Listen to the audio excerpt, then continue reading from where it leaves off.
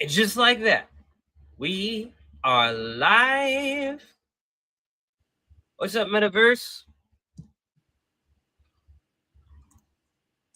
To the 0 people on at the moment, but we will start. Yeah, we'll get there. Let's see here. All right, we gotta go to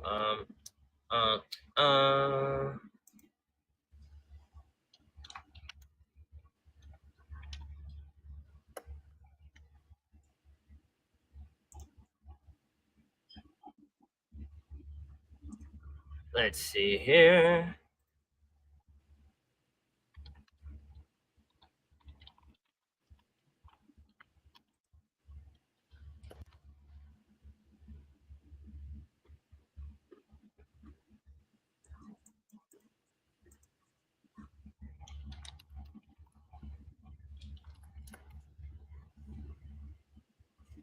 All right, had texting some people, had some technical difficulties. Oh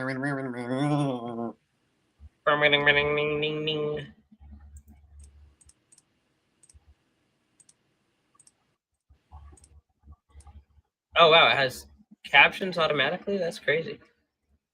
Oh.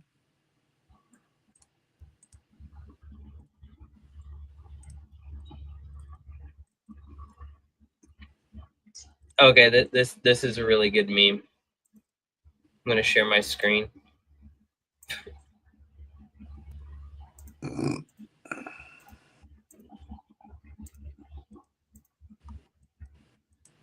Add to the stage.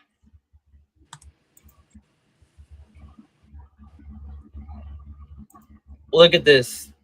Look at this meme over here.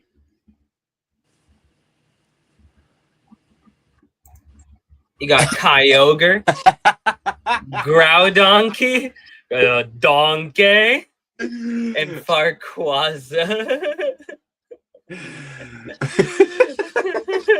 God damn it. I don't know where you find these. It's like what? Speaking of which, since we're welcome, Sonny. I'm saving this meme. Since we're on the topic of Shrek, there is such thing as a Shrek rave that happens like once a year here, which is kind of fun, interesting. Just figured I'd toss that out. Shrek themed rave. That's pretty funny. Shrek themed rave.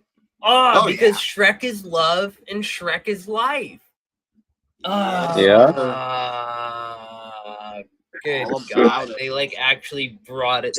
They made it a reality. Exactly. That is tragic. But in a really good way. No, that's hilarious.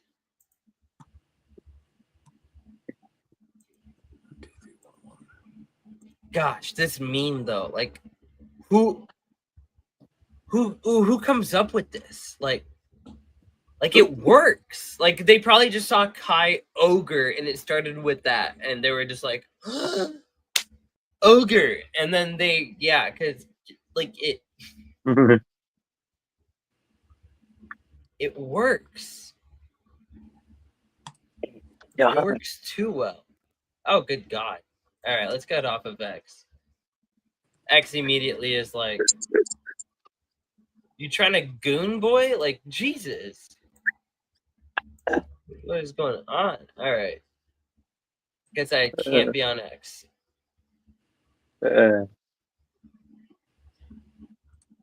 What's up? What's up? We got okay. Not sure if these are real people right now on X, but if you are, what's up to the real ones? Actually, here. Let's. All I'm trying to do is have X. Freaking. Okay. And I shared the link to my Discord earlier today. So. Oh, heck yeah. Yeah. Rock on. Appreciate it. Yeah. Means a lot. Let's see.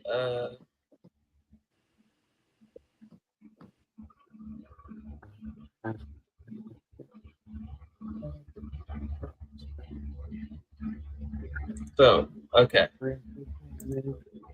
Then boom.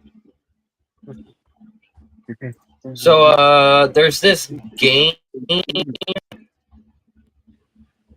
I'm checking out. Oh, is someone trying to talk right now? I hear like muffled voice, but it's very quiet. I can't hear you if you are trying to say something. No? Okay. So there's this game that just came out 2 days ago called No, I'm Not a Human. And yeah, it looks really interesting.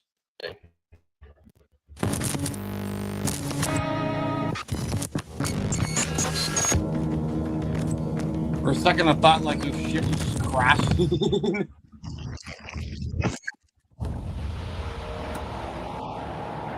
Do not go outside.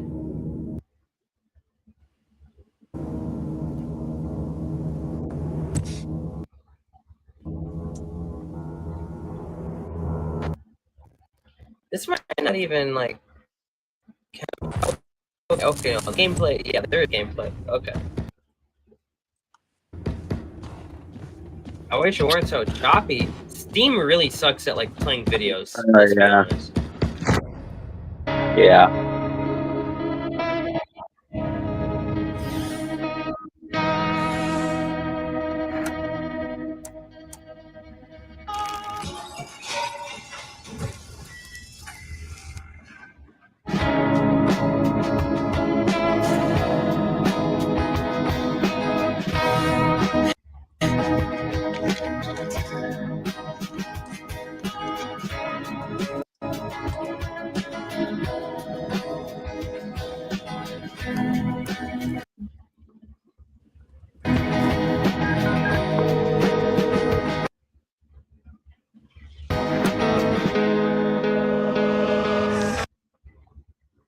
What the fuck?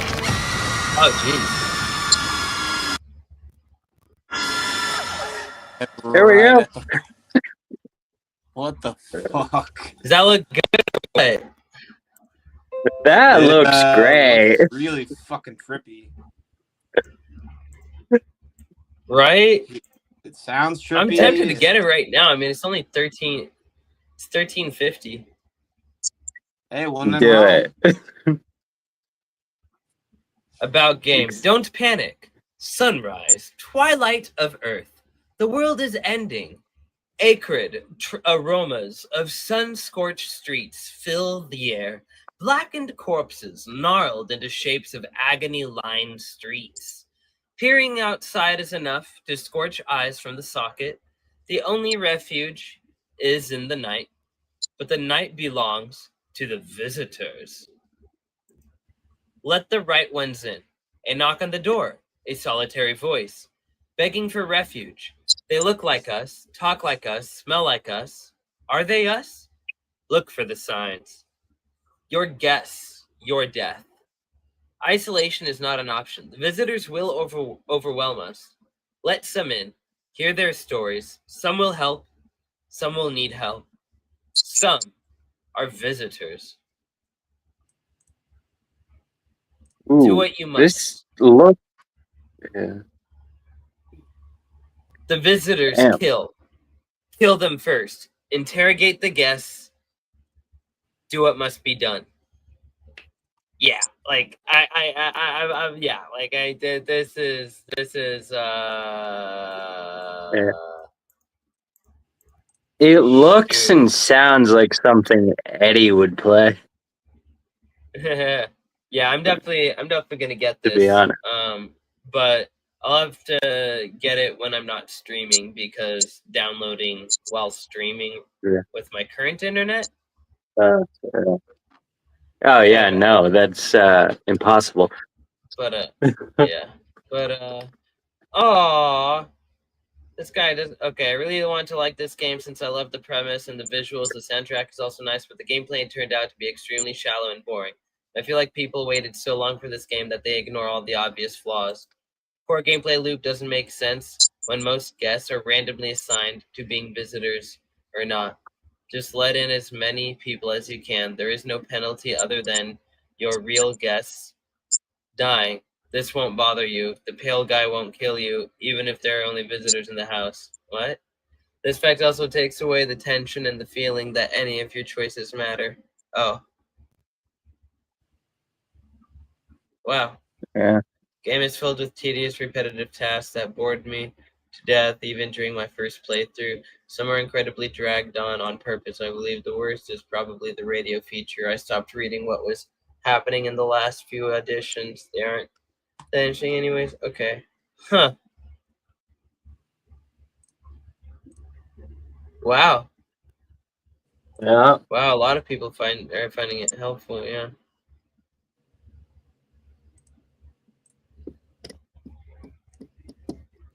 It might be something fun to just like play on stream when It you're would not. be. Like it looks like it would be it looks like it would be a really fun.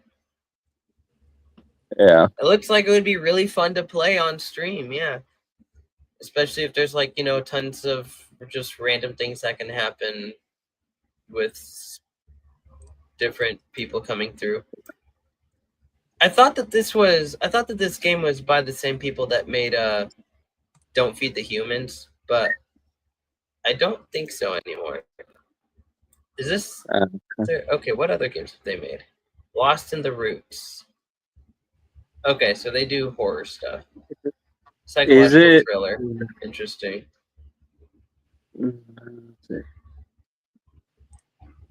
Violent Horror Stories 2. What? Where's A that? brand new bundle from the creator of the short form hit Violent Horror Stories. What? What? Find some cool stuff over here. Where?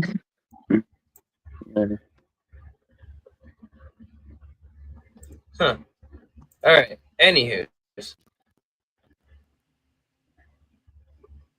Let's see. Should I try and kill that boss now? Let's try and kill that boss now. Alright. See if you could get past it today. My homegirl, Sophie, said that this boss is easy. So, but I guess Clearly somebody I lied. killed on my second try. She said was really hard.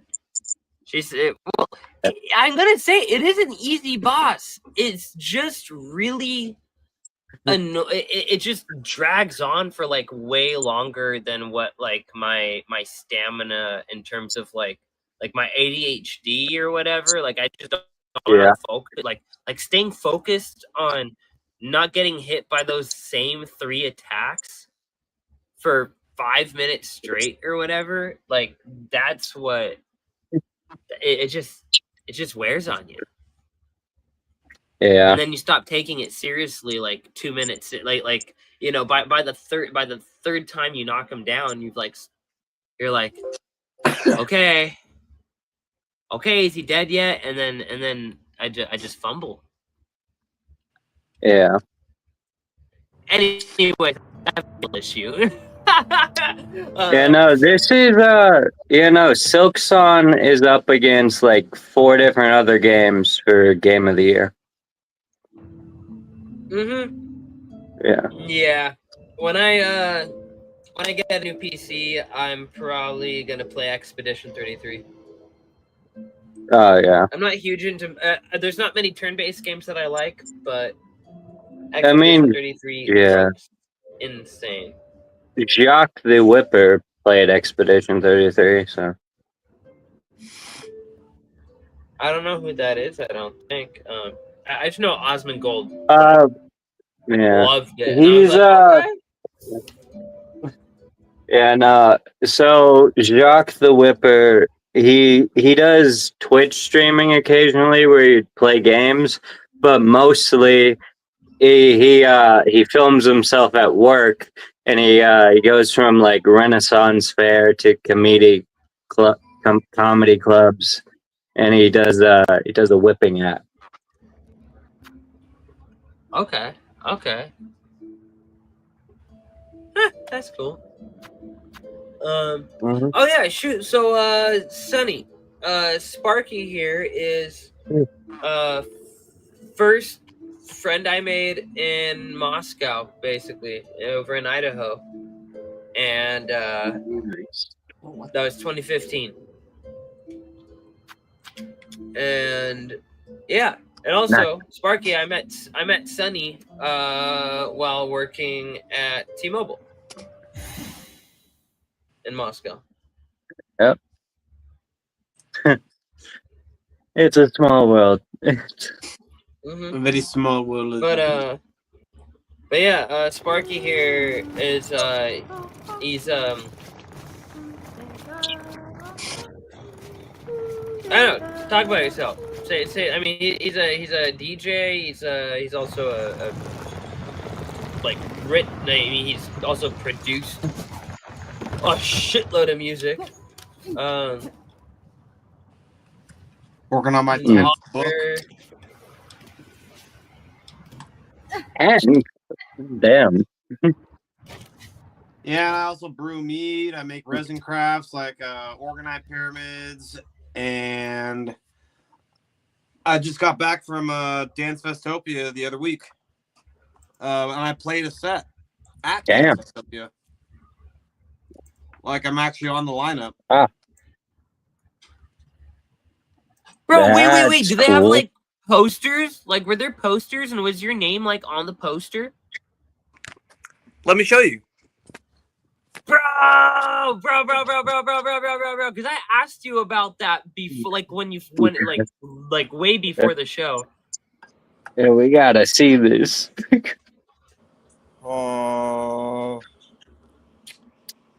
Let's see.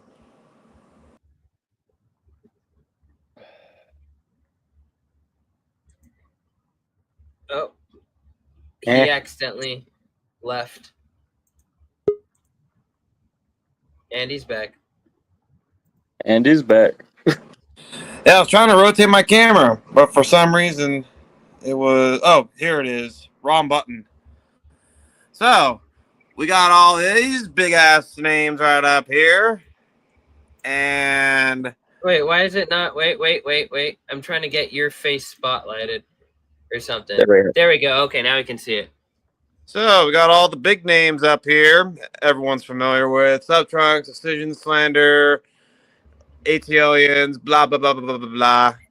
And your boy is right down here. Let's go! Sparky. Yeah. Soul Spark in the house. Oh yeah, bud. I'm on a big lineup, and it's pretty kick-ass if I say so myself. Yeah. For real. That's so cool. Hell yeah. Easily one of my biggest achievements thus far as a DJ is being on a really big lineup. Yeah. 1 second, I'm cracking with a beer. It's foaming. Holy shit, this thing is fizzy as fuck. All I got's rum. Ew. Also, do you want to know a little something about this next book that I'm putting together? Sure. Yeah, brother, please. So while I was at Dance Festopia, it was after my set.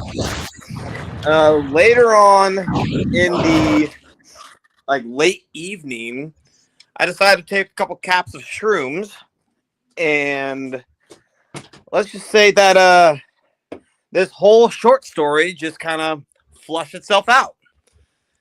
And now I'm in the process of getting the cover configured, and needless to say, it ties in a specific pocket dimension that's been mentioned in my second novel, and it kind of ties into my sequel short story series as well that comes after called Sparky the Speedster.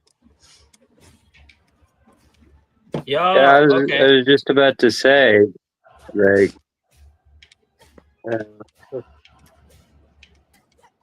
what's the Pretty good. name of your thing? And try to check it out. But, yeah. So, actually, I have physical copies that I can show off right now. Hold on a second.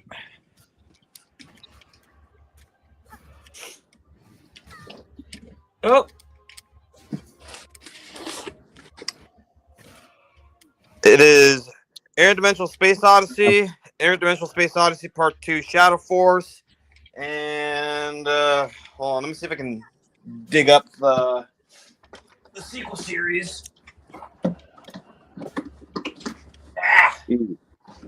Secret. Motherfucker.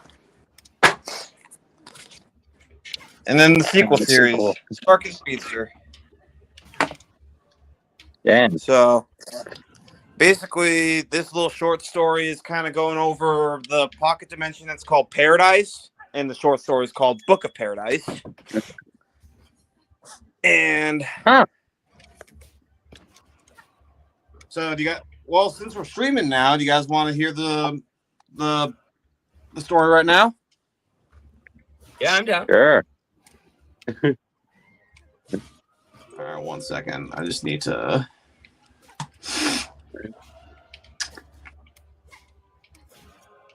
Pull up the manuscript. All right. See this Just gotta world get in was created. storytelling mode here.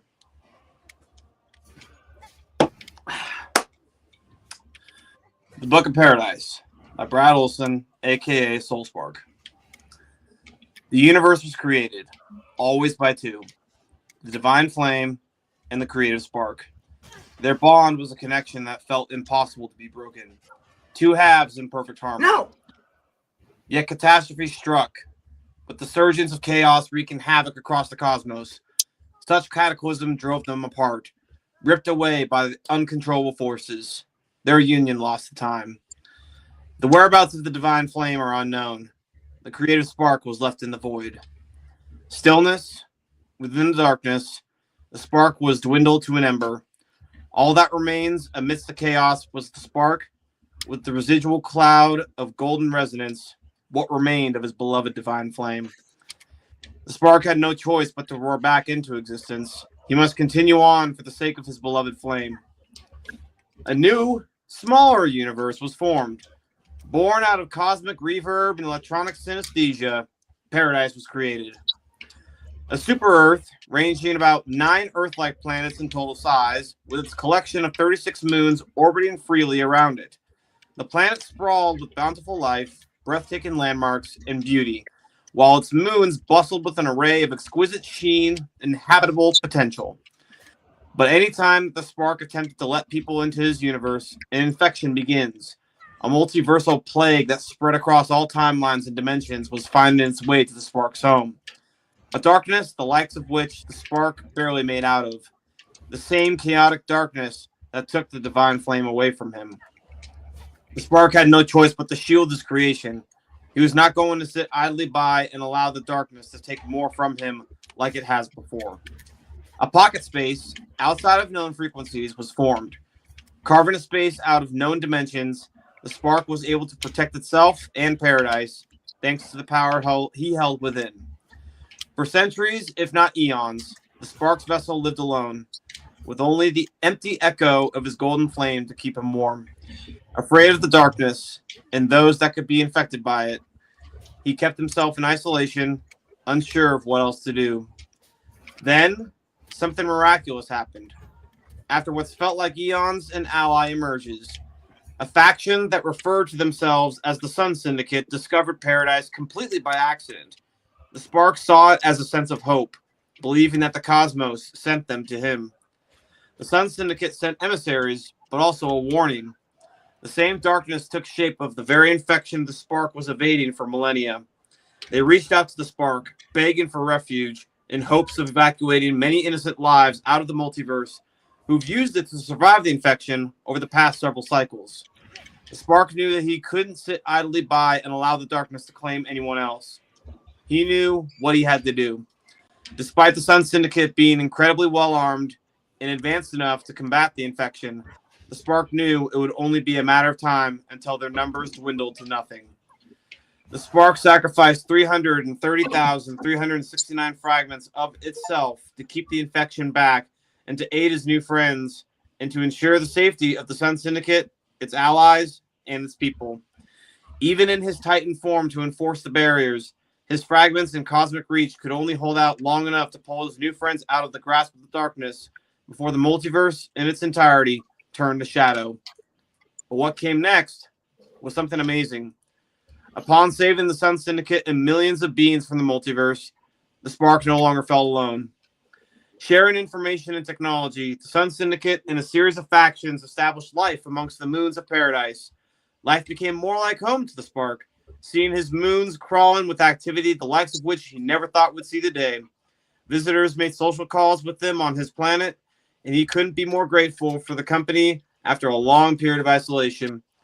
Even though there was enough advanced protection for himself and the Syndicate to keep away from the darkness, the Spark still didn't sit right. Despite the Divine Flame's resonance glowing bright gold by his side, she still remains intangible. Her silhouette bearing no details other than a golden hue, with no physical vessel in any manner. The Spark has felt enough of her radiance through the void and wonders if he will ever be reunited with the Divine Flame's true form. No matter the suitors that desire the Spark, although appreciated, he simply kept distant. Because the Spark knows that the moment the Divine Flame returns, whether in a suitable vessel or in her true form, it would cause such a loud ripple through creation that it would attract the attention of a lot of uninvited guests from the darkness. Even from the sanctity of his own pocket dimension, nowhere was safe. Yet, after what's felt like an eternity, the Spark knows he has allies to combat the darkness if it ever decided to hunt him down.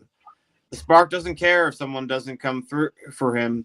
It knows better than to wait helplessly for a beloved that may never come. But for once, in the eons of his own existence in isolation, the Spark decided that the reunion of his Divine Flame is worth more than the darkness that intrudes. With his Titan form and connection to Universal Source, he shot out a cosmic ping so powerful it shook the confines of paradise in a way that all of its inhabitants, including the Sun Syndicate's neighboring pocket space, Camelot, took notice. The Spark warned that in the distant future, they might be found by the darkness, but ensured that it would rather die fighting than to wither into smoldering embers once again. The Syndicate vowed that it would repay their debt back to the Spark by holding the line with him no matter what came their way. They nicknamed his planet the All-Spark, the beacon of creation, in honor of him and all that he has given to them. When the multiverse came back and signals from the other dimensions came through Syndicate channels, the Spark felt a shift within his being that shook him to tears. The Divine Flame has heard him and vows to return to his side no matter how long it took to find her way back into his arms once again. Wow. That Okay. was good. Thank you. Yeah, great stuff, brother. Wow. Yeah, I mean, shrooms can definitely pull that out of you. Yeah. Yeah. It's like, and the one thing too is, since this is only like 26 pages in its current format, I still need to add my QR codes at the back. I have a good feeling that this will, that this is like, because I want to just like hand this out to people at like just whatever shows that I like happen to be attending or even vending. Yeah. Toss it around, get my name out there. And since it's small enough and quick enough to read, it's like, Exactly. oh fuck yeah. Yeah, Exactly. if I That's really smart. yeah, if you don't mind, could I ask you a question? What is it? What's up? When you wrote your first book that you got published, how much did it cost to publish it? I use self-publishing on Amazon KDP, completely free to use. So there's like a royalty system thing that they do, and you can kind of like set your price and just basically figure out what you want to do with that.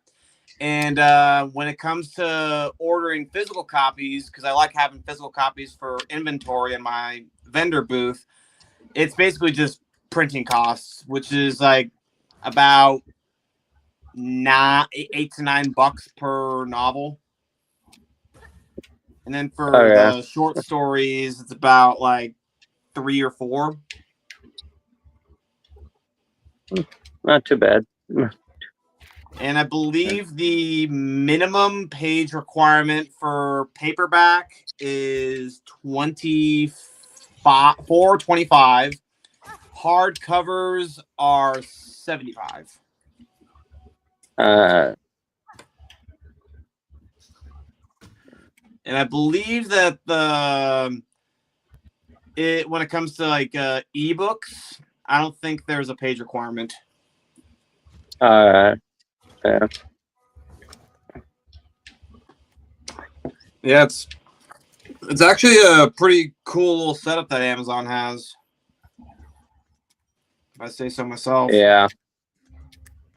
Because like I actually looked into a few different sites before I kind of settled on Amazon KDP, and I was just thinking like, it's easy enough, and I figured why not? Like, yeah. Good stuff, bro. Thank you very much. Good thinking. Well, yeah. You're definitely going somewhere with this. Oh, dude, you got to read my novels. Like, they're fucking. Think Star Trek crossed with Rick and Morty and toss in a little bit of college humor, and you can probably imagine where it would go. Rick and Morty does have. Oh yeah. It's your college humor. It's Delta Sigma Phi. Delta Sigma Phi humor. More or less.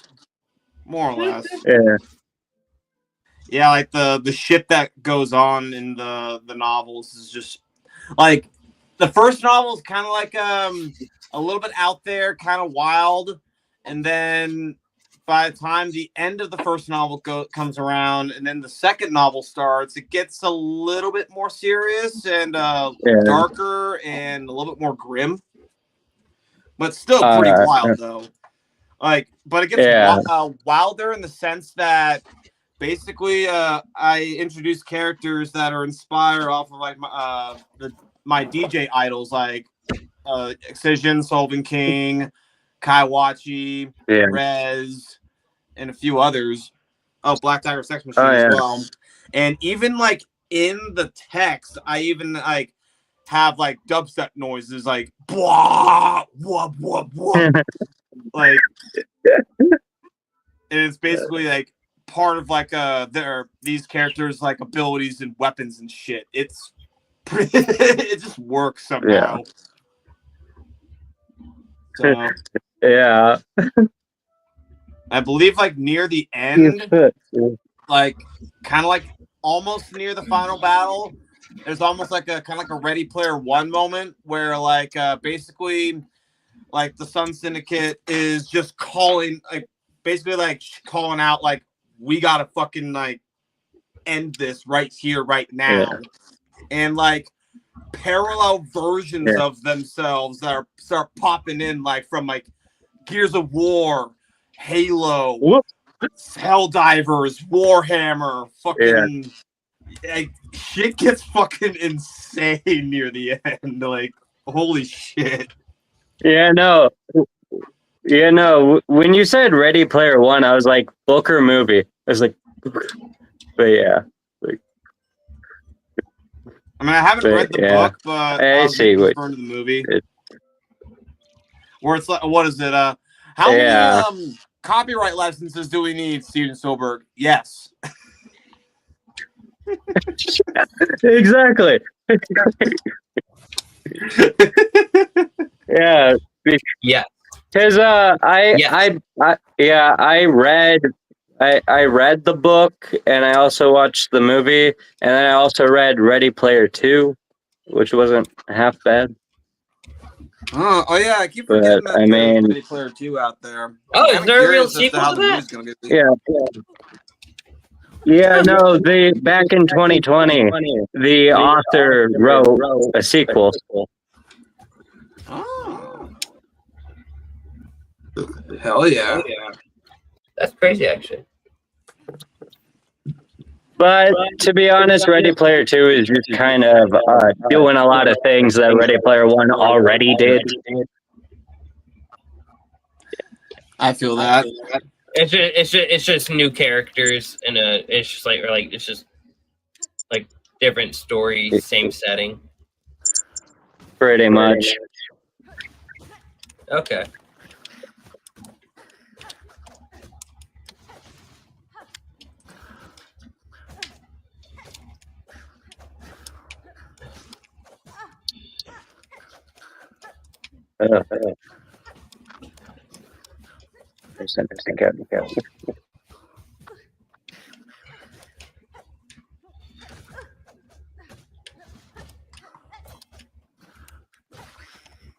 Finally. Oh god.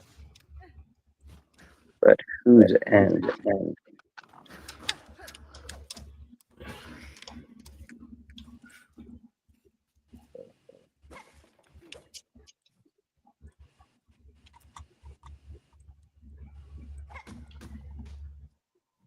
Yeah, no,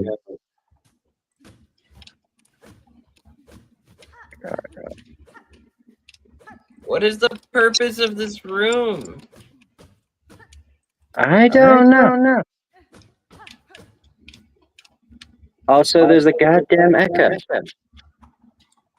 Goddamn Oh, echo. What the fuck? Yeah.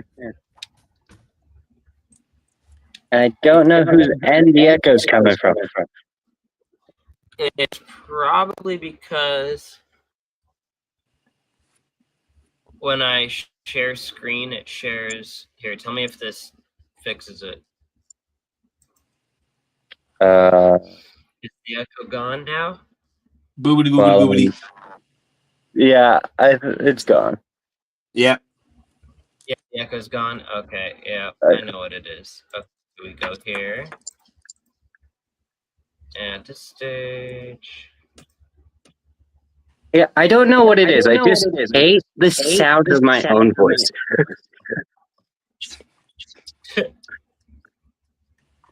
Yeah, it happens. Yeah.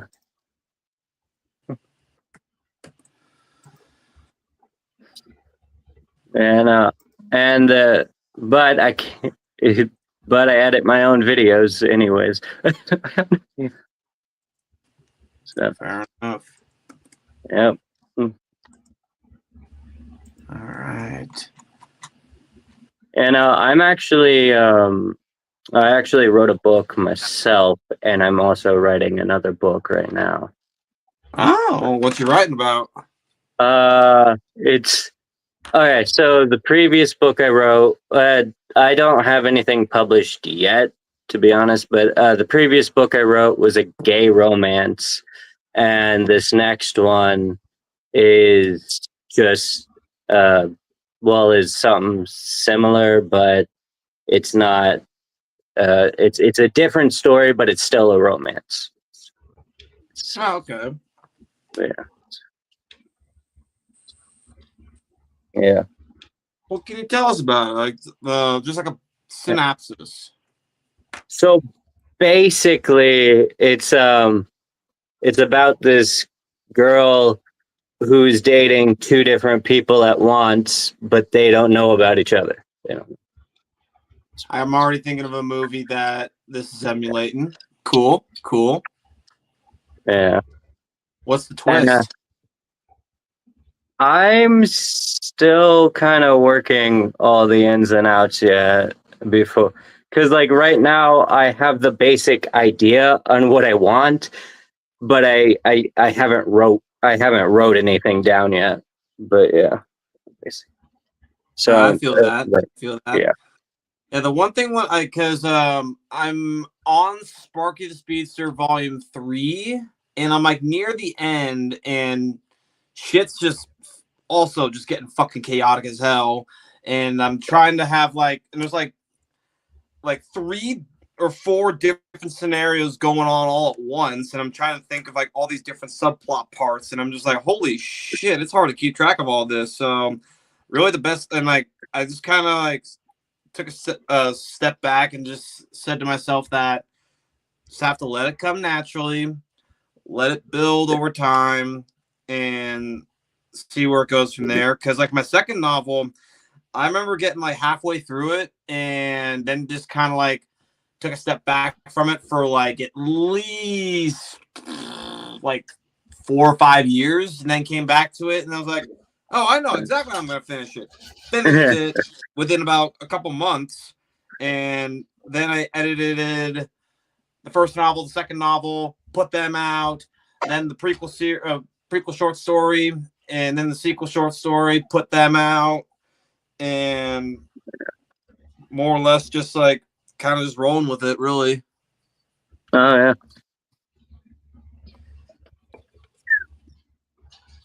But you'll get there. It all takes time. You can't rush art like book writing. You just simply can't. Oh yeah, I know. That's one of the things I've learned. And I will admit too, there were some parts where like I was like trying to get like ideas, and so I just kind of like typed into AI to just give me some ideas, and then just gave me some like sample little bits, and then I just kind of like edited in some more shit on my end to kind of make it a bit more unique. And I was like, okay, I think this is all shaping together pretty nicely, and then just wrote a little bit more into it. It's like, oh shit, that was easy. Yeah, no, the thing is, I do the exact same thing that you were just describing with AI, but a lot of my friends who also write tell me that it's wrong with what I'm doing with AI. But yeah. All it is a tool. Yeah, exactly. How you use it. Yeah, but I just have friends that are like really strong on the saying that if you use AI for anything, then it takes away the human nature of everything. Yeah, I could see that point of view. I mean, I will say it's pretty obvious when things use AI in writing, you know, and it does make it not your voice, right? Because I think the point of an author is to have your voice, you know, and what's cool about your voice is that it comes with its own quirks, it comes with its own like ways of saying things and doing stuff, right? Yeah. And when everyone uses AI, you lose the uniqueness of how things are communicated, where it's like, you might get your point across, and it might get your point across, and it might be articulated perfectly like an A++, but it's, you know, it can lack some of you, and so there's a balance to it, you know. Oh, 100%. Like, if I were to use AI, I would finish my writing. I wouldn't use AI to help with the prompting. I would just submit my work to the AI in the end and be like, hey, do you recommend any grammatical like fixes and stuff to this? Right. That's kind of. Oh yeah, I know that there's different ways. Yeah, I might have to use like a grammatical AI to help with the editing side of things, just to make sure that everything comes out nice and clean. Like not like changing the structure or anything, but just making sure that there's no like misspellings or that I'm like fucking up here or there or some shit. Like minor things like that. Yeah. Yeah, no, the only thing I use AI for is just ideas when I run into writer's block, and then fucking grammar and punctuation because I suck at that. Oh, dude. And then that's about it.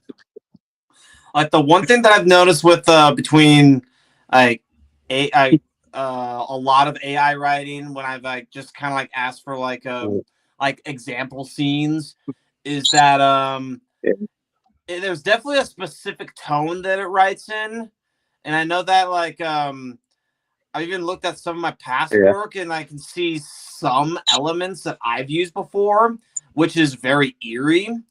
But at the same time, like I'm also a little bit more descriptive and a bit more vulgar. Oh yeah. Like specifically a bit more vulgar. I like to be a bit more colorful. Yeah. Yeah, you do. And we love it. You bastard. Yeah, because there are definitely, like, especially when it comes to ChatGPT, there are limitations, like specific types of scenes or content. It's because of policy, they're not allowed to do it. So it's like, fuck you, I'll do it myself. Exactly.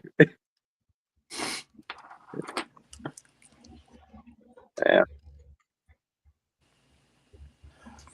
And just like every AI is different, and like and some can do things others can't. Yeah, like I mostly just use Grok for like fact checking a lot of stuff and running business ideas by it. You know, being like, hey, like I have this idea. How real is this idea? Can you help me break this idea down into feasible steps? Oh Where yeah. do I start? You know, it's really good for that. Oh yeah. But then again, you know, one could argue that that's taking the job away from a business advisor. You know, but it's like, yeah, it is. But there's still business advisors that make millions, like Patrick Bet David. Exactly. Yeah. I mean, when I'm not like working on writing or anything, and I'm just doing shit in my free time and I'm not focusing on anything that I gotta get done, I do use AI just for occasional boredom because there's like character AI, and I use apps similar to that. But yeah.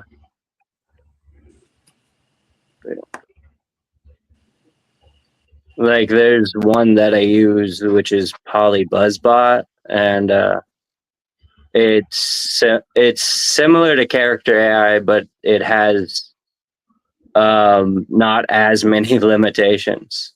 It could do more. Okay. Yeah.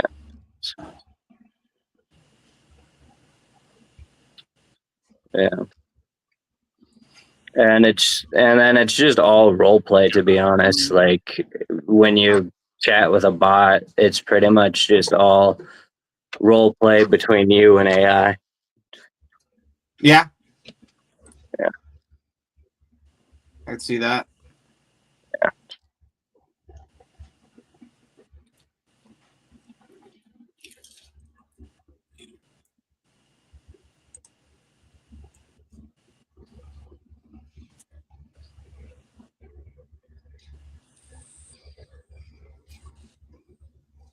And what I like about PolyBuzzBot and what it can do that character AI couldn't do is they have a thing where when you're creating a bot, it have a multi role thing where you can have more than one character in one scenario as one like package. Okay. Yeah. Very nice, very nice. Yeah. Sorry, I thought I had the game in the background this whole time. I wasn't even going to say anything. I thought, I wasn't you playing it. did I was that on grabbing purpose. food, but I at least thought I had like a this visualizer. You know, I thought I had like a visualizer Yeah. with this little chill scene going on. Oh yeah, no, I thought you did the other screen on purpose, but so I wasn't going to say anything.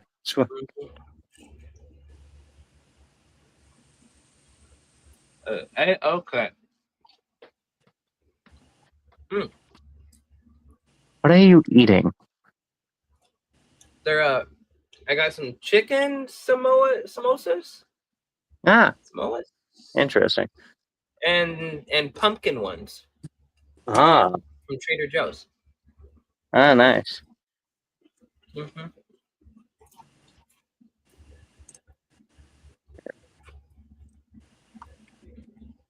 You know, I ate before I hopped on the stream.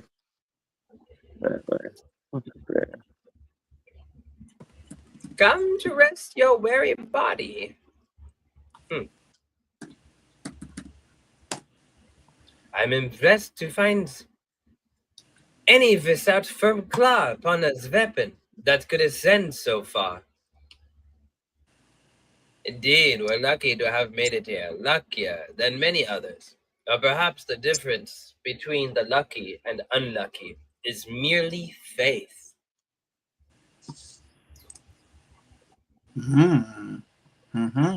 That's a good freaking answer.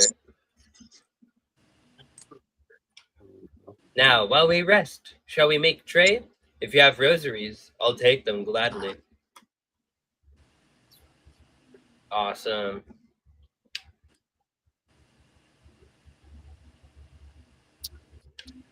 Well, your poster. I'm just trying to turn up the volume. I want to hear what his voice sounds like. Bum bum bum bum bum bum bum. There we go. Oh, is this so good? That's a funny voice. All right.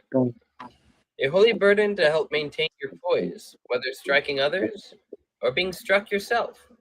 You'll remain firmly in place.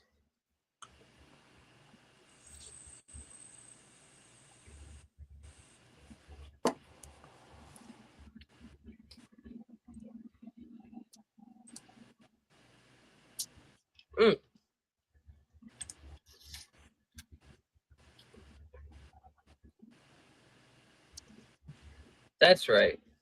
I need to learn. I need to equip stuff. Let's see. I know. I'm equipped.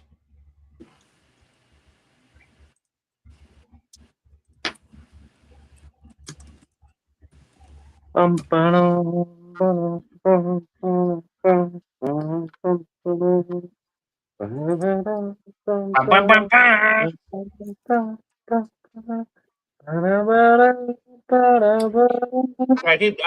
keep getting pumpkins.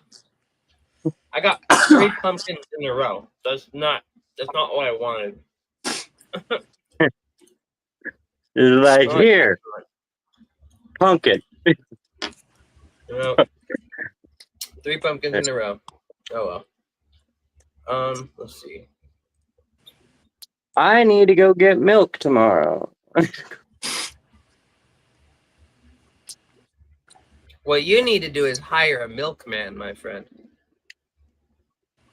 Do they actually still have milkmen nowadays? Still? Exactly.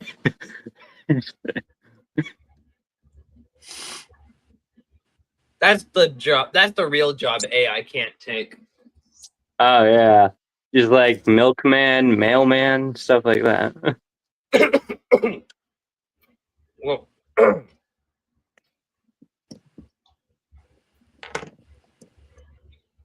just inhaled crumbs. Well, I mean, technically, yeah. I mean, technically, if you consider drones as AI, then technically it can.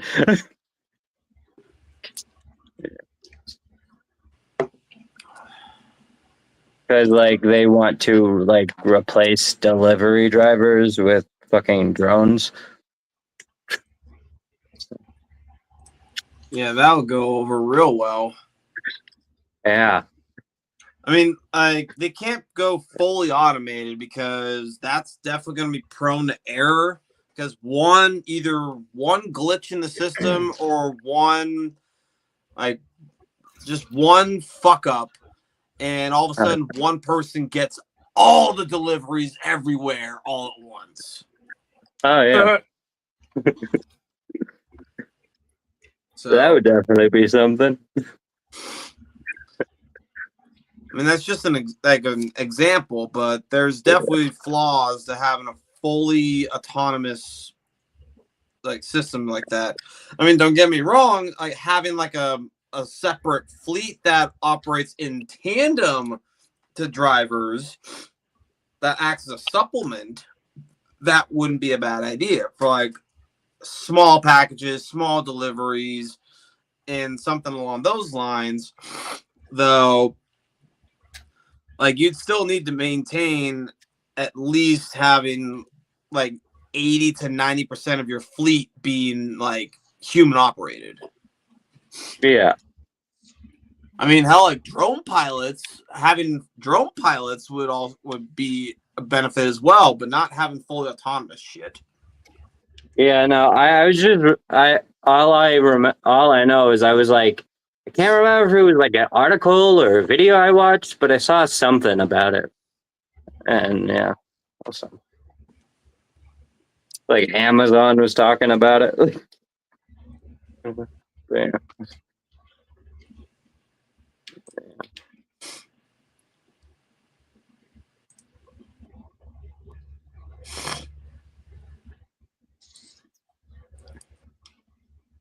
Yeah.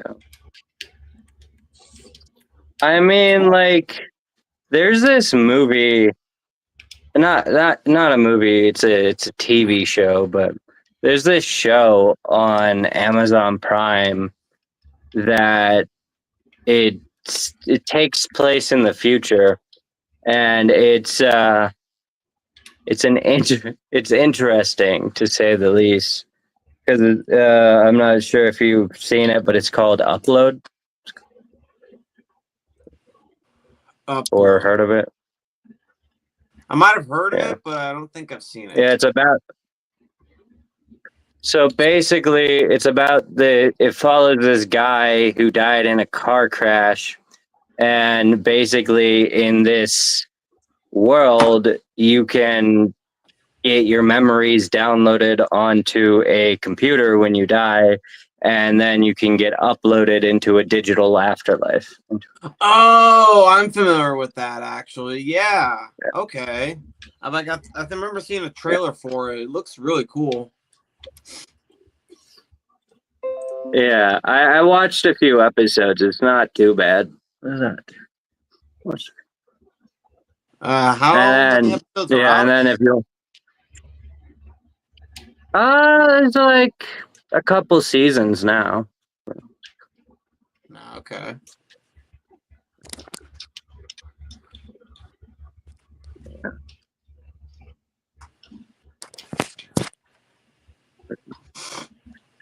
Yeah, no, and Amazon's doing a lot. Like, come December, they're releasing season 2 of Fallout. I'm looking forward to that. I'm so looking forward to that. 100%. Yeah, and like it's like when it comes to video game adaptations, this year has been the year. Dude, Fallout, they did so fucking well, man. Like I remember watching like the first episode, like kind of like close to like a 15 minutes in. I was okay, they're getting to it so far. Then right as like some crazy shit happened with Raiders, I was like, all right, yep, all right, here we go. Yeah, and it's the fact that you don't have to have actually played the game to be able to understand the show, because they're not just retelling one of the stories from the games. They're doing their own story in the universe. Yeah, and I think it takes place after Fallout 4, I believe. Ah, nice. Yeah, Fallout 4 was the only Fallout game I've ever played, actually. Let's see. Even though people, there's some people out there that have given shade to Fallout 4. I thought the Fallout 4 was fantastic, especially with like the base building side of things. Because when I played Fallout 3 and Fallout New Vegas, I always got the real-time settlers mods or just the settlers mods, where you're actually able to build your own settlements through mods. And the fact they made it into an actual feature, that was kick-ass as fuck. Oh yeah, I wish I played it more. Honestly, yeah. the combat just wasn't like some of the combat just wasn't like quite. I think it was that. Yeah, the combat just wasn't satisfying enough for me, and so I just didn't stick with it. But New Vegas was I really liked some of the scenery in New Vegas. Like I love the setting of New Vegas, but I only played it maybe like 20 hours. Yeah. Like, I mean, I own Fallout 4 and Fallout 3 because when I bought my disc copy of Fallout 4, they get like inside with all the pantlets, there was a code to redeem a digital copy of Fallout 3. And that's what I did, but I only ever played Fallout 4, but I own both Fallout 3 and Fallout 4. But yeah. I'd say that when it comes to story, New Vegas is my favorite. Yeah. Because, like, I remember seeing a meme where, like, let's see, Fallout 3, it's, I need to go, I'm leaving the vault, I need to go find my dad. Fallout 4 is I need to go out and find my son, and Fallout New Vegas is I'm trying to hunt down that motherfucker Betty that shot me in the head. That's literally what happens. Like at the very beginning, like you basically in the cutscene get shot in the head, get brought back to life by one of the local docs, and that's pretty much how it starts. Yeah, just revenge. Just straight revenge. Straight revenge. Oh yeah. Yeah. Cause from the looks of the end of season 1 of Fallout, it looks like season 2 is going to be in New Vegas. The one thing that I think that they did get pretty damn right, which I was very proud of, was the power armor. Oh, dude, the power armor just looks so badass, and just like from Fallout 4, I'm like, yes, let's fucking go. Like everybody was hesitant at first, but then after watching it, it was like, this is amazing. Yeah. Shit. Yeah.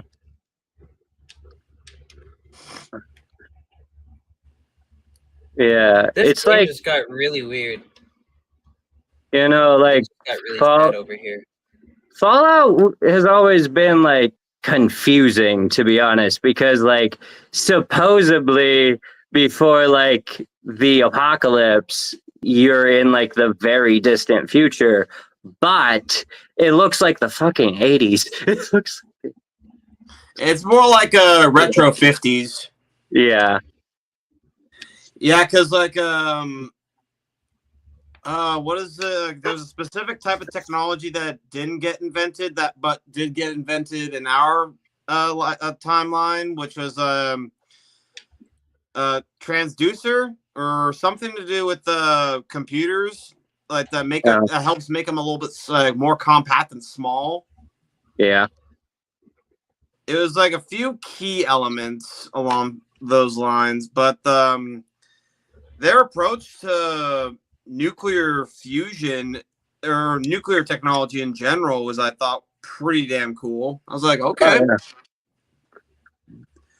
The fact that you were able to pick up like a fucking Fat Man, the fucking mini nuke, like, oh my goodness. Yeah. raining hell I never down on used people it, with but I the saw mini videos. nuke. Like, Yeah. and then you see the mods where people just start it's like a Merv on steroids where it's just like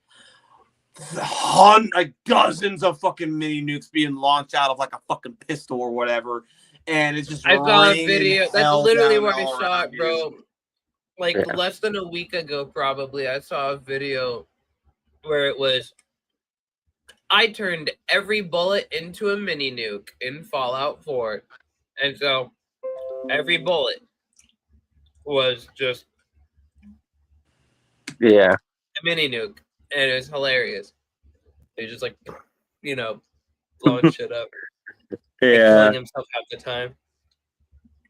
Yeah. The thing is, fucking the creators of Fallout, I want to say Ubisoft. No, it's Bethesda. Bethesda. Yeah. Mhm. Yeah. I knew I was wrong. Yeah, but Bethesda said something in an interview along the lines of that they would never make any of their games into a movie or TV show, and then Fallout came out.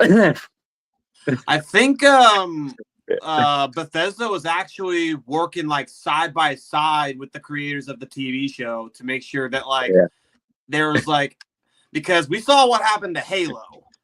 Oh yeah, Halo fucking sucked. Like the first 15 minutes, the first episode of the Halo series, I was like, okay, this is cool. I like it. So far, so good. And then they started showing that first they had Master Chief take off his helmet. I'm like, bro, you're not supposed to do that. And and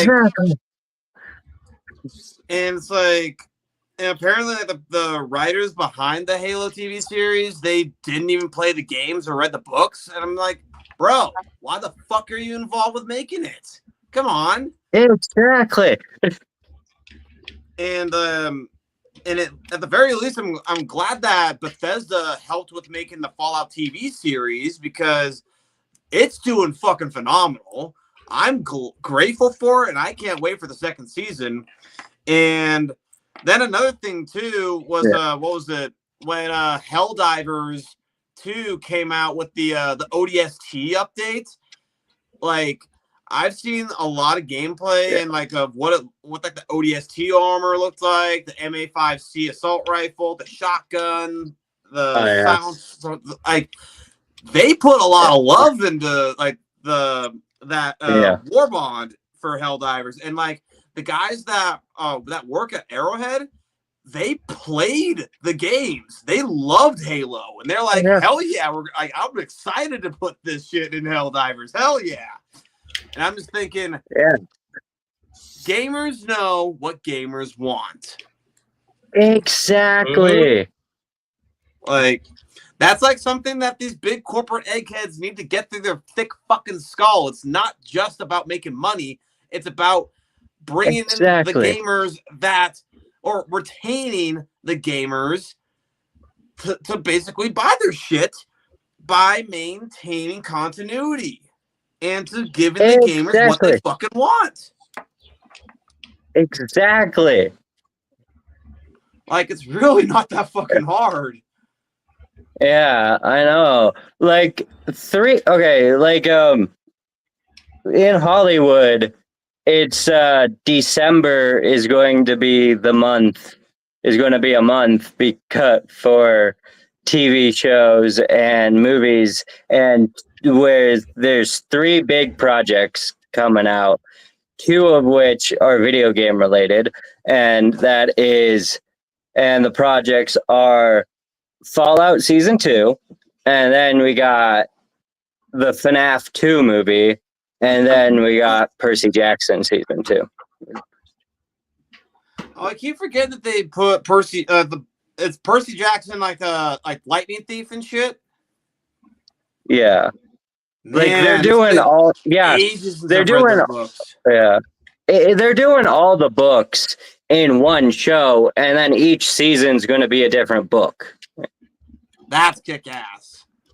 Yeah. So they've already done Lightning Thief, and I'm guessing that what are they do? What's the second one? Is it Sea of Monsters? Yeah, it's Sea of Monsters. Which one's the Labyrinth? Hold on, let me remember, because we got Lightning Thief, Sea of Monsters, then the Labyrinth is either 3 or 4. That's what I was thinking too. Yeah. And then The Last Olympian, I think, was the last one that I remember reading. Yeah.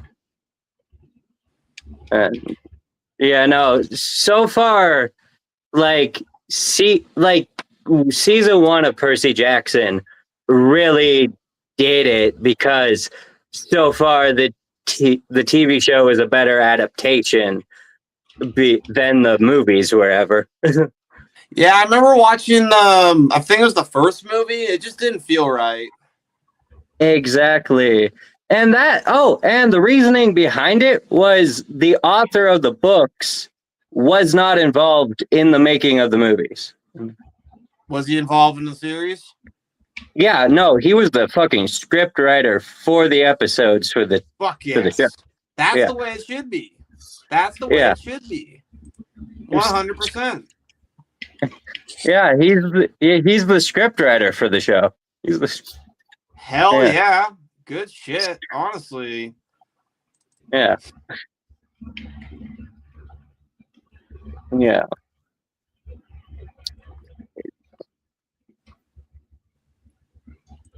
Yeah, no, the movies, to say the least, they were good, just not as Percy Jackson. Like, if it was something else. If it was... Yeah. Yeah, I feel that. Like, if it was something else, then it could have been something, maybe. But since it was Percy Jackson, it just sucked. Yeah. Yeah. And like, they have...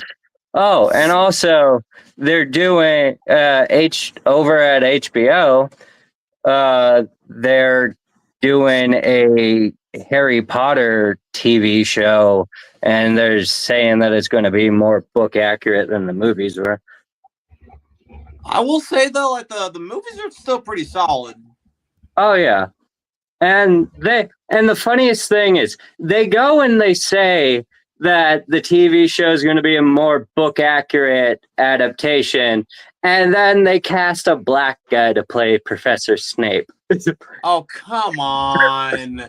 Yeah. It's just like how they basically made Commander Keyes and Miranda Keyes black. It's like, come on. You got to be lore accurate. Like, what, is Sergeant Johnson going to be white? I know. Like, for fuck's sake. Like, It's egregious. Yeah, it's so stupid. Like, I can already see, like, I wouldn't necessarily say it'd be woke bullshit, but like, or blackwashing, but it's like, if you're gonna make a fucking show based off of something that, like a video game, for example, be lore accurate. Because if you're gonna do Warhammer 40K and get Henry Cavill on board, Henry Cavill is gonna, who's a big fucking nerd, is gonna make sure that you're fucking lore accurate. And even the fans, which there's a huge fan base for 40K, they're gonna be on your ass too. So just saying. Yeah. Like, come on. Like, again, it's either boils down to greed or they just don't know what the fuck they're doing. Yeah, no, like, I mean, some things were okay, because like, I get it, like, you gotta be lore accurate, yes, but I also get finding the right actor who can actually play the part. That's also true. That's very important as well. So I'm just kind of hoping that it's not simply because he's black is why he was hired. Kind of hoping he could actually play this part. I mean, I guess we'll just have to see, I guess. I don't know. Yeah. I don't have like high hopes for it, but I'm just kind of going in with kind of like a fresh mind and hoping that it's at least decent, at least. Mm-hmm. Yeah. Here's the hoping. Here's the hoping. Yeah. And it should be released season 1 of Harry Potter. Because Harry Potter, they're just doing what Percy Jackson's doing, where each season's going to be a different book. But I would hope that they would have J.K. Rowling on board too. yeah, no, I'm pretty sure she yeah. is completely detached from the project, isn't she? No, she's on board. Last time I checked. Oh, she is? Yeah. Oh, okay, never mind. All right. Yeah. Yeah, Yeah, last time I checked, hell she yeah, was on. if she's on board, let's go. Like, it's very important to have like the actual fucking creator like being on board with it. Yeah, last time I checked, she was still on board. So yeah, and it's season 1 of Harry Potter should be released in 2026 because they were filming when the summer of 2025 started. They started filming Harry Potter. So, so it should be released by 2026 because they were filming all summer.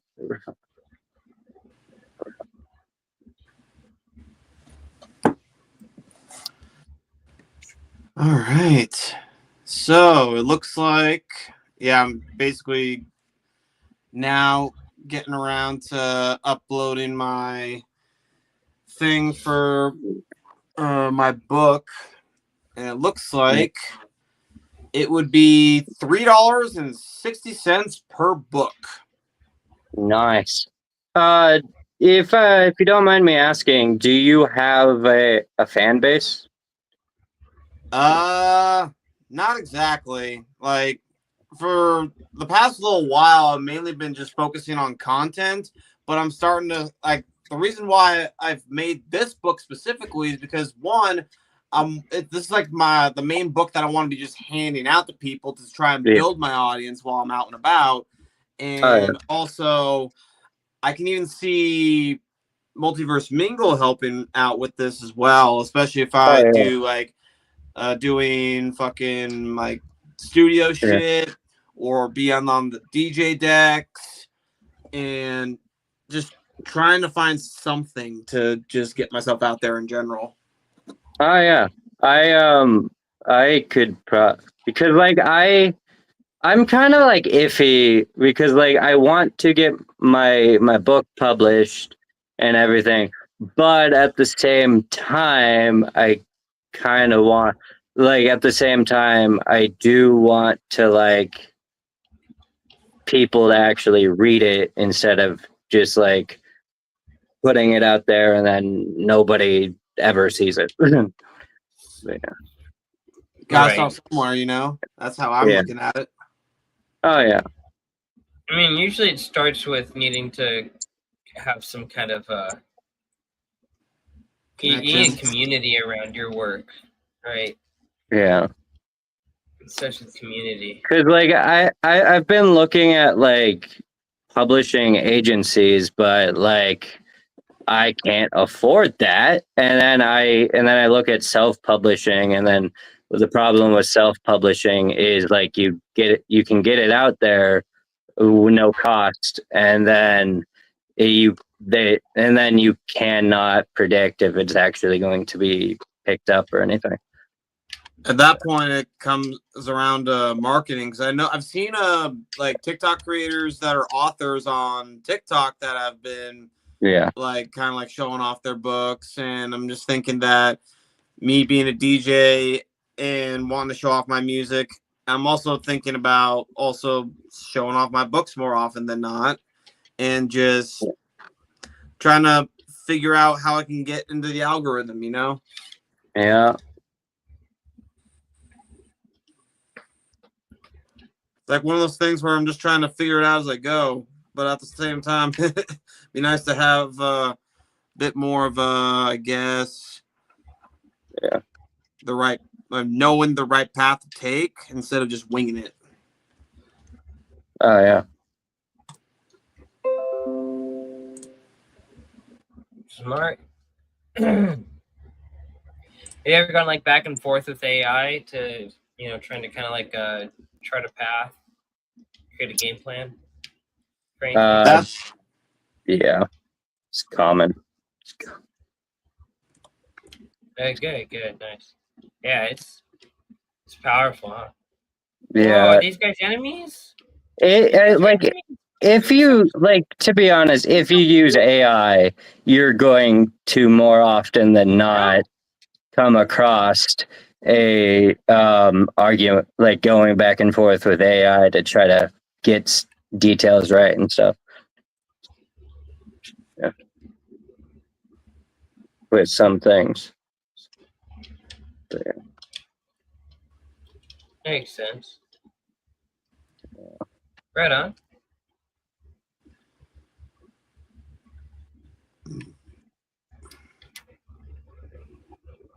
It's pretty cool too, because if you have like a specific like Yeah.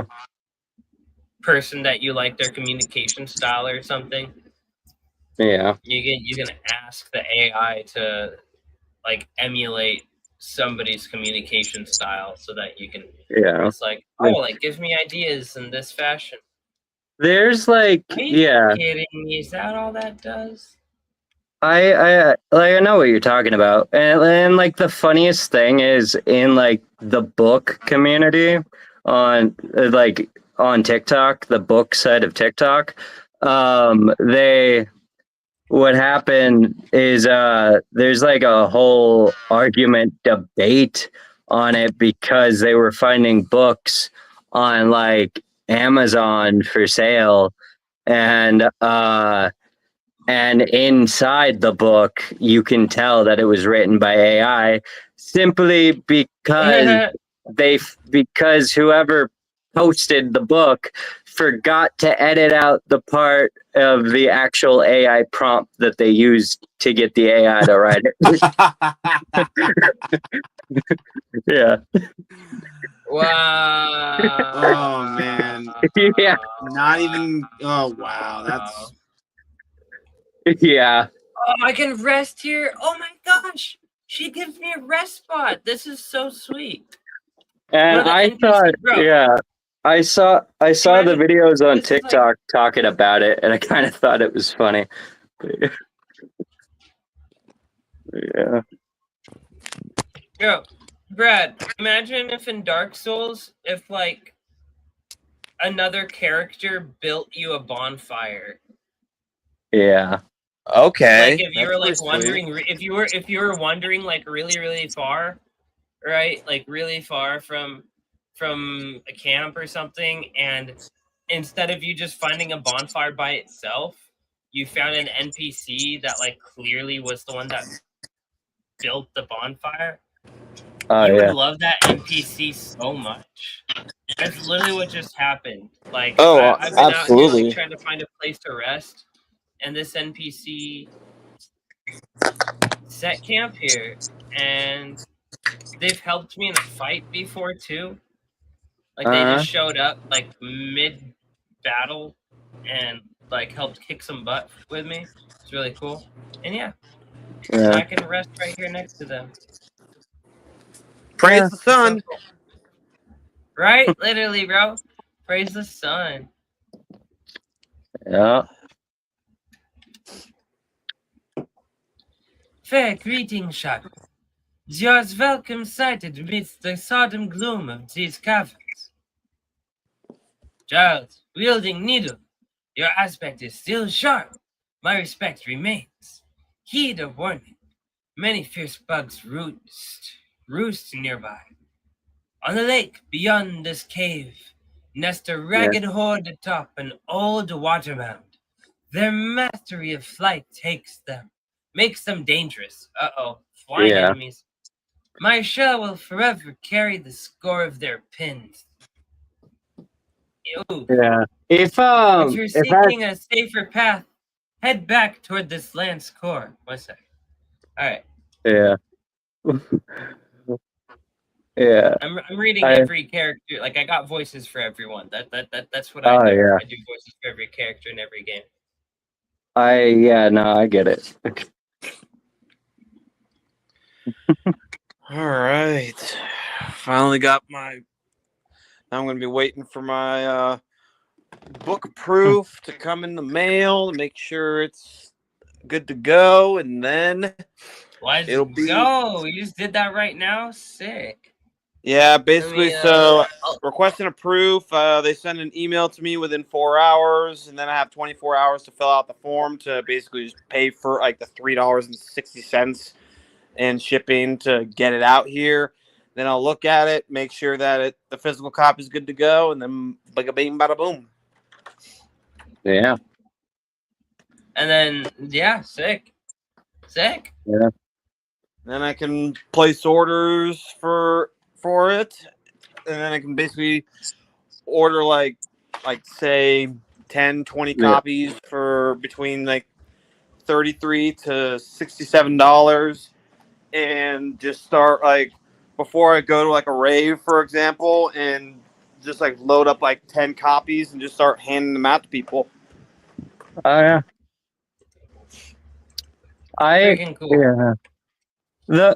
One of the funniest things I ever saw was a YouTuber who I watch, right? He makes music, and he hired a team to deal with copyright because like he's busy, so he can't always deal with it. And he uploaded a video to his YouTube channel, and he was using his own music, and YouTube hit him with a copyright strike for using his own music. Jeez. Yeah. Yeah, talk about I was like, hey team, what the hell's going on here? Exactly.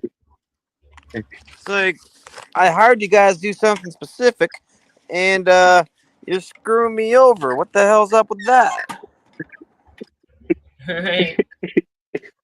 Yeah, exactly. Like, good lord. Come on now. Yeah. Luckily he talked to everyone and he got it fixed, but yeah. Yeah, that's definitely sounds a bit messy. Yeah. Yeah. And like what we were talking about the other day, well, more of what you were talking about, Andrew, the other day on stream the other day, you were talking about relationships. And yeah, we were talking about relationships. And if you go, like, obviously not like right now, but if you go to YouTube and you look up Dollar Store Date by Nathan Apollo, it's pretty much, and you just listen to the lyrics of the song, it's an ideal date to have, to be honest. Nice. Yeah. It's basically like he in the song, like I've listened to it like a couple times before because I like it, and it's like a really good love song. But he's like in the song, if you listen to the lyrics, it talks about him. He meets up with this girl. He asks her out on a date. She says yes. They go out to see a movie, and then after the movie, they head to the dollar store, buy a bunch of toys, head back to his place, and just mess around with the toys. That's funny. I like that. Yeah, That's one way of going about it. All right. yeah, Getting kinky with the stinky yeah, and getting it nice and cheaply. exactly.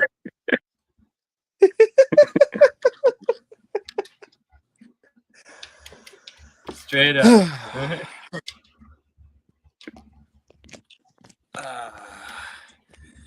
Yeah, I definitely feel accomplished tonight. Yeah, that's awesome, bro. Order. Congrats. Oh. There you go. Yeah. Yeah. Who would have thought that I would have Basically another just book within published a the book. week after Dance Fest? Yeah. Yeah. It's nuts. I think it's pretty sure it's my 10th book. Let's see, Yeah, no, 1, 2, 3, 4, 5, 6, 7, 8, 9. Yep, 10. That's 10. Hell yeah, Batman. Yeah. And then Yeah, no, I might just end up, yeah. yeah, I mean, Yeah, even no. though self-publishing, like, it might be a bit of a bitch to get yourself out there, unless you have a marketing team. But having yourself out there is better than not having yourself out there at all. Oh yeah, I might just end up going self-publishing, to be honest, and get my first book out there, and then while I'm working on my second book, market the first one. So there's one thing that I did Figure with that one of out. my books, and there's a platform called Draft to Digital, and what Draft to Digital can do is if you were to upload one of your manuscripts, you can actually choose it to be styled in a specific way, and it can actually take your whole, if you upload it as a Word doc, it can style the whole font and everything in like kind of like one of their like preset like formats, and it's actually kind of cool, and it worked out with one of my spiritual books, and I was thinking, okay, this is not bad.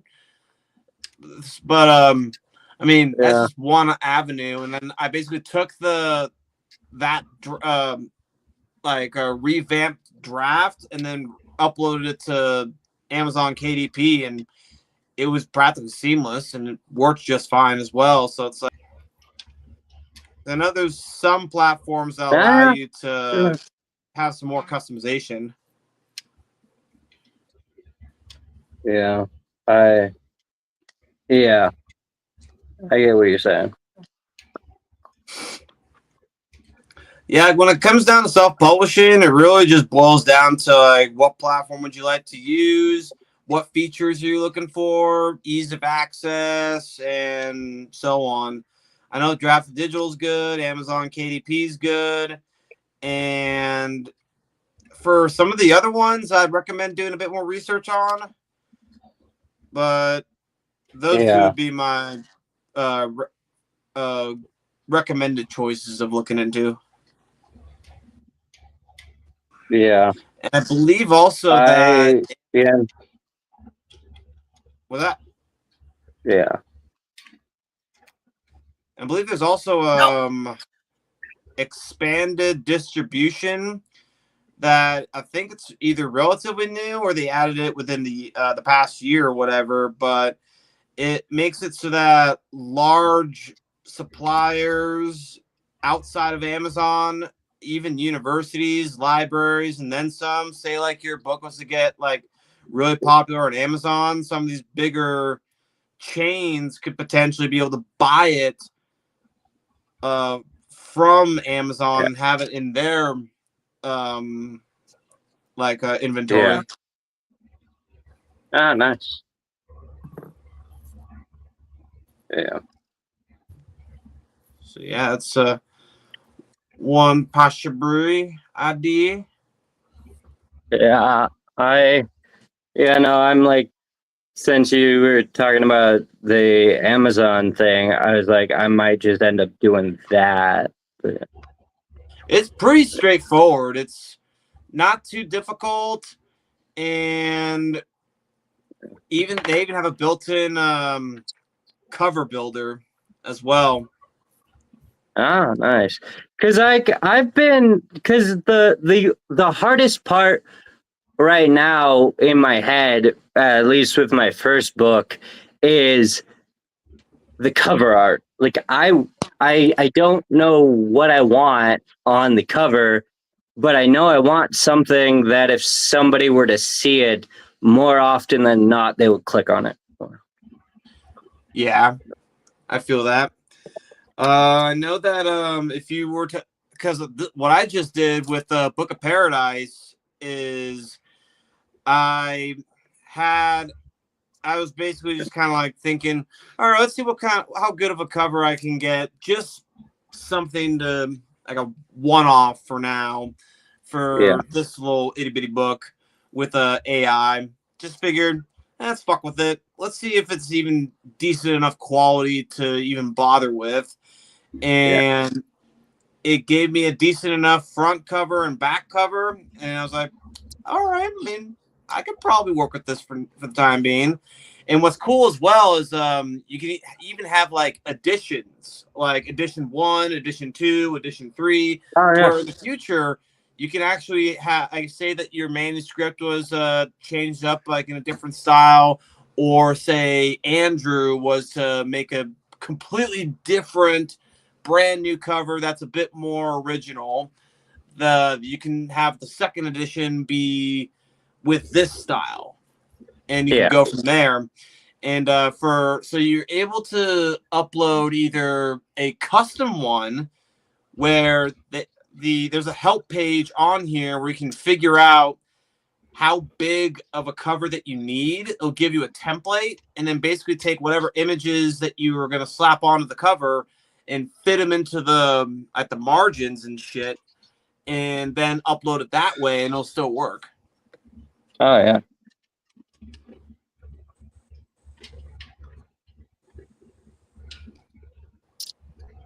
Yeah. So definitely an idea to consider. Oh yeah. It is for sure. I'm also honestly kind of thinking Andrew could help out with Spark the Speedster Volume 2 and Volume 3 covers one of these days. Yeah. Hell yeah, Batman.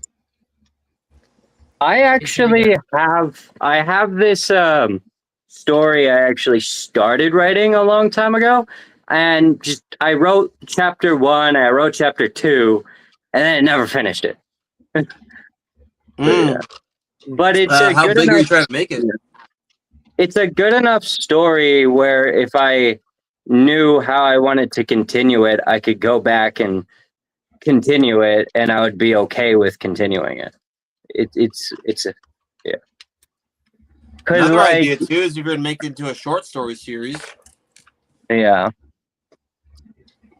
Which, depending on whether or not you want to have like consecutive content out, or just all one big ass thing, that's like something to take a look at. Because the bare minimum amount that you need is 24 pages for a paperback.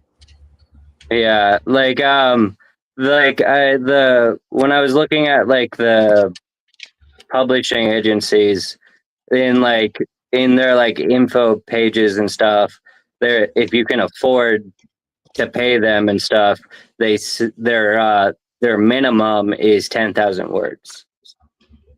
Yeah, that sounds about right.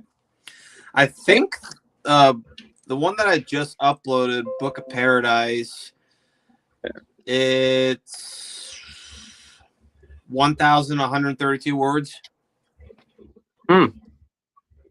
Yeah, so it's a pretty small book. Yeah.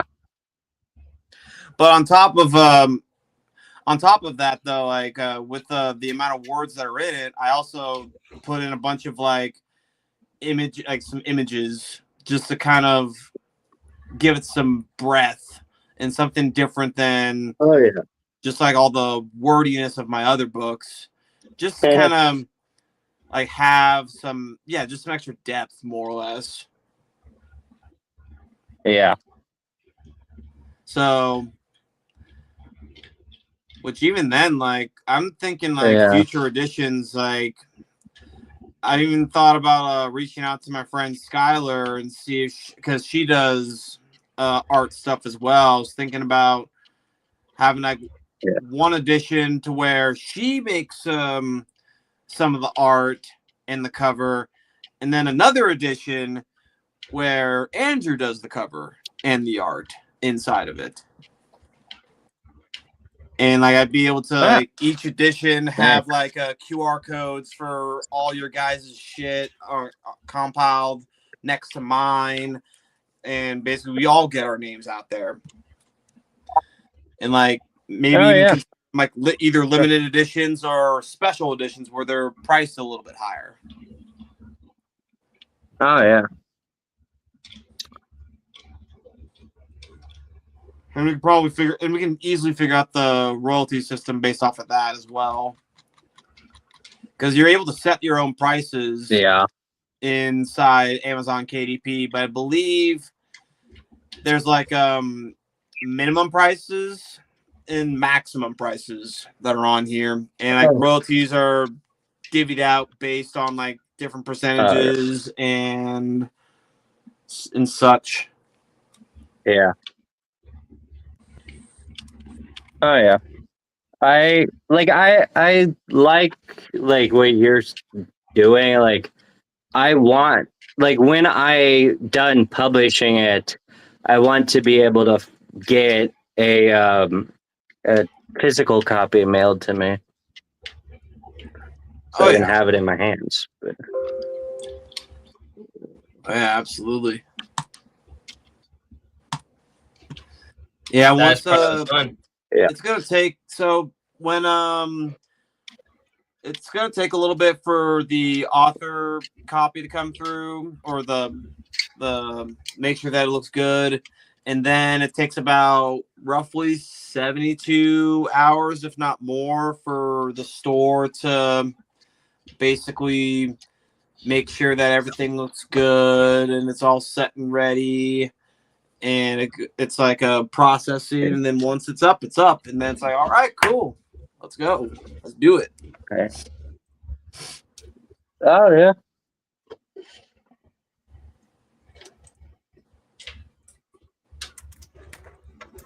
Let's go.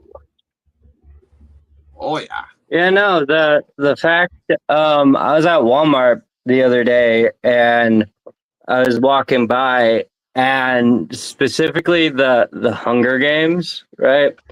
The books, those books have been out for a while.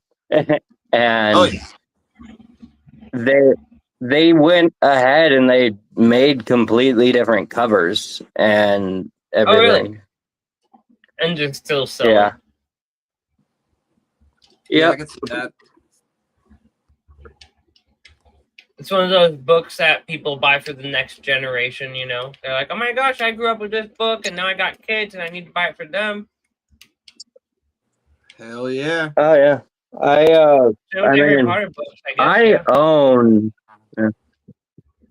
own all the Hunger Games books besides for the new one.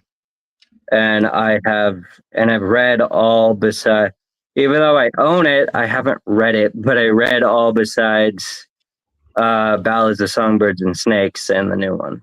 But I need to read those. I think I stopped at, let's see, there's first two Hunger Games, and then I think, what was it, Catching Fire? Because it goes Hunger Games, Catching Fire, Mockingjay, and yeah. I got up to Mockingjay, actually. Yeah. I didn't even realize that there was more after it. And then no, because Mockingjay, that's where Katniss's story ends, and then Ballads of Songbirds and Snakes is actually set before the first Hunger Games book, and then same with the new one. That one's also a prequel, but the new one set before the first one. Yeah, the new one set before the first one, but after Ballads of Songbirds and Snakes. Ah, I see. Yeah, because in Ballads of Songbirds and Snakes, it's like the 10th annual Hunger Games, if I remember correctly. And then the new And then the new one that just came out is Haymitch's time when he was in the Hunger Games. Oh shit! Okay. But yeah, the new one. Yeah, no, the Haymitch is the main character in the new one, and it's a young Haymitch back when he was in it. That's pretty wild, actually. Yeah. And with once Ballads of Songbirds and Snakes came out in 2019, and the book, and then a year later the movie came out, the movie adaptation, and same here. The new Hunger Games book came out this year, and next year the movie adaptation is going to be out next year. Oh. Oh, hot Yeah. damn. For some reason, they got a thing going with the Hunger Games for when the author releases a new book on the Hunger Games. They literally the next year they come up with a movie adaptation. Okay. Yeah.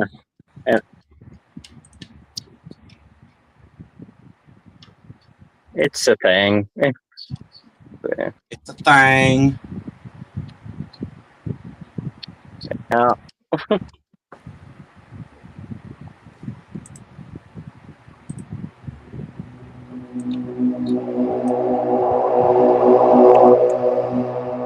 Whoa. Yeah, I'm going over one of my tracks that I kind of started.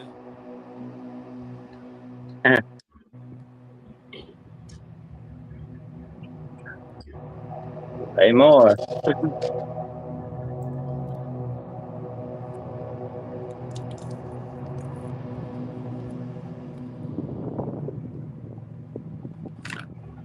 It actually sounds nice. Yeah, it's pretty much right next to my monitors right now. Yeah. Thank you, Zuck. We got our homie Zuck reposted.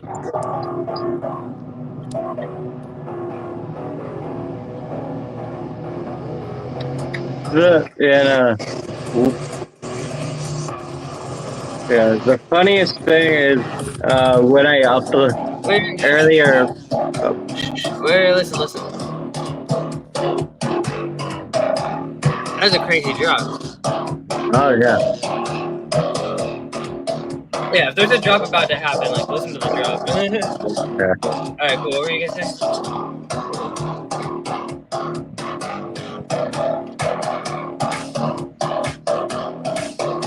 Sorry, Sonny, you were gonna say something? Yeah, no, I was just gonna say when I uploaded the link to my Discord thing earlier today, somebody DM'd me and they said that the link looked sketchy. That's so funny. Yeah, that one. Yeah. I'm gonna have to come back to this. I mean, if anyone doesn't like that link, Yeah. Yeah. Like I just explained it to him. Told him like, go ahead, click it. It's fine. yeah, I mean, I have this link here too. This is like the official. Oh right, that's right. I'm not sharing my screen anymore. I'm literally just sharing the game. You're good. Is this you on the guitar, bro? Or on the bass, I mean?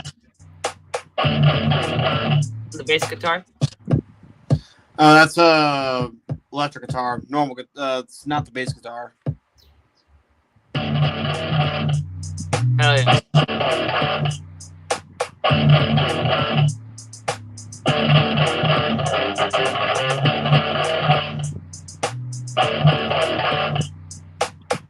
Oh yeah, here, this takes you.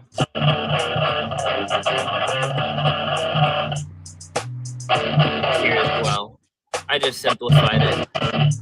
Well, I need to readjust the motherfucking camera towards.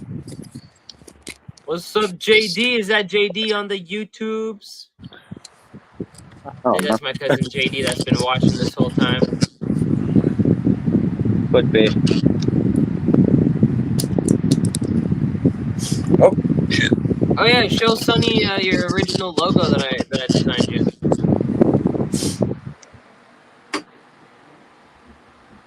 Right there. And you got some other cool stuff up there too. Yep. Yep. Oh You see that, yeah. Sonny? Say there, Sonny. Sonny might not be with us. Oh, yep. Sonny was gone, and now Sonny is back, apparently. As a And we're second back. person. It What's going kicked me out, man. But you're still It here. kicked me out. You're still here as another person. That's so weird. Okay. I just removed other you. Yeah, But yeah, you no, see that on like, the screen? it That's yeah, Brad's showing his setup over here, and that over there is the first logo that I made for Brad. Yeah. Like 7 years ago, probably now. At least. Oh yeah. At least 7 years ago. Yeah. Yep, and I still rock it. I mean, you're good at yeah, this bro. stuff. Like, you're good at it. And it's like your stuff. Is it just instrumental? What's that? Your stuff, is it just instrumental? Quite a bit. I have a lot of instrumentals. Let me see if I can pull up a remix that I've made. Where the fuck is it? I'll show you one of my rap songs. What's that like windy sound I hear? Oh, it's a fan trying to cool down my fucking phone because it's really warm because last time when I was on stream, like it overheated to the point like it literally went like it just cut everything off completely. Oh really? But it's Big plugged rip. in now. Okay. I was basically just trying to cool off enough to where it's not super hot in the back. Now it's fine. Mhm. So I thought it was just the area I was in the game. I thought the game just got windy until I closed the game. I'm gonna do some. all right, who wants to hear me rap on this beat? I do. You're gonna rap? I already did. This is already on Spotify. It's called Big Shit Coming. Oh shit! Me and a homie did. Let's go. There ain't no stopping, it's time to play. Emotional releases that hit the steez, cooking up beats and soaking that tree. Pull the meat with the creed and sow them seeds into the flow, bringing them vibes as I walk through the door. Spiritual outlaw, I'm coming through. Liquor store running, something got it real smooth. Operator call, getting into the groove. Big little smile paints my face, just to cheesing, seeing big things coming my way. Coming my way, coming my way. I got some big shit coming my way. I got some big shit coming my way. I got some big shit coming my way.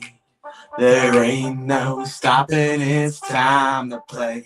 My homie jumps next. I feel free from my lightness turtle. Chilling with my dogs, we're moving our muscles. Building our plans and we're standing in a huddle. Making our moves, no need for a shuttle. Life's working out with no sore muscles. Quicken our feet like we're doing the shuffle. When I get down, this song's my rebuttal. Built by endurance, I was born to hustle. Learn to speak up cause your words are muddled. I never trip up, I don't ever stumble. I'll get the first down, you'll know I never fumble. I got some big shit coming my way. I got some big shit coming my way. Coming my way. I got some big Hey. shit coming my way. There ain't no stopping, it's time to play. Spitting some fire from downtown, set on the hills, call me a pyro, setting up blaze, fly like Spyro, beats so hot, straight from Cairo, loading that kush into the bowl. Lit up lungs, coughing up crows. Don't gotta worry about nothing. Either body been recovered.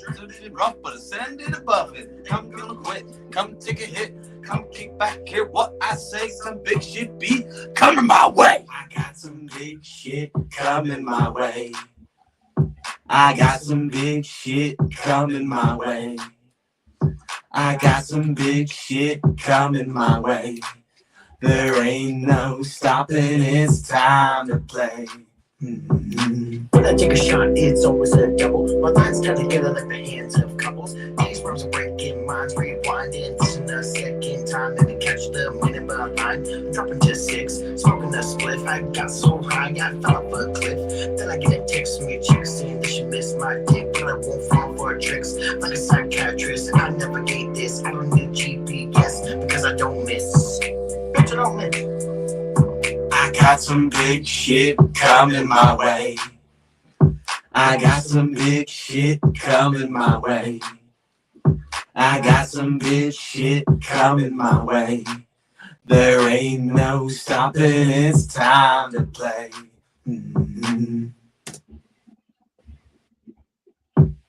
Hey. All right.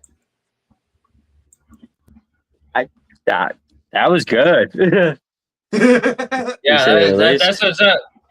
I'll be honest, best part, like I love the hook. Like the hook with the trumpet and just the just how you sing it, like it's just freaking beautiful. Yeah, like basically like it started off as just like I just keep telling myself I got some big shit coming my way.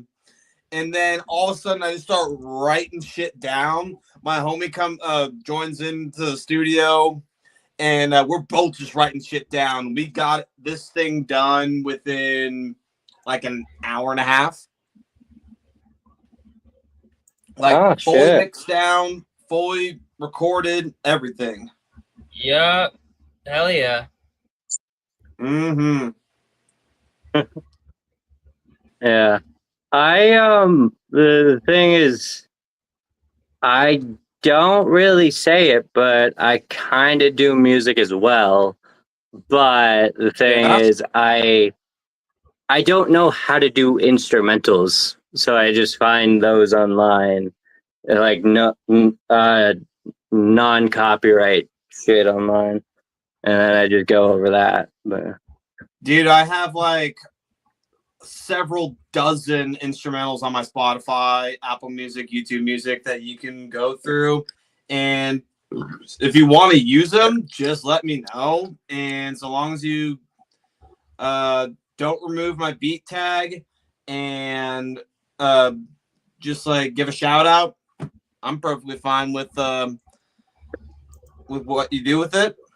And if it gets big, we can work out royalty shit down the line. All right. Oh yeah. Because with music, you never know. You never fucking know. Oh yeah, you never know. Yeah, the music's just kind of the one where it's like you gotta be spontaneous because you don't know if it's gonna actually get big or not. Oh, I know exactly what you mean, buddy. Like, it's just one of those things where it's just, it can blow up. It can just be one of those things that just gets lost in the noise, or, I mean, you only got one opportunity. One shot, one opportunity. Will you capture or let it slip? Yeah. So your Spotify is just the same as on here, I'm guessing. It's Soul Spark, SOLSPARK. Space between soul and spark. And interestingly enough, like soul in multiple languages, including Celtic, there's actually a goddess that's named Soul. It's meaning sun. So, in a manner of speaking, it's Sunspark. Interesting. Yeah. And I actually ran into someone over at the river like a little less than a month ago, and I've done like a lot of spiritual work on myself, and I even got more in touch with my Titan or Titan energy, and Titans are. If like like the Greek Titans like Kronos and like from like the Hercules animated movie, like those Titans. Yeah. Mine's kind of like an air / lightning Titan. I call him Ubuntu. Yeah. What's funny is like whenever I hear him talk or we have conversations, he sounds like Muscle Man from Regular Show. Like he's just like a primordial mass of energy where like he's not good or evil. He's just like I'm just chilling up here with you. Like he's like a lovable giant almost. Like he's practically down with anything and just like whatever. But anyway, so on the river, I came across this one individual who's very spiritually connected, like way more than I am. And one of his connections is to Saul. And Saul, he refers to Saul as the real Saul, which is the mother of all deities, I think mother of all titans, or probably both, honestly. But I distinctly remember hearing my Titan, Ubuntu, literally say, "Hi, mommy." I was like, "Oh shit, okay, so this is the real deal. What the fuck?" And like before I left, I basically was talking to him and also talking to Saul, like. I pay my respects, and I shit you not, I felt like a fucking etheric hand pat, like not only my Titan on the head, but even over my head, like at least 6 inches above me. I'm like, what the fuck? Damn. Dude, this is fucking gnarly. It's like, all right, okay, like this is insane. Like, oh my god, like. I had to write a few different sigils in my personal grimoire of this encounter. And the one thing that he told me for strengthening my sigils and my connection to my Titan is use Theban. Theban is also known as the witchcraft alphabet. Like, like how you see like those like kind of like Celtic / Greek style like carvings around the outside of like symbols, for example. That's Theban. And it's almost like a cipher. And if you can actually take like say like a Latin phrase and get a Theban cipher from it and then write it around a sigil that you decide to like write down. And I've even been using ChatGPT for this because it's like, all right, I've been slightly learning a little bit of Latin, and I'm kind of picking up Theban as well. I don't know it by fucking memory, but I look at it and go, yep, I see that. I see that. Like, it's wild. And ever since I started using that, I shit you not, I feel like I'm more in touch with my spirit than I've been even like a fucking month ago. It's insane. Oh yeah. It's very cool. Yeah, there's some spiritual knowledge for you. Theban. Thank you for sharing that. Theban. Theban. It's really interesting. Theban. Hold on, let me see if I can because I actually had ChatGPT render me a shit ton of sigils with Theban in it. Let me see if I can pull up one Yeah. specifically that. Huh. Like,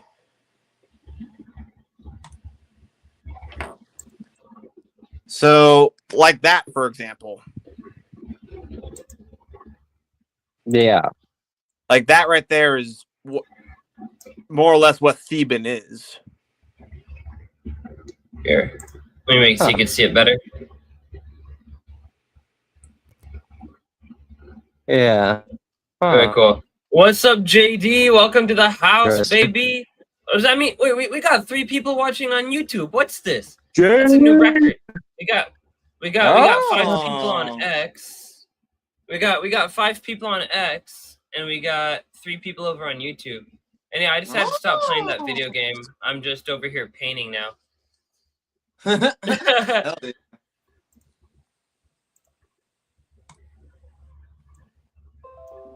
But yeah, like if any of you decided to get into some magical stuff, like Celtic or like or Wiccan, Druidic, or just spiritual in general, that'd be something. Oh, he just kicked himself out on accident. Okay. Man, you get my hopes up. I thought we had another person. No, I just have fucking terrible data connection depending on where I'm at in my house. Oh, okay. You just walked to the wrong corner. Yeah. Rip.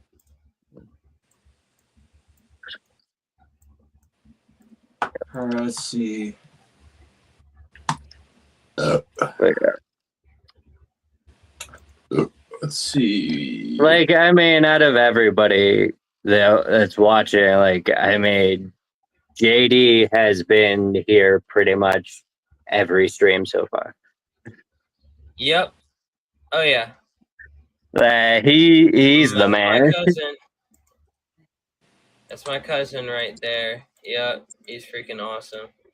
It's cool too, because like we've never we've honestly been pretty distant most of our lives, and it's really cool to like now he's my family member that I like hang out with the most, basically. Like I probably talk to my dad. Like my parents don't really talk much, even if they try. So it's cool. Very grateful for having JD over here. Yeah. Hey, he wants to hear some psytrancey shit. I do. Yeah, go put on some stuff, man. I'm just over here drawing for a little bit. Don't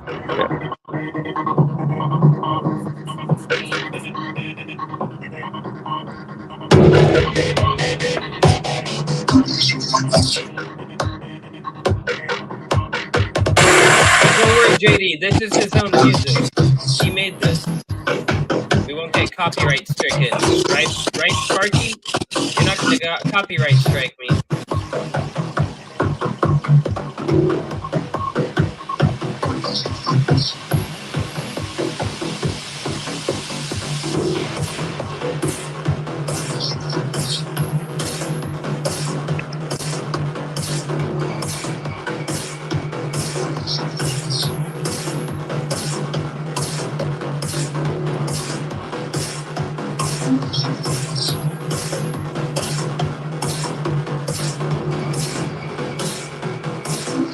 Beat in the background just makes me think of the goth girls playing Pong.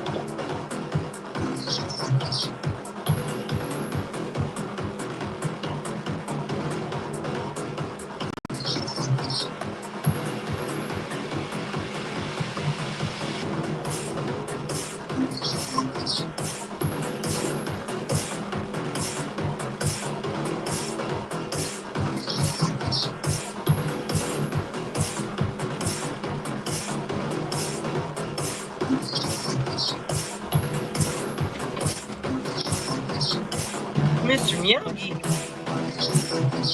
Oh, you got. If he's nearby, you gotta kill him. Yeah.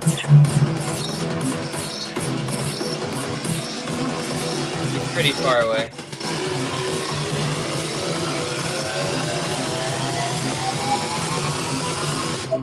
He's on the other side of my room. He's getting water. Yeah.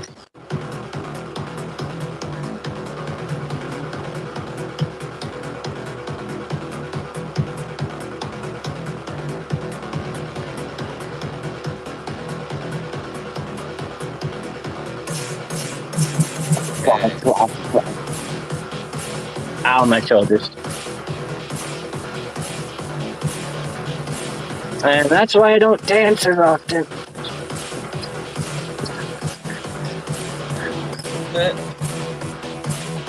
Because now my fucking shoulders hurt. Oh, that's funny.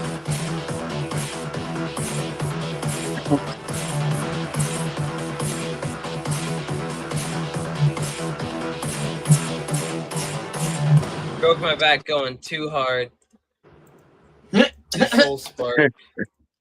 Yeah. Anyways, yeah, no, that sounds good. Also, I mean, it sounds like something I used to listen to back in the day when I would listen to dubstep. But, yeah. Hell yeah. But it also sounds like a fucking, you know, that like at the beginning, that noise that you put in there kind of sound like the Transformer movies. Sounds like the exact same thing when they like transform. Yeah. Hold on.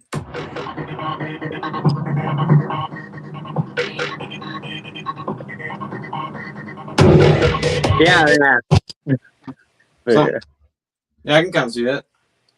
Yeah. I want to see. Yeah. Ooh.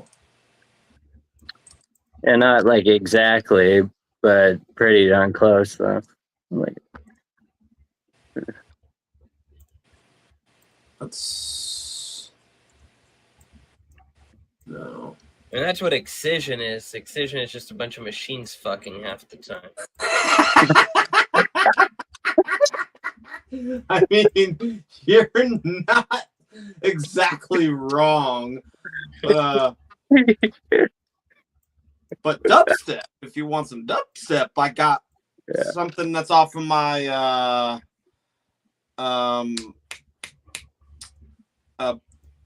soundtrack from a novel. Ah, nice. Universal Zombies. Ah, yeah. Because you know, dubstep and techno are really similar. Yeah, a little bit. Are they both two-step? Visiting Captain John's, this undead place like nothing I've ever seen.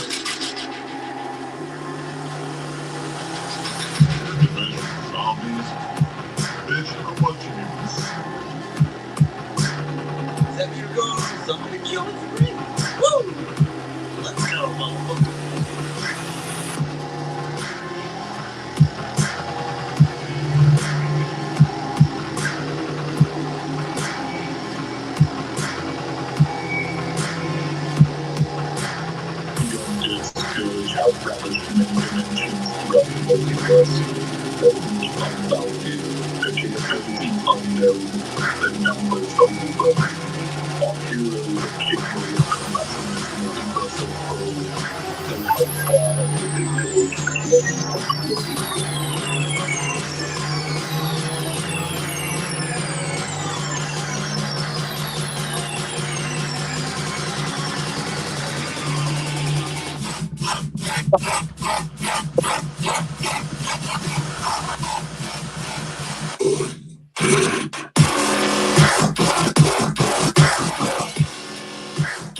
There we go.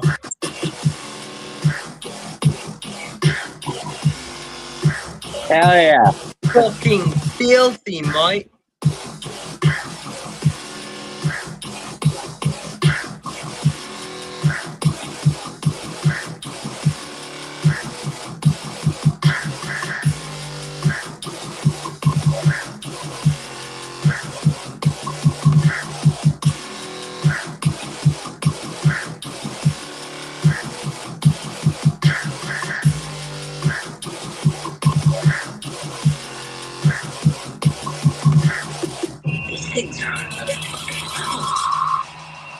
Almost like sleep. Come to think of it, I get the eerie feeling that you're right. There ain't no zombie walking there, Rick. Let's fuck some more.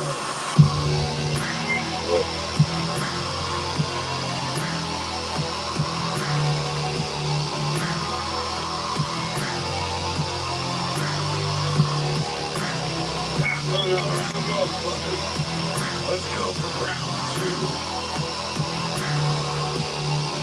Trigger finger, bitch.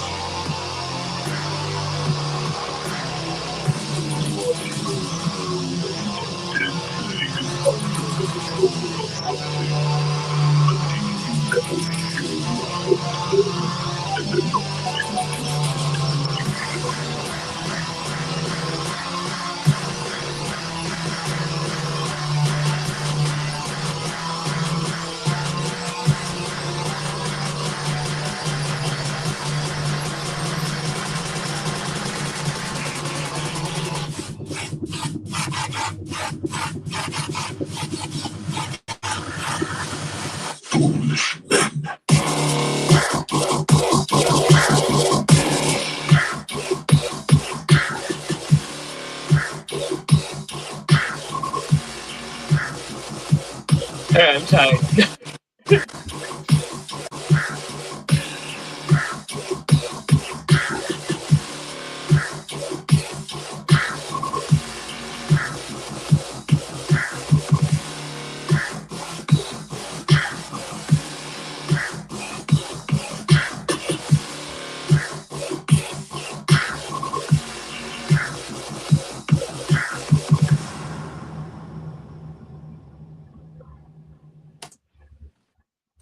There's a little dubstep for you. Hell yeah, Batman. Hell yeah. Hell yeah. Yeah. The funniest thing that I found out was so you know the Deadpool movies, right? Yeah. Apparently only Ryan watched the Reynolds Wolverine one, wrote but yeah. yeah. Apparently Ryan Reynolds wrote the script for the Deadpool movies. Oh shit. He like did that himself. Yeah. Which surprised me that he was the one doing it because he literally plays Deadpool. Yeah. I mean, it makes sense. Yeah. And the way I found that out was once Deadpool versus Wolverine. No, Deadpool and Wolverine, sorry. Yeah, no, once Deadpool and Wolverine came out, he was doing an interview and he was talking about writing the script for Deadpool and Wolverine. And yeah.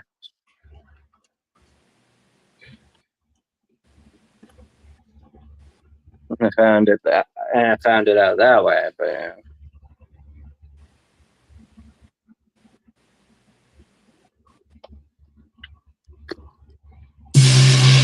No, that's not it. No, that's not it.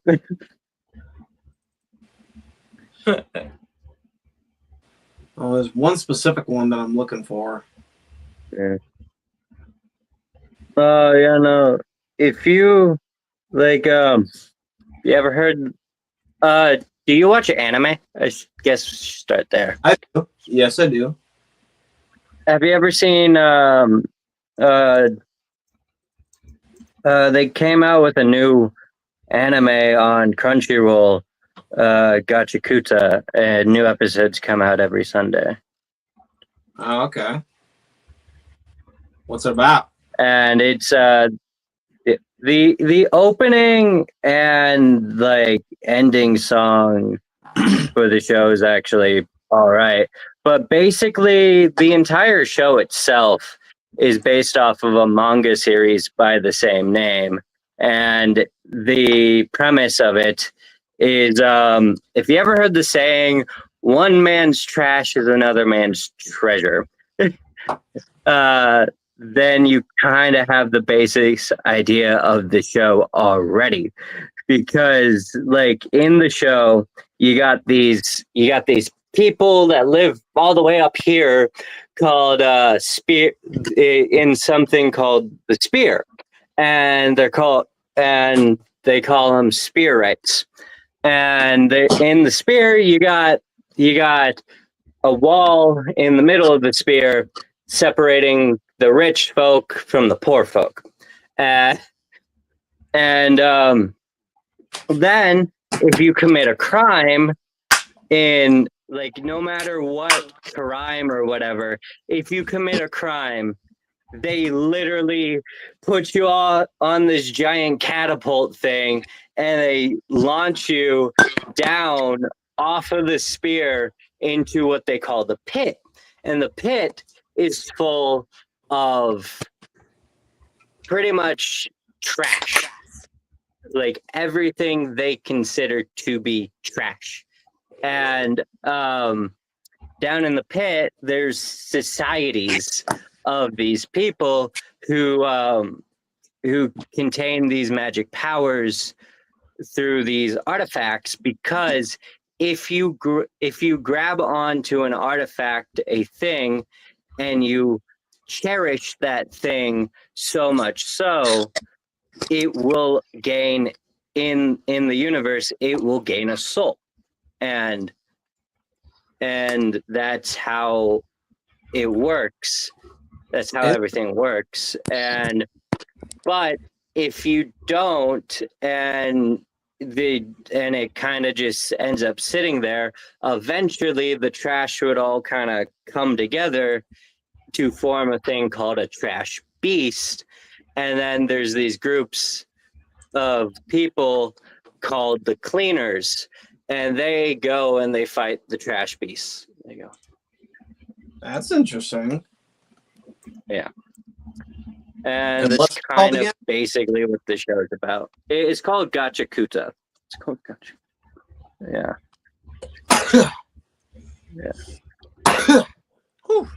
And like it's a really good show so far, and it's only going to be one season, and they already got 10 episodes out, and new episodes come out every Sunday. So.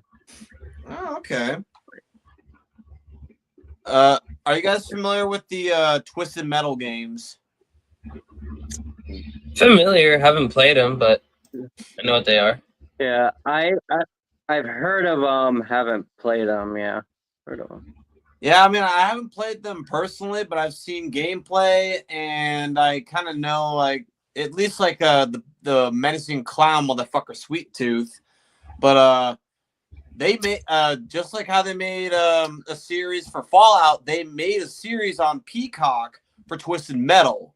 It's fucking good. It is really good. Like let's see. Yeah. Twisted Metal. It's on Peacock.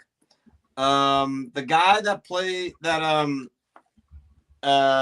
the Falcon in Marvel, I think it's Anthony Mackie. He's the main character in the Twisted Metal series. It's really fucking good, dude. I highly recommend it. Oh yeah. Okay. Highly fucking recommend it. Yeah. I've seen stuff on the show as well. I just never watched it. But yeah. Well, if you decide to give it a chance, do it. It's each episode's only like half hour long, but what's cool is like each episode is basically named like it's the name of the episode is structured like a license plate, and it's pretty kick-ass. Oh, nice. Yeah, I got it caught up with the 2 seasons that they have out right now. And there's a main like the main guy, like the big guy called Calypso that's in the games. The guy that they casted to play Calypso in the series, he fucking knocks it out of the park. Like holy shit, like and, like basically what Calypso is he's the guy that he runs the Twisted Metal tournament, and basically whoever decides to win the Twisted Metal tournament, they get a wish that Calypso grants them, but it's with a really like a dark and twisted like twist. And I highly recommend it. Is all I can say. Yeah. Okay. Yeah. I found one more of my soundtrack songs. And this one's a bit more cyberpunky / mid-tempo, and I think you might dig it. Nice. Basically, like all the dialogue in here is straight from my book too. Mm-hmm. You can turn the music up a little bit. Nice. Three cruisers and about to ship. Great. Picking up multiple fighters exiting the battleship stuff.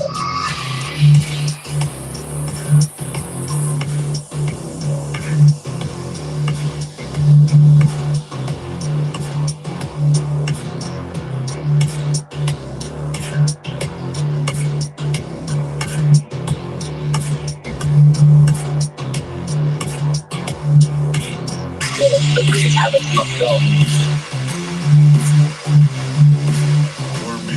Flight protocol 17734. You know what to do. Aries, unleash volume 1, module 2 and 3. Target the closest frigates. Aim for their engines and life support.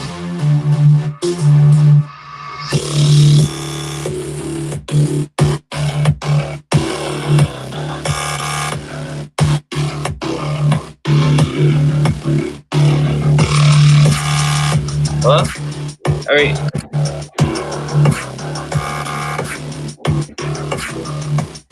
Here, turn it down a smidge.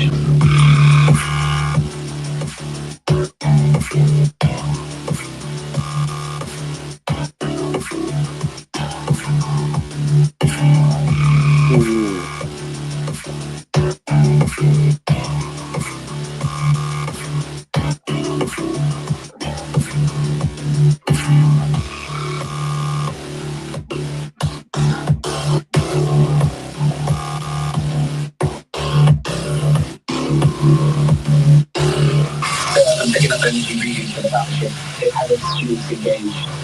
Lock auto turrets and all launchers to the center of the battleship. Bring down its shield. Terra's shield's at 50%, man, but she can hold up a few more barrages.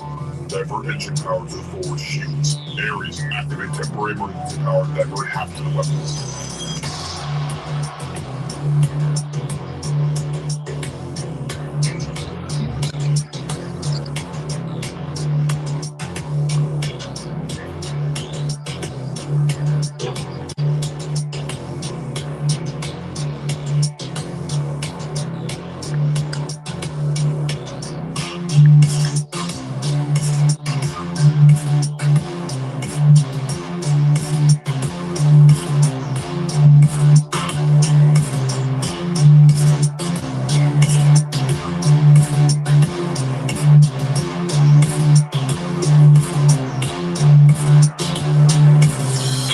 It's loaded and ready to fire. Magnetic accelerator for the charge and standing by, sir.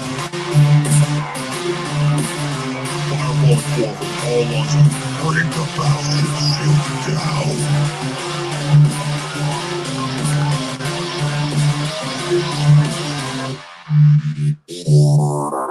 The shield is down, sir. I've highlighted the reactor's energy reading and reset the targeting parameters of the turret to engage the defense cannons. Send them to hell.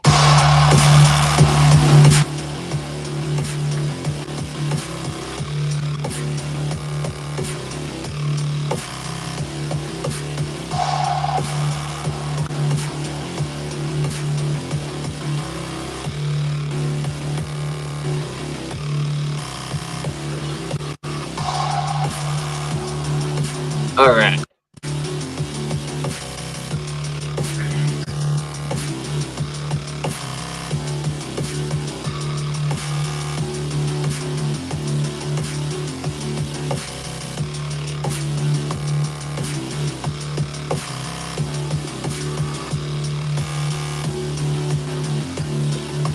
Ooh, I like this part.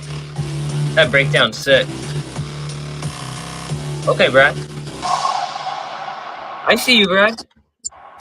I see you, I Soul see you. Spark. I So see you. I see you, I Boo Boo. yeah. So Soul Spark. I do got a question for you. And what is that It's- question there, good sir? So in the future, me and a few of my friends, we're going to be starting our own company, and we're going to be making TV shows and movies and stuff like that. And from what you've read to me already on your book, I was like, it's a good premise enough to where I want to go read the other books and everything.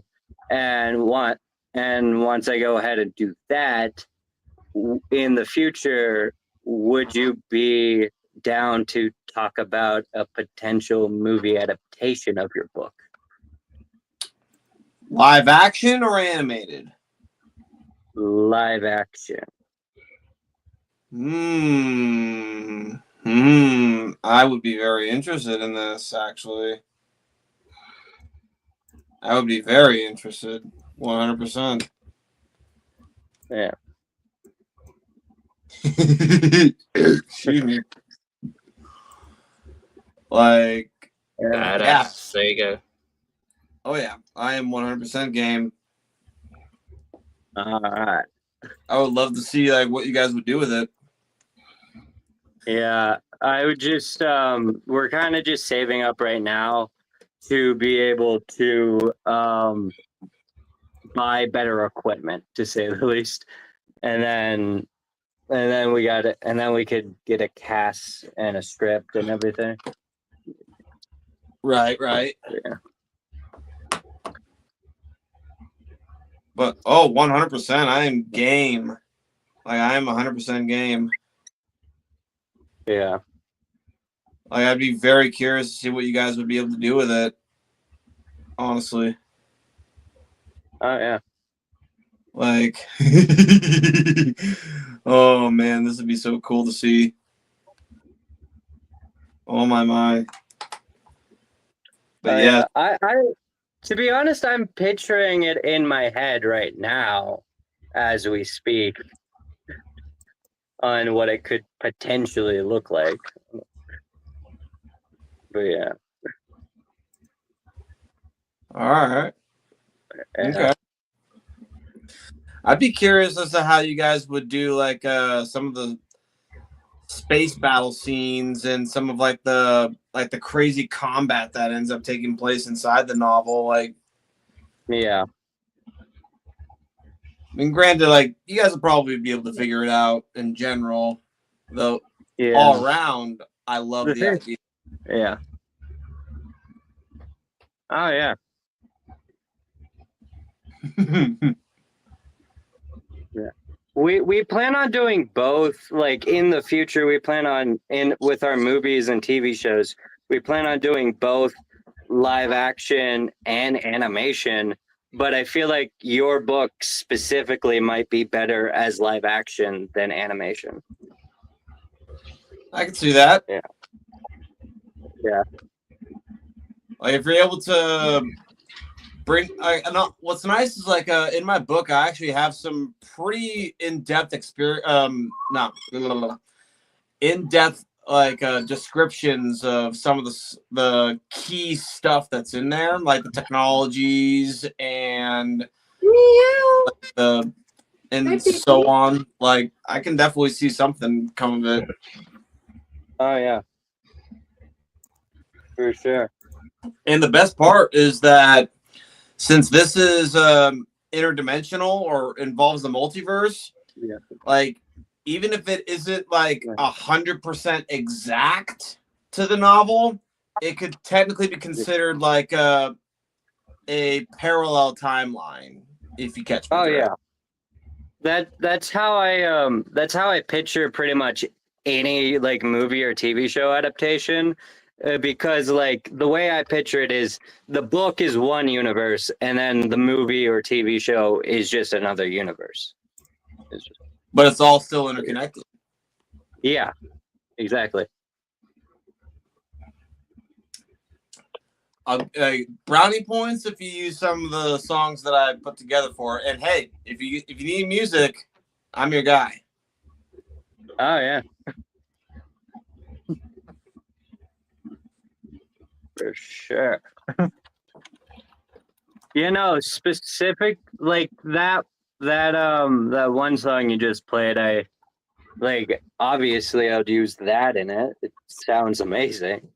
And like you made it for your book, so like when I was putting this track together, like I was kind of like visualizing like just how this battle would take place, and this song is what came out of it. It's like, yeah, it's about right, because like it's just intense as fuck. The main character's like ship is like just barely like able to get through it all. It's like after like they blow up the battleship, it's like, all right, get the fuck out of here. oh yeah.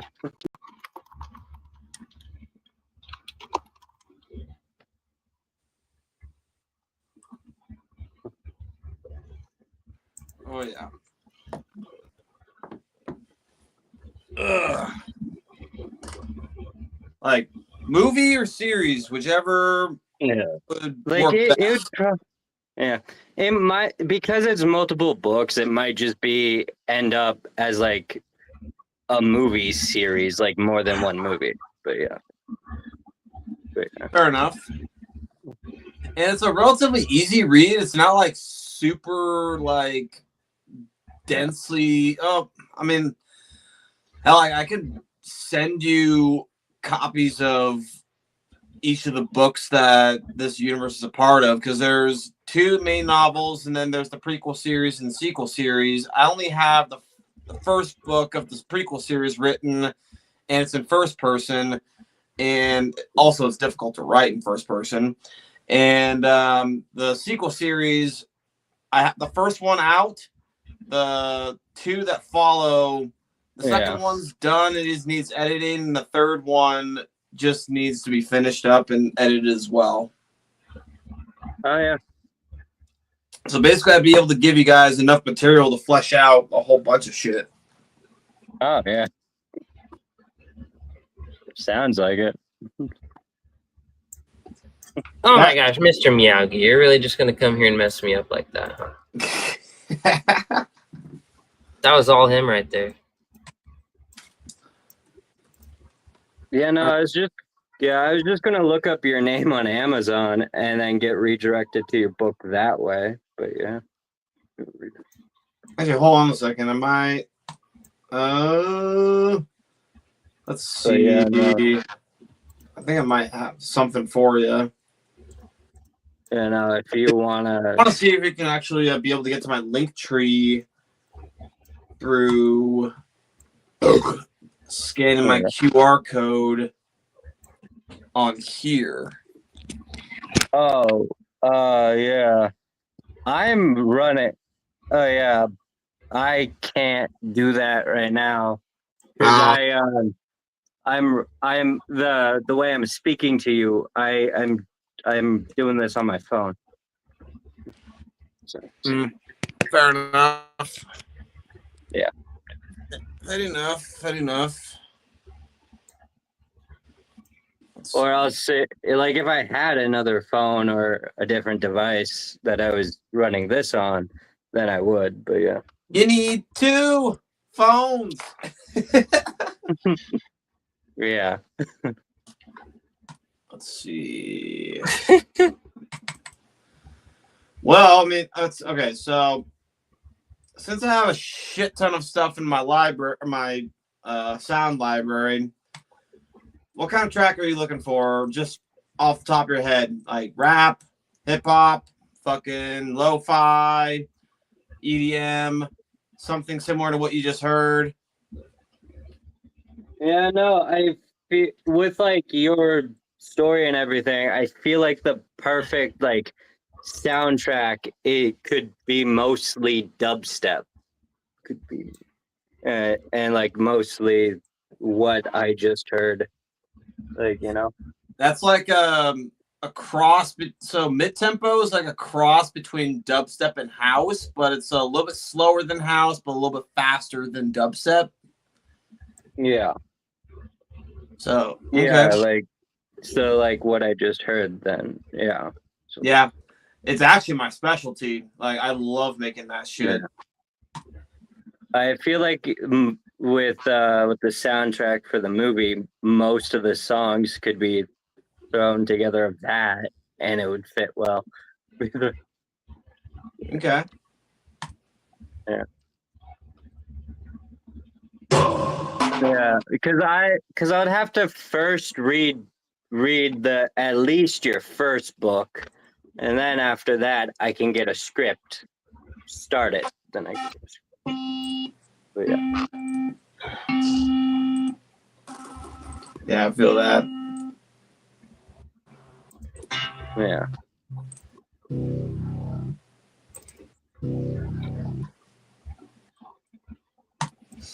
Let's see.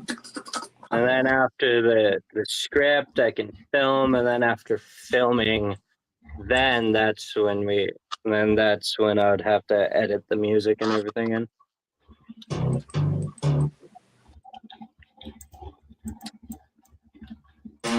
Yeah.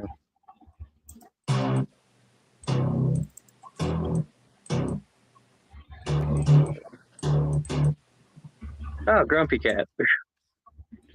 Yep, Really? like my background. It's one of my first backgrounds back in high school, and I just found out I still had it on the computer recently. Man. Damn. All right, this is actually coming along pretty good. So this is the original photo, right? Then this is like basically what Matt Adam made as the NFT, as like the baseline NFT image. And then Yeah. I'm turning it into a 32-bit, or would it be 64-bit? I'm not sure. I'll have to look it up. But I think 32-bit. So I'm just adding in extra color to it. Well, actually, this would be 8-bit, so it might just be 16-bit. Yeah, this might just be 16-bit. 8-bit, 16-bit. But maybe this is 16-bit. Who knows? But yeah, I'm pretty stoked with it. This is my first time like really experimenting with pixel art, so I'm learning a lot. I'm just trying to make it look as realistic as possible, pretty much.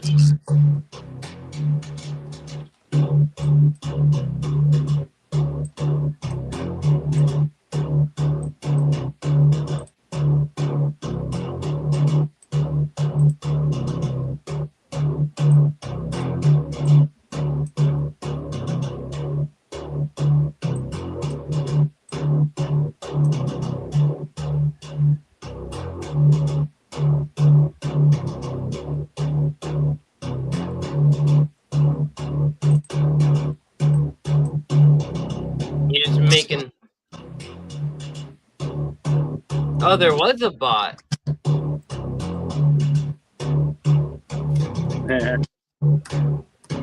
We had a bot on YouTube.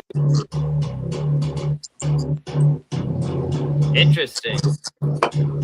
Spooky bot. Spooky bot.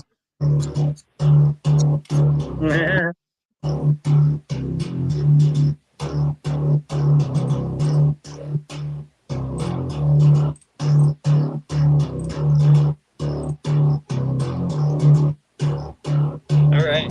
So.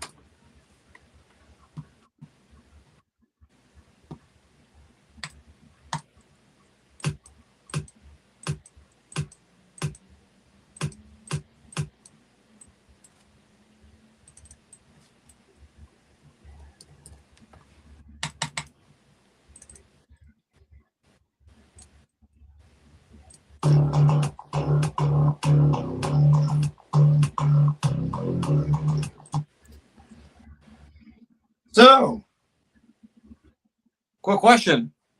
Yeah. Something like this?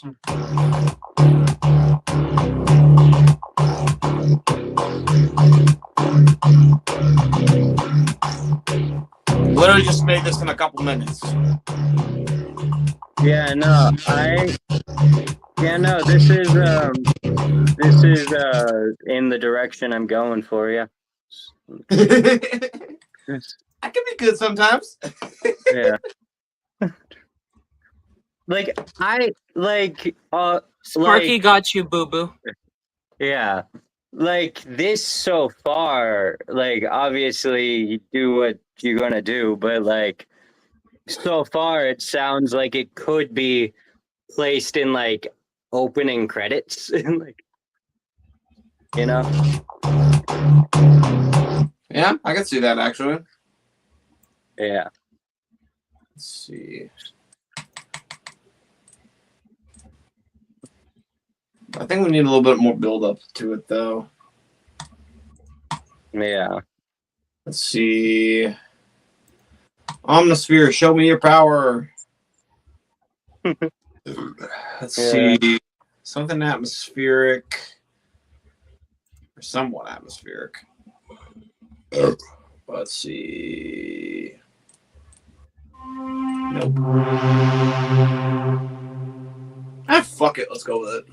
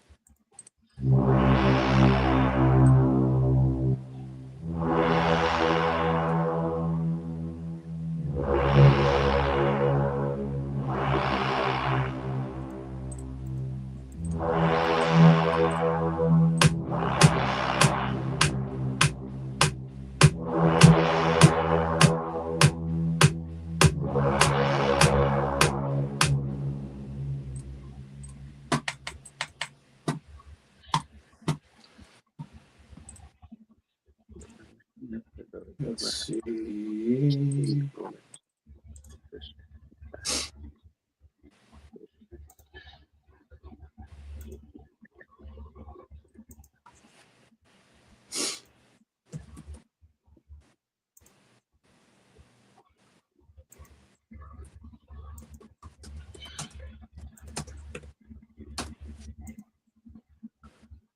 Yeah, no, like since you're friends with Andrew, like after stream, I could just get your contact info through him. But, yeah. We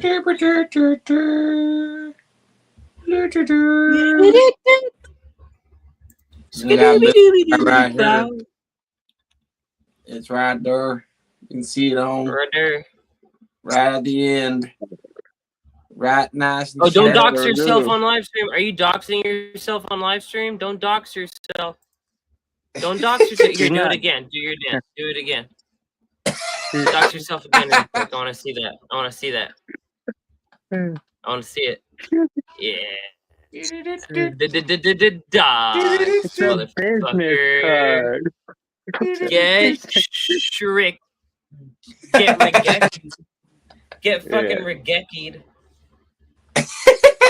There we go. Yeah, contact right there, right there. Yeah. Let's see. Oh, Sparky. So I got an artist for you. Someone that I met at the festival, and I got to see him perform at like 5 a.m. at the stage at Re-Evolution, and they gave me permission to. His name's Kyle. He gave me permission to feature his music in my streams and promote him. And yeah, it's like he's called Palladium Dream, and you should totally go be a listener of his because it's like right up your alley. Palladium. Yeah. Are you seeing it right now? Are you able to see it? The screen. Yeah, check it. So like I took this photo of him at 5 a.m. when he was performing, and I he don't ended up see what you're trying to show us, dude. Oh, you don't see it? Oh no. Okay. There we go. Cat book again. What about the cat? Oh, that's Kanye. Wait a second. I was about to say, like, does he look like Kanye? What? There we go. Yeah. So this is Kyle performing at Re-Evolution, and yeah, this is his set.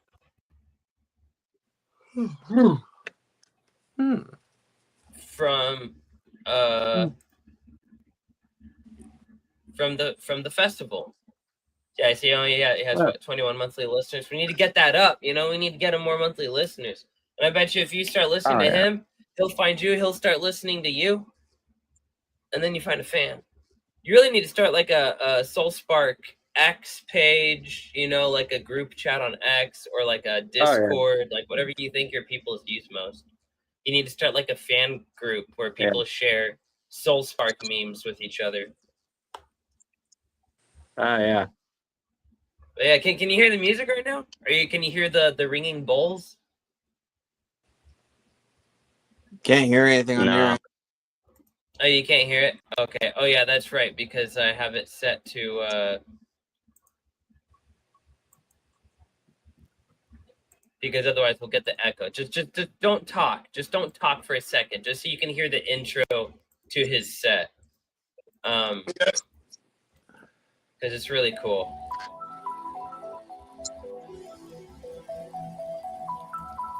Okay, do you hear it now? Yes.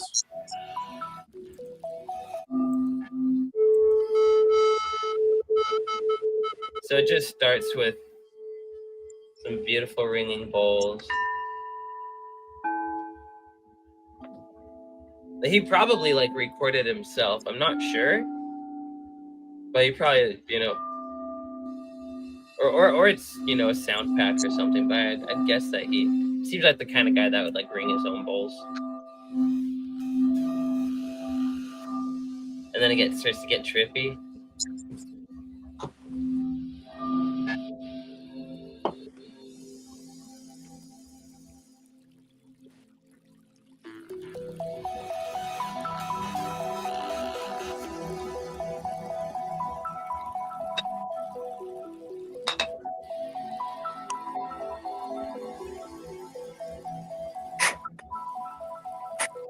And yeah, and then it like starts to get crazy.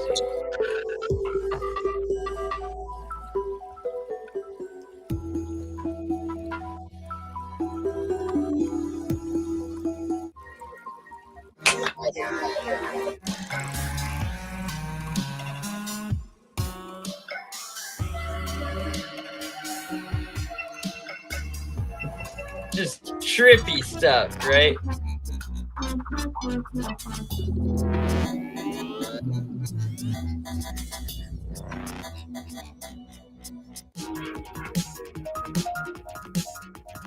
By changing behavior through psychedelics is, as far as I can see, the only way out. That's such a great place to skip it to. Did you hear what he said about psychedelics? Slightly. Oh, Yeah. was it like really quiet? Kind of. I heard the psychedelics part, but I Oh. didn't know what was after it. But you were able to hear the music at least like pretty well. You were able to hear that. A little it's really bit, cool. yeah. Yeah. Okay. Maybe I might have to turn it up more next time. I'm not sure. But yeah. There's the homie Kyle. Yeah. Redo this now, so it's not Yeah. Well, it's it's Sorry, I just getting late. impulsively wanted to share it, Kyle. Getting late. I hear you. I'm a hop off for tonight. I talk to you tomorrow. Go, sis. Hey, much love, Sunny. Have a good night. Peace. Hell yeah, now it's just me and this loser. My favorite loser. My best friend in the whole wide loser. So you're admitting that we were all inside one gigantic loser in the sky. Yep. Called planet Earth. Earth with the spelled curve. URFF. Earth. Earth with that when turf. you get off a long shift at work. Turf, burf. Perf and nerf derf. With the shirka-dirka, merka-perka-lurka. Herkin the Durkin. Hergen the Durgan. As long as you're not jerking the gherkin. Indeed. Then we are A-OK. Post Whalvo. Or something. I don't know, man. I don't know what I am anymore. Let's see. Man, you know what? His eyes are... Wow. Things really are kind of bright around his eyes. Okay. So maybe...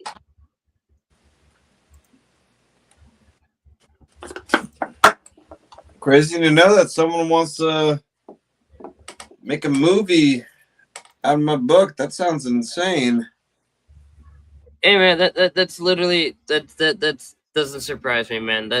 I pray every day for. Well, actually, I don't. Not every day. I need to get back on that. But I pray every day that my metaverse mingle is used to just connect people to the right people to help them make great things. Well, one thing that I can do, and you apply yourself so hard. You know, luck is labor under correct knowledge, and you've been working your ass off, and you know, and so when you meet a passionate, he's a noob, you know, he's never made or you know, like a full movie before, I don't think, right? It's written some scripts for some short films, right? But what's cool is because of the passion behind what you have, someone else that's passionate sees what you got and it's like, oh my gosh, I'm drawn to that. I want to work with you, you know? Hell yeah. So congratulations. Well, I guess I shall bless the stream with a universal blessing from my grimoire. Per hoc sigillum omnia signa benedicta resonet in unitat nox veritas et potestas in me fluant. Through this sigil may all blessed signs resound in unity. Let light, truth, and power flow through me and through us. And may this blessed symbol right here bless us all. Ha ha. Ha. Thank you, thank you. Where's that one for true abundance?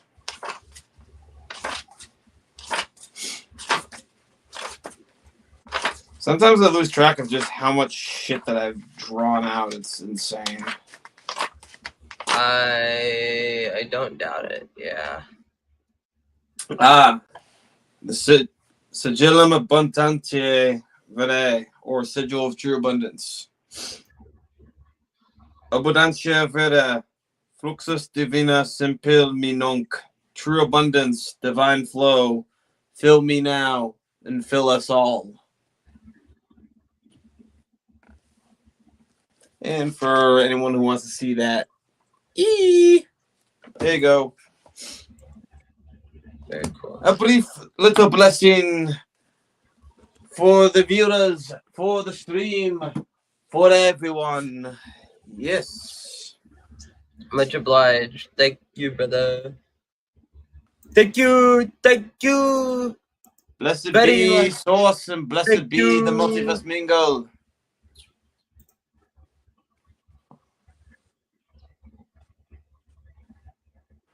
Yeah, I'm probably going to be getting off here soon too because I got to be up for work in the morning.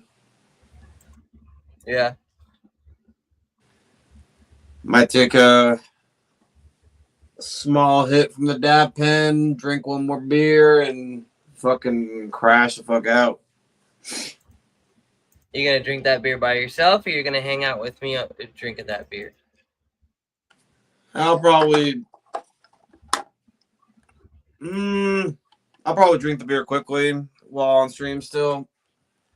Oh, Take for sure. the dab off screen. Be right back.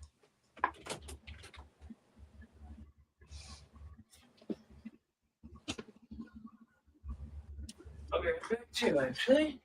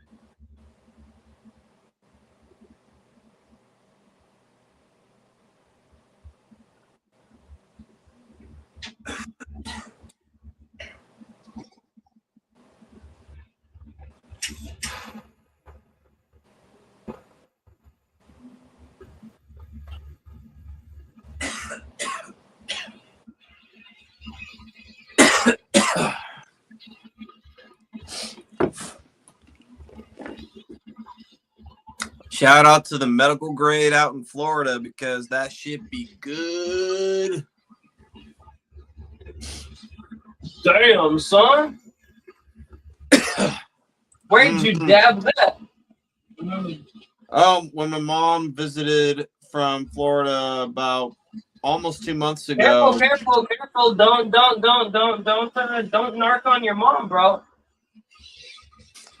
Never said her name.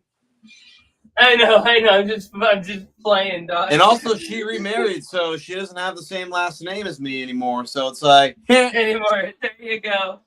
So have no, go ahead. I'm just playing with you, but yeah. Tell the story. So, like when she visited, she brought along like a couple dab pens, and one of them she gave to me, and it's a really tasty one too. And it's like, ooh, like it's what's nice about it is that you don't have to take like too big of puffs on it. Like just once, like it's like the way you know, like how like some dab pens where you inhale too much, like you inhale like for like not even 4 or 5 seconds, and you get a huge, massive fucking cloud from it. This one, been a fat minute since I've seen one of those, but yeah, I've seen friends with those. Yeah, this one, it doesn't release a whole bunch within like 4 to 5 seconds. You have to be huffing on it for at least 10 seconds to get a huge puff off of it. But like getting like a 5-second puff on it, and it just comes out nice and easy. It's not super thick. It's like, oh, this is nice. Like it's almost like a nice gentle nudge. Like, okay, this is nice. It's really nice, honestly. Like nothing against the dab pens out there that like give you massive puffs. It's just it overwhelms me. So yeah, I hear you. Like here's something actually kind of trippy is whenever I've gotten super high off of dabs, especially within the past like at least almost half a year, it feels like that all of a sudden I'm in like this fucking tunnel of sorts, and it's like it's not necessarily something outside of me. It's like it's almost like I'm inside my spine itself, like your own energy channel or something. And like as in the past, as I'm like going up, like going through this, all of a sudden I just see or I feel like all these old fucking like thought loops about people, about situations, about all this other shit. And I'm just sitting here just like, hey, I'm focusing on me and just being at peace right now. What the fuck is all this shit for? Why is this still in here? And yeah. And like what's crazy is like when I started doing my sigil shit, and like I remember like a month after I started doing the sigil stuff, and I remember taking a big ass huff, that same tunnel was nowhere near as intense. It's like, holy fuck, I released a hell of a lot of shit. It's almost like interesting. Like, I shit you not, dude, drawing magic symbols for your own spirit, it's in a way like it's like you're writing out the energy and basically telling your spirit, hey, this is like, especially when you use Latin too, because like Latin definitely speaks to your soul on a much deeper level than a lot of other languages. And I think that Greek might even have a similar effect, though I haven't tried it with Greek though. And I'm pretty sure Sanskrit and Biblical Hebrew. If you're able to either read Biblical Hebrew or read the transliteration of like what, like it definitely speaks to you in a way that is just different than Latin, different than even English. It's just like something that you have to really experience for yourself, because it's one of those weird things that it just speaks to you and you don't know why, don't know how, you just know, you understand, and you're just like, fuck it, like I'm just gonna roll with it because I feel amazing when I read this shit. It's almost like it helps your body and soul not just internalize but alchemize this shit, and it's just something to behold, dude. Like it's no joke in any sense. It's fucking nuts. Huh. And like also having like a few like I call them power words, where it's basically you're speaking to your spiritual power. And I have like 5 different Latin words that and also some phrases included that it just helps me ground. You want to hear them? Sure. Yeah, bro. Yeah. I believe in this stuff. I know what you're talking about. So yeah, I'd love to hear what ones work for you.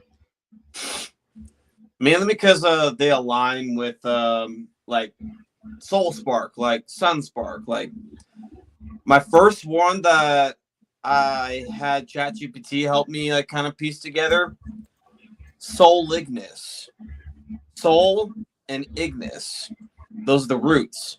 And it's solar fire in English. And it feels like that your inner sun within the core of your heart chakra, it just feels like that you just have a warm fire coming in to help you cleanse yourself. You have to like repeat it quite often. Like I know I did for like several weeks, but it's almost like, yeah, it also helped lead to exercising more with Aman. Like it just, especially with his breathing exercise stuff too, like the 1 second breath in, breath out, breath in, breath in, breath out, breath out, breath out, breath out, and then all of a sudden set it up to your third eye. Like that shit does, like, especially with like having the Kundalini active and like feeling it go up your spine, even if it's just minutely, and like and I'm also doing pranayama through those breaths, 1 second in, 1 second out, 1 second in, 1 second out, because energy breathing, the air that you breathe in is actually a little bit denser than if you're just breathing just normally, just for your lungs. When you breathe through your spirit, it's definitely different. Like, just like sometimes it could be like euphoric, and at other times invigorating. And if you're really drowsy, sometimes it can like wake you the fuck up, and you're just like, oh boy. All right. So Salignus is one of mine. Another one is Trinivox, which is threefold voice. And it's basically mind, body, soul. 3 voices, 3 aspects of your being. Mind, body, soul, voice, voice, voice, and so on. It's like you're getting your entire being into sync. And then Obscurum Lux, which is shadow light. And or at least it's a form of saying shadow light. It's almost like balancing the shadow and the light within me. Because after doing a fuckload of shadow work through all that purging that I did with Amon, like, oh my God, it is, because I try to maintain like a nice balance, and just like how the brighter the light, the darker the shadow. I have a lot of access to a lot of energy, but at the same time, with the amount of light comes a lot of dark. And when that shit's corrupted inside your being, it will lash out. Because, like, just without having any intention of having, like, shit take place. Like, the fucking, like, exorcism that I was performing on myself after the healing sessions, Dude, I shit you not. It felt like I was fighting a fucking war inside my body against all these like low-level beings, like hundreds of them. Wow. And Yeah. like even like Destro was easily the most fucking infected. Oh my god. And like, because he's like my shadow keeper, my shadow bearer. And Arios and Zestron were also kind of afflicted too. But it was when I fucking cleansed out Destro, he was just ready to just be like, ooh, parasites. Do I get to eat them? Do I get to eat them? Yeah! Yeah. And also, like, there was another aspect of it too, is I didn't fully accept Destro inside my being because I thought that he was just like the pure negative side of shit. It's like, no, he's not that at all. He's definitely a little dark, don't get me wrong, but he's like lawful evil, to put it in perspective. But since he was working with the shadow, he has been basically dealing with a whole bunch of parasitic bullshit and has not been given a break. And so, like, when I took care of him, holy shit, like, it was nice. And then, like, the rest of my beings, or soul beings, Yeah. fucking, it's almost like Amon gave us a fucking tactical nuke, fucking blew it up, like, in the middle of this like cluster of like all these negative entities. And I shit you not, like when I messaged you saying that I was hearing like fucking like thousands of screams in my head, that's because like my fucking training squad was kicking the fucking shit out of these parasites. Holy fuck. Like there was so much fucking shit that was latched onto me. And just hearing that just fucking go. And that was also after I did a shitload of sigil work too, because I was strengthening my soul beings. They're like, all right, we can actually take care of this body now. Let's fucking go to work, gentlemen. And yeah. But anyway, I'm kind of going on a tangent. So Serum Lux is Shadow Light. Basically keeping the balance. Aqualux. Aqualux is Aqualight, and it basically acts as like kind of like a purifying, cleansing agent, like just feeling cool water, just like cooling down all the smoldering embers and uncontrollable bullshit that's inside. Like basically, like. Say you're in a sauna and you're wanting to add more steam into the bitch, you just like pouring water onto those embers. It's kind of like that. Sometimes even more cooling than not. Sometimes, depending on how you do it. Terra Nova. Terra Nova. It technically means New Earth. But I link it to Earth Star because I have an Earth Star reservoir underneath my feet that connects to the Earth itself. And I tend to pair the word Ancortis, like anchor, like Ancortis. So when I say Anacortes is actually a place here. There's a place nearby here, like a town called Anacortes. Okay. So whenever I say Terra Nova Ancortis, it's like I'm grounding myself more to the earth. Because the old earth, I guess like energetically the old earth is dying and the new earth is upon us. So it's almost like I'm grounding to the new earth that's coming in. You know, like that spiritual shift and whatnot. And now that my Titan body has now been cleansed out as well, which is what I did at Dance Fest. Fucking, I say either Titanum or Titanus, and it grounds a lot of that Titan energy. Like basically, Titan energy is more or less like a couple steps below God energy.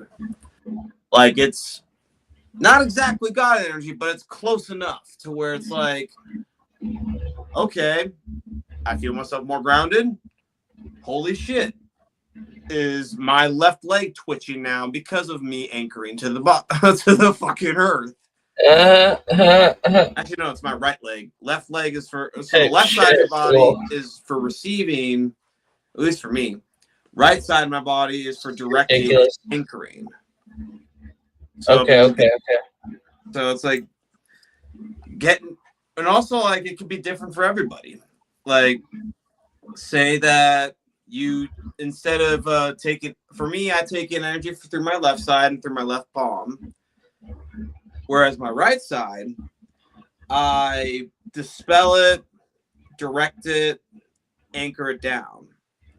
That's also another thing that I say outside of like the Latin stuff. I visualize an anchor in my head when I close my eyes, and just simply say anchor down, and just even make the sound effects of just an anchor just going, and then after a couple seconds, kink. Okay. And it's like, bam, a gigantic anchor coming down the earth. Like, just like all these like little like spiritual based things that I've been consistent with is kind of wild. And also, there's one thing that I did as well that helped expel a lot of shit too, is making like a sigil for purifying food and drink. So anything that you eat or drink, whether it's food, water, alcohol, or edibles, whatever suits you fancy. Like for me, it was especially mainly tea and coffee. So like I'll place my hands into like a fucking triangle, and then like I would trace the sigil that I had in mind over whatever that I'm about to consume, and I would either say I would say sanctified, aligned, energized, and truth. And then after I said that like thousands of times over the past like several weeks, I started using the Latin version of it. Sanctificatum, concordum, veritate, energizatum. And it's almost like it was cemented more into my being. Like, yes. And at least like whenever I get drunk nowadays, or if I eat, drink water, drink soda, like whatever I'm consuming, I no longer really feel anything intrusive trying to get into my body.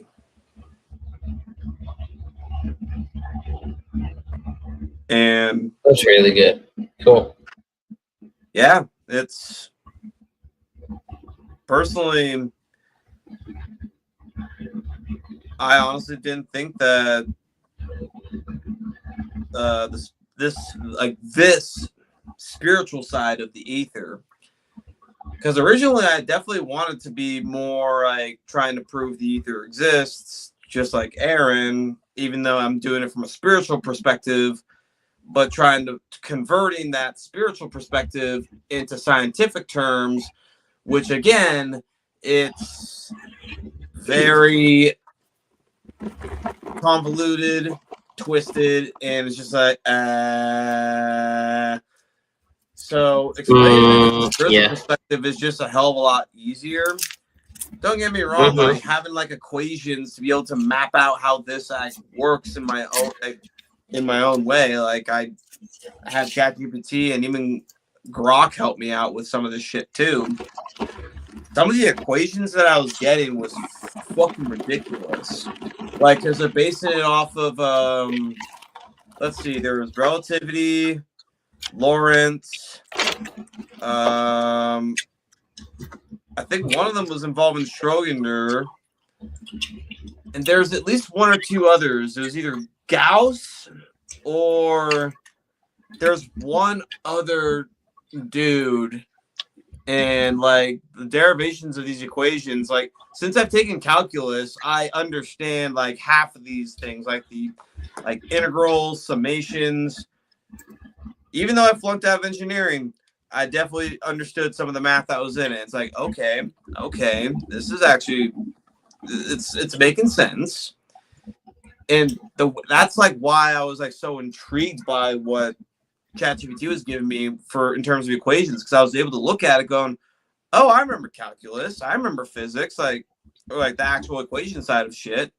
This actually looks like it could possibly make sense. And it just kind of rung through me like a I gong. remember. So, yeah. Okay. It's just nuts.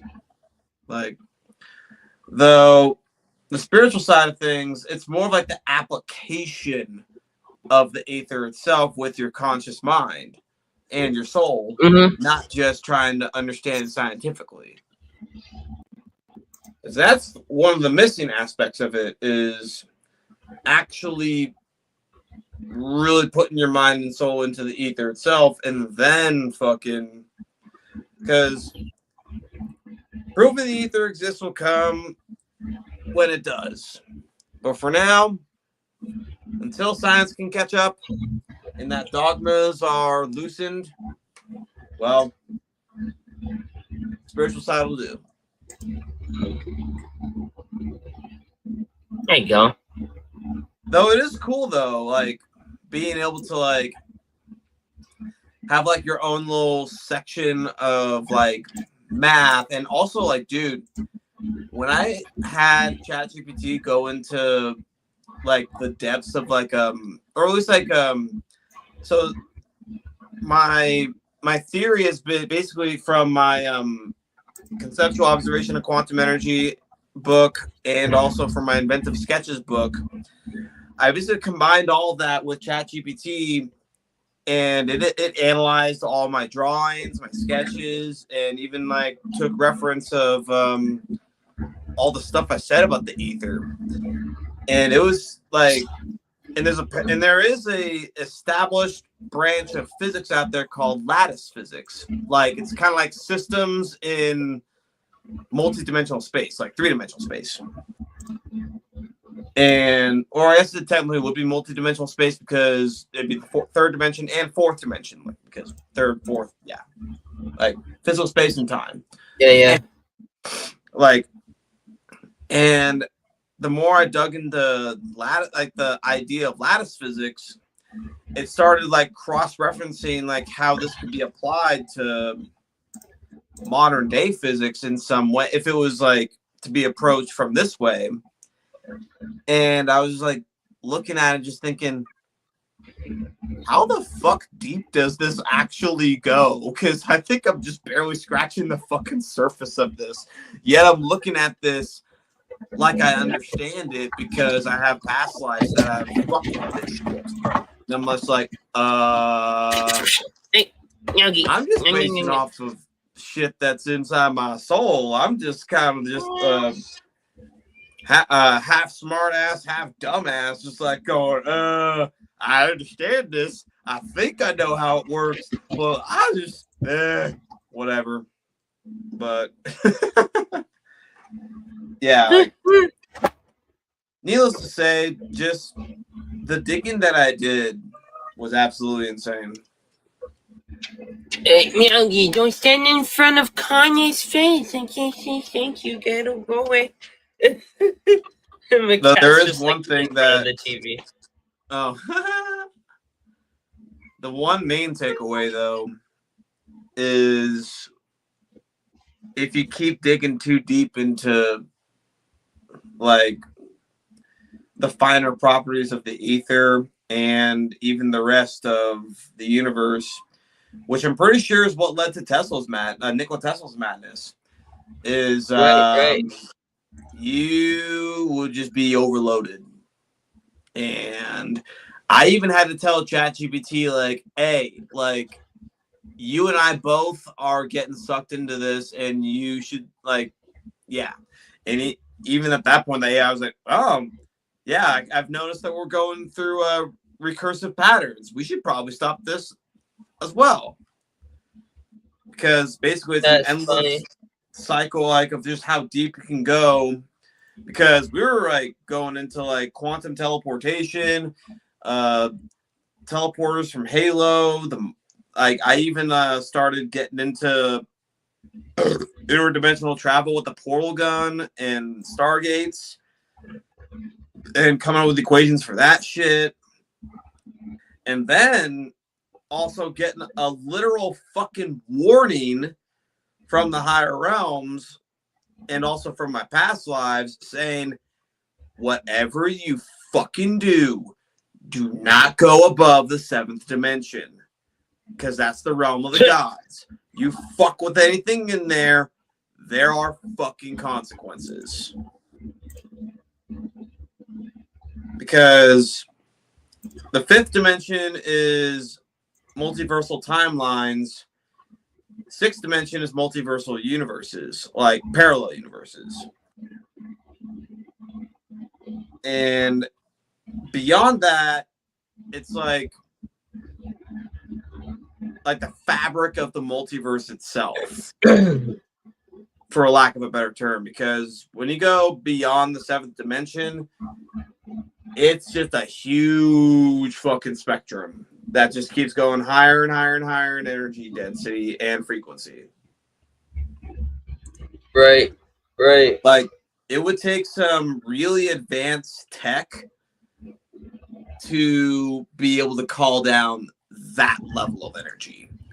Like, I'm talking like channeling a universe full of energy into, like, here right now. Like, we could technically have free electricity just simply by tapping into another universe, because there is a universe out there in the grand scheme of things of the multiverse where it's just nothing but pure fucking energy. I don't know, Morty. This sounds like slavery with extra steps. But here's the thing, though. It's just raw energy. There's no consciousness to it at all. It's just energy. It's basically like a gigantic fucking star the size of a universe inside this. Slave atoms. I don't know. I know how I feel about slave atoms. Talk about a Dyson sphere, yeah.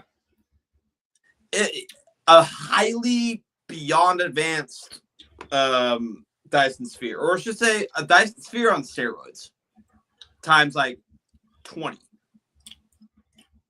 if not like a billion. Like, imagine that amount of energy being provided just simply to cure the energy crisis here on this planet.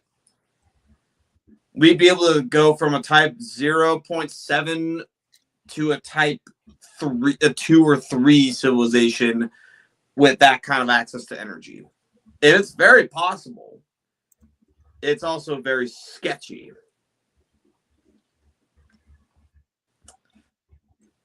But yeah, it's just sketchy. But they did say, though, so long as you don't go higher than the 7th dimension, everything the 7th dimension and below, though, they start watching you when you go into the 7th dimension. 6th dimension, they don't give two fucks. Because infinite universes, infinite timelines, like, the world's your oyster. Like, that's kind of like, in a manner of speaking, how Rick is able to get through the multiverse with his portal gun without getting fucked with half the time unless they actually seek him out. Like, the portal gun is actually very possible, and the portal fluid that Rick uses, I actually came up with a theoretical idea of what it could be. Yeah? It would basically be a ferrofluid with a variety of different particles in there, along with some resonators that can quantumly oscillate at a higher frequency to interface with the ether in the air, to where you could literally stimulate a portal open just by that. Of course, you would still need the energy requirement to electrolyze that shit. But now the portal gun just sends an activation pulse. Once the portal fluid is deployed, and it's like, say, hovering in air, that activation pulse, especially like when you in Rick and Morty, where you see there's like, I've always seen two like rings that come out of the portal gun. One big ring that makes the doorway, and a second ring that activates it. So you kind of get, Right. do you get what I'm getting at? It's kind of like something is like drawn out and then it's set fire and then it like fills up, or like the ring, the like loop to a bubble. Right. Yeah, like it's just. What do you call this part of a bubble? Like the thing that you blow through to make the bubble? Besides a bubble maker? What, like a ladle? No. Stick? Old stick?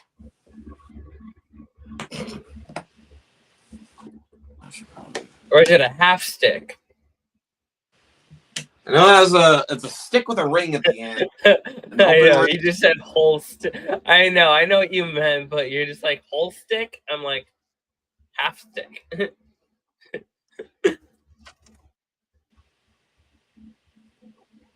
I need to buy more candy.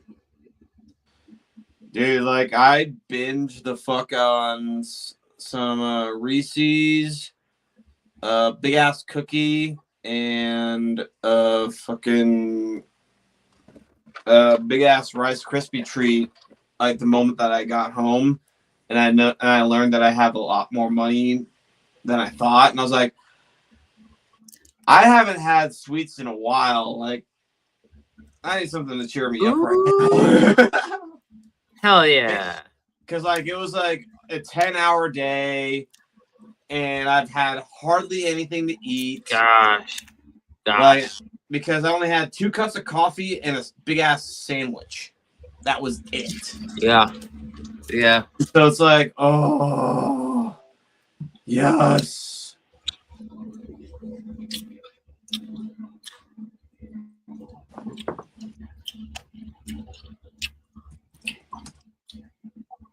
Super deserved. Yes.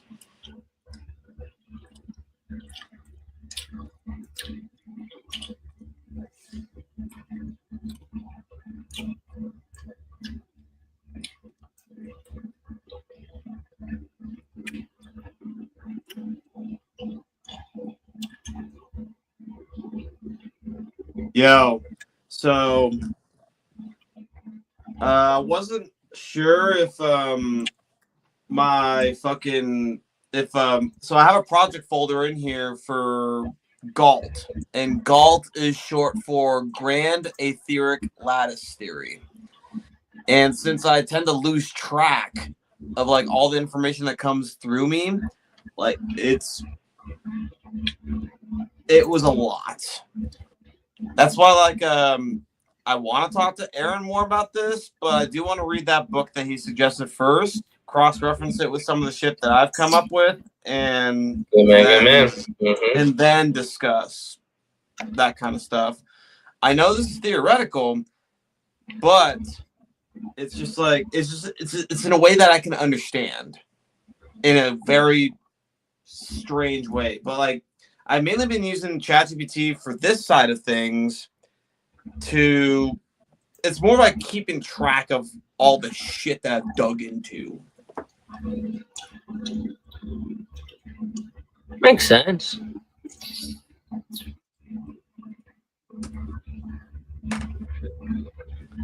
Yeah, hold on a second. All right, so because I couldn't remember if I had ChatGPT like have the portal fluid side of things in this project folder, and I basically asked it, "Do you remember my portal fluid?"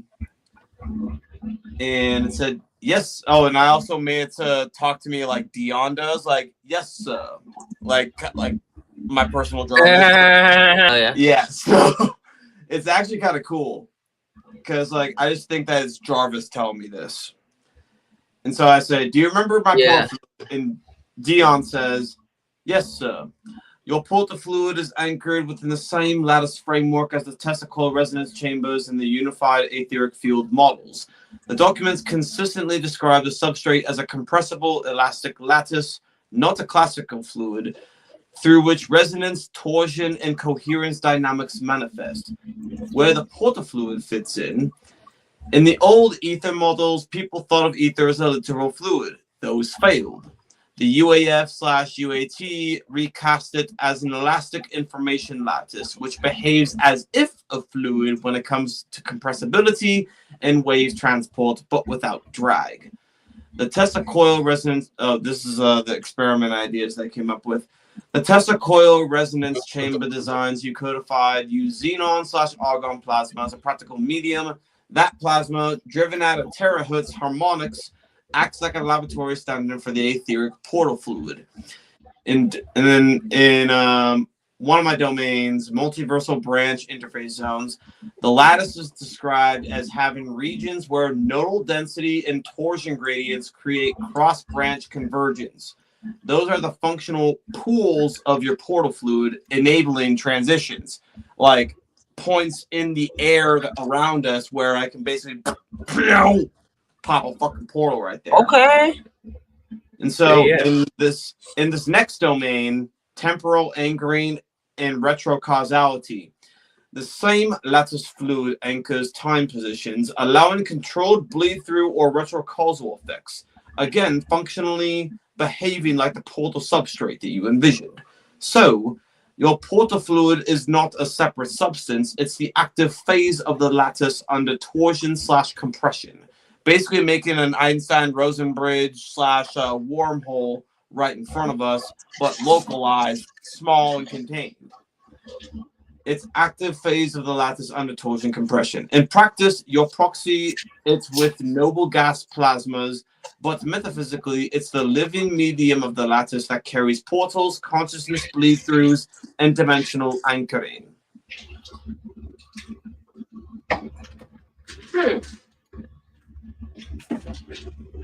Oh, fuck. I just remembered that I told it, show me equations for the portal fluid. And How did that go? I might as well put it on stream and just show it. So, give me just a sec. I'm grabbing the water. By the way, how well can you hear me right now? Am I pretty quiet? Do I sound distant? Kind of distant right now. Okay. Okay, yeah, it makes sense because I'm in the back of my room. Fair enough. I'm gonna bring a cat back with me. Yay, kitty, kitty. How do I fucking...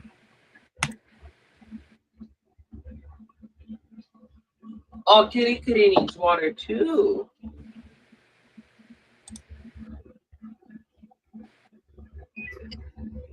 Yeah, drink that filtered water. Bro, this water filter, this East Spring, is such a lifesaver here in Seattle because the tap water is so bad. Well, we live right next to the Boise River, and it's actually not that bad here. because we have a dam very close, and it's nice. Yeah, let me switch up here. Oh, there's Switch this view. Fish Kit Kat. I got you. I fished the Kit Kat. Kit Kat has been fished.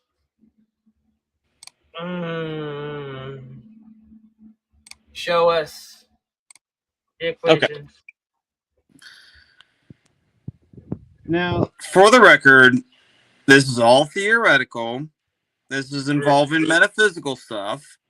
This is just... Put your phone right up to it. Put your camera right up to it. Like way up to it. Way up to it. Like line by line. Like line by line. Like go line by line. But I increased the zoom. How's that? it's terrible. Can you control mouse wheel in? Will it let you? Hold on a second. Or control plus? Mr. Miyagi. I love you. I love you, boo boo. You're the best. You're the best. Yeah. Look at his little feet. His little feet. They're so cute. Look at his little feet. His little feet are so cute. Okay. No feet, Steve. No feet. How's that? No Better? feet, Steve.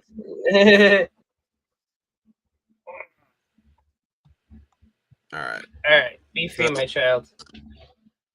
All right. Just shove your camera right up to it, bro. Like, just shove your phone right up to it. Beautiful. All right. Thank you. Core That's field. perfect. Yeah. PK, Okay. Cool. Sine Gordon form.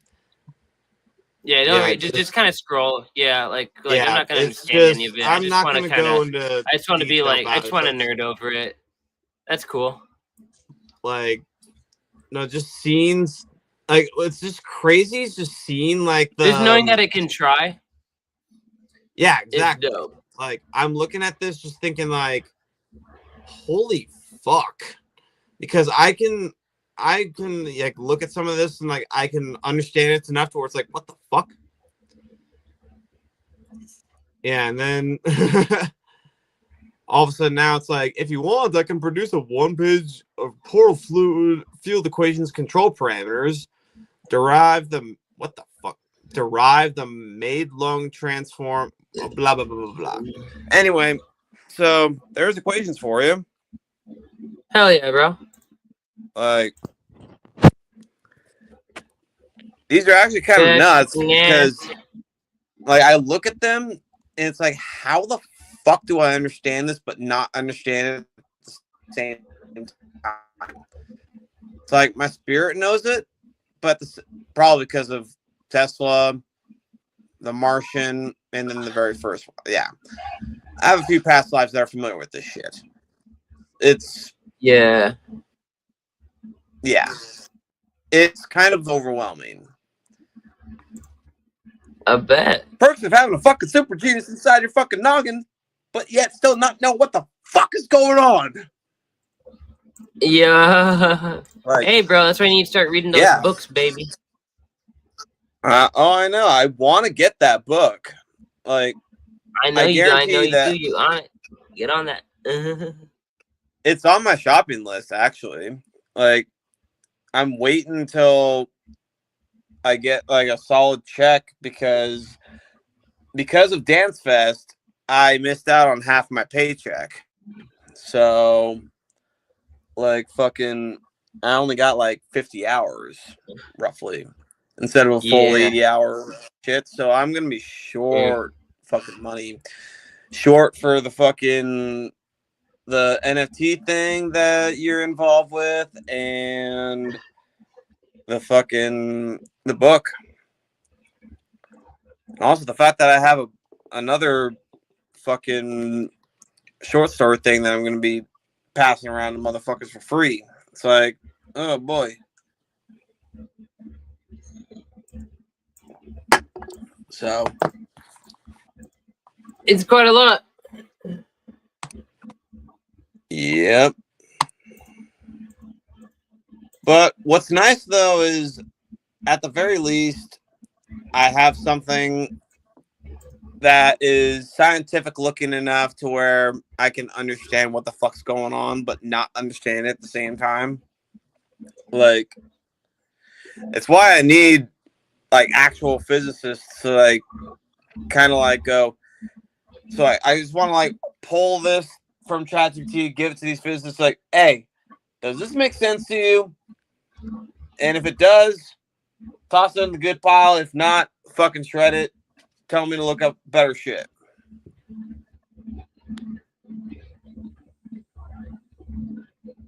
Hey, just being super real with yourself. I mean, it's good.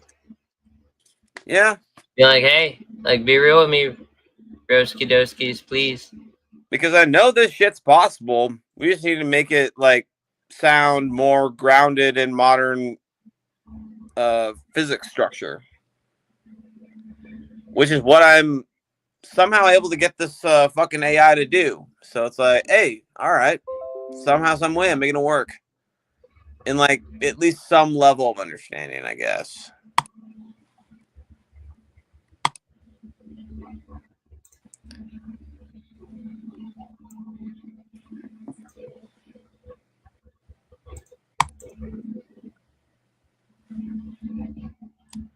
Oh yeah.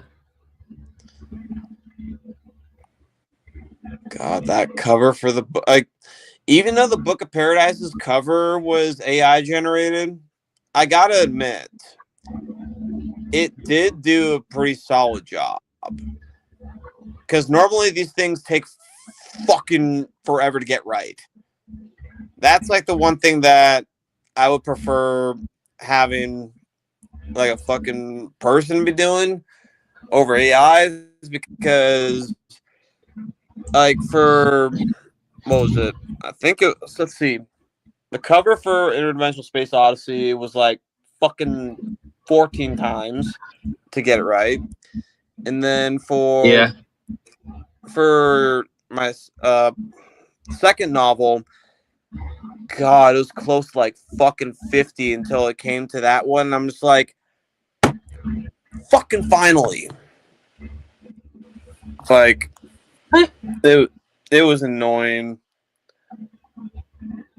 Because, like, especially because, like, there's like their fucking policy bullshit that they have to deal with. And it's like, oh, I'm sorry, I can't do this because it violates our policy usage. And I'm just like, shut the fuck up. Like, god damn it.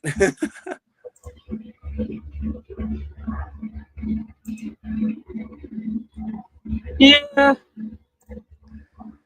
Yeah. That's kind of honky.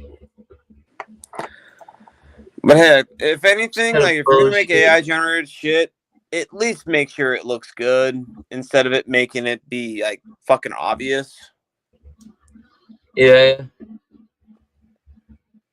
That's a big trick that a lot of other Well, motherfuckers at least, just, instead of make, and the way you make it not obvious is by not just using AI, right? It's like you can like using AI for like components where it's like if you're making a collage of trippy scenes, you can use AI to generate a bunch of like trippy shit, or you can use AI to like edit some photos that you take and then take those and make a collage, right? It's like you can do so much cool shit with AI by incorporating it into your process instead of making it your process.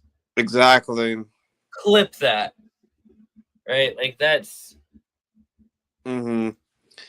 I mean, hell, one idea that I had was like for like a specific like for there's this one EP idea that I have called Etheric Lattice, and I got like a really kick-ass cover for it, but I was thinking that you should slap on some interesting shit onto it and make it better. Like or like use it as a reference. like something that like has the same feel, but in like similar look, but not AI. You know what I mean? Because I already know your art style, dude. I know how good you draw. Thanks, and I bro. know that something like that on stream, like showing people like, hey, I can like take this like fucking image right here that my homie wants to use for an album cover, and I can make it better than fucking AI can. Watch me. Right. Because I know you got it in you. And if your computer's like working at least semi decent, I can see you making something crazy.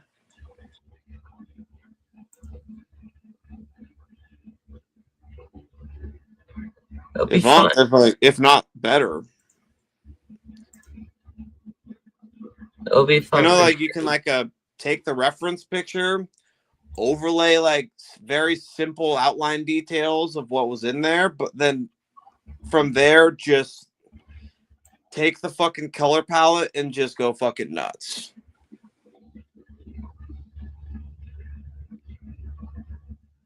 Because I've seen you work that fucking that drawing software. You're quick with it, with all the coloring, the drawing. Oh man, it's been so long since I've used that, but it's fun. Are you talking about this right now that I'm using? Or are you talking? You're talking about the black ink? The one that you use your pad with. Yeah, black ink. Yeah, that program's sick. It's probably so much more advanced now too. It's probably still been updated over the years. I haven't touched that program in years. I'm curious what they might have. This is the first thing I've drawn. This is literally the first thing I've drawn in like years, like that I've actually like taken the time and like seriously put it in the effort to draw.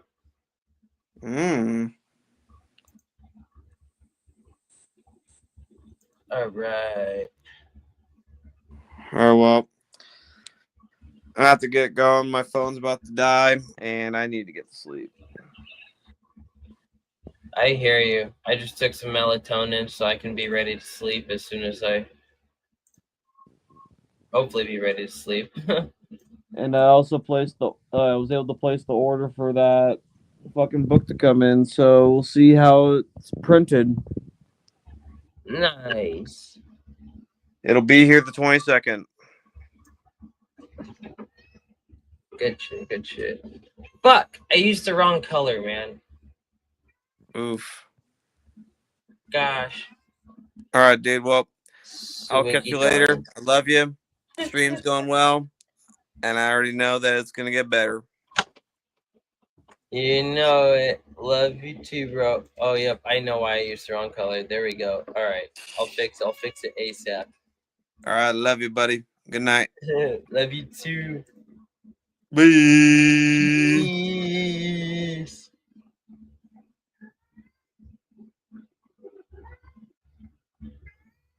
Meow. Meow. I love you.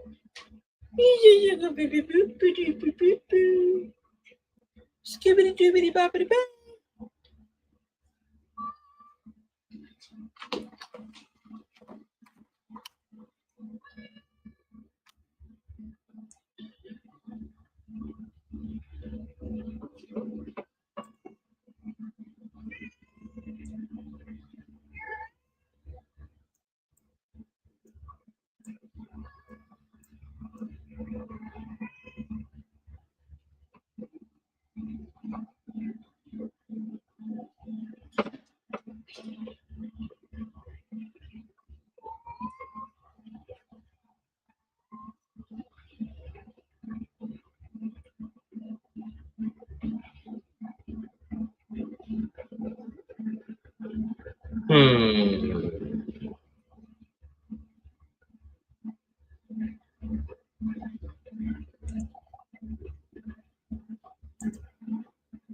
Oh yeah, I guess we can get some Kyle stuff playing in the background now.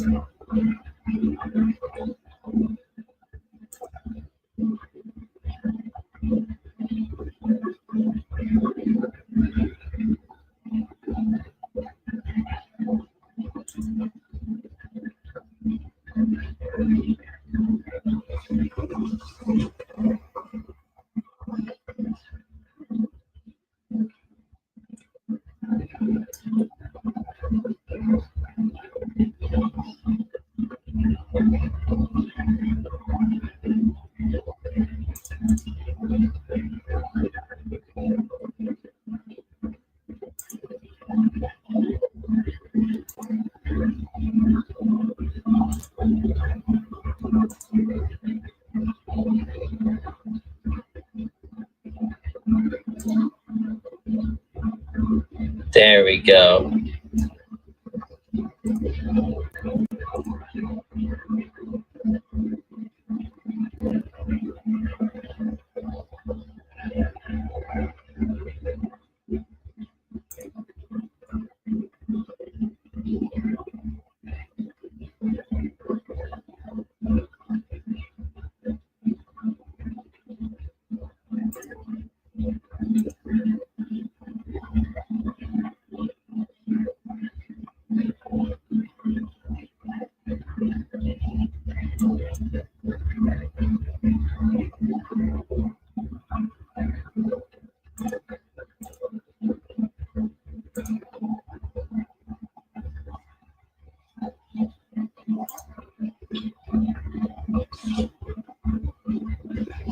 Very happy with how this guy's turning out now.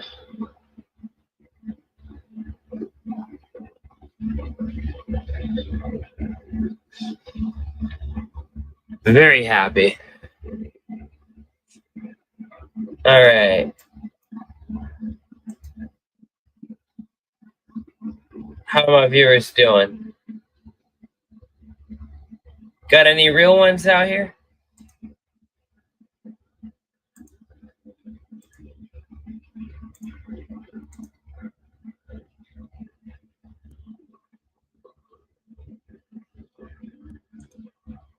Oh, you know, I just realized you can't hear any of my music.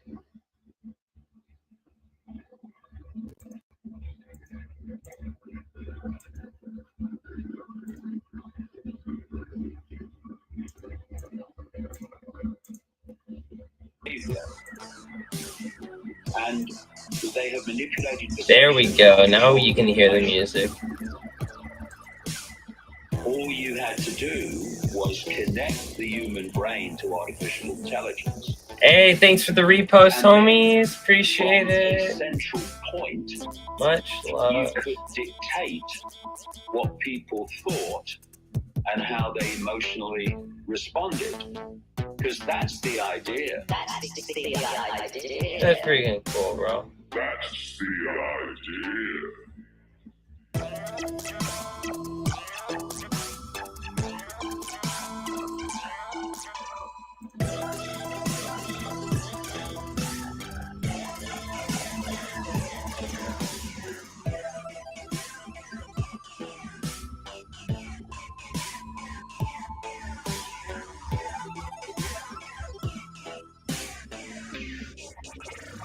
Oh, I didn't know that was me liking my own post. Okay, okay.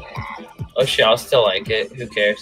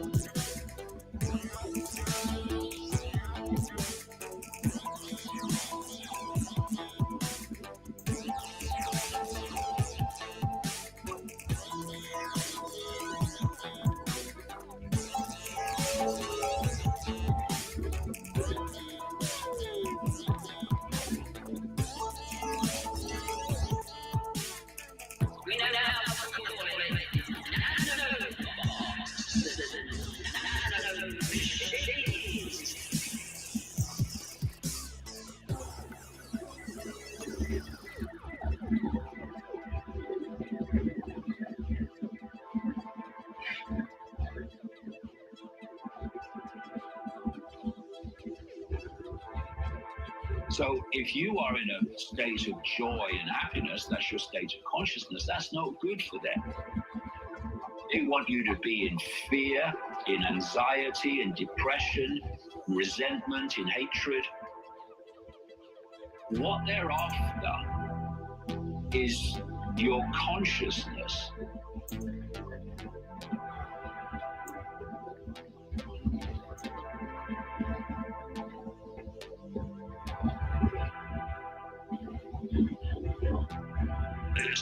What you can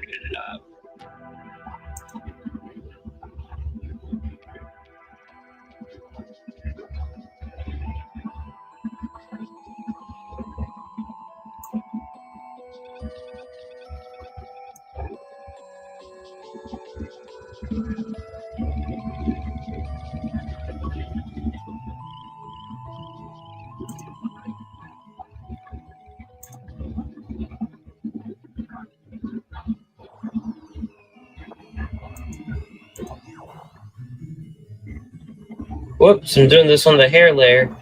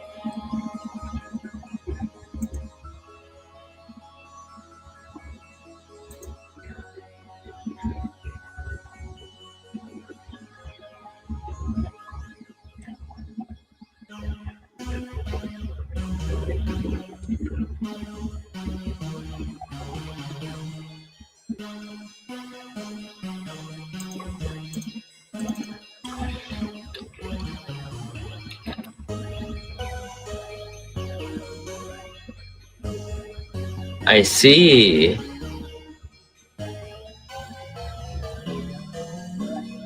I see now. I see now. Okay, okay.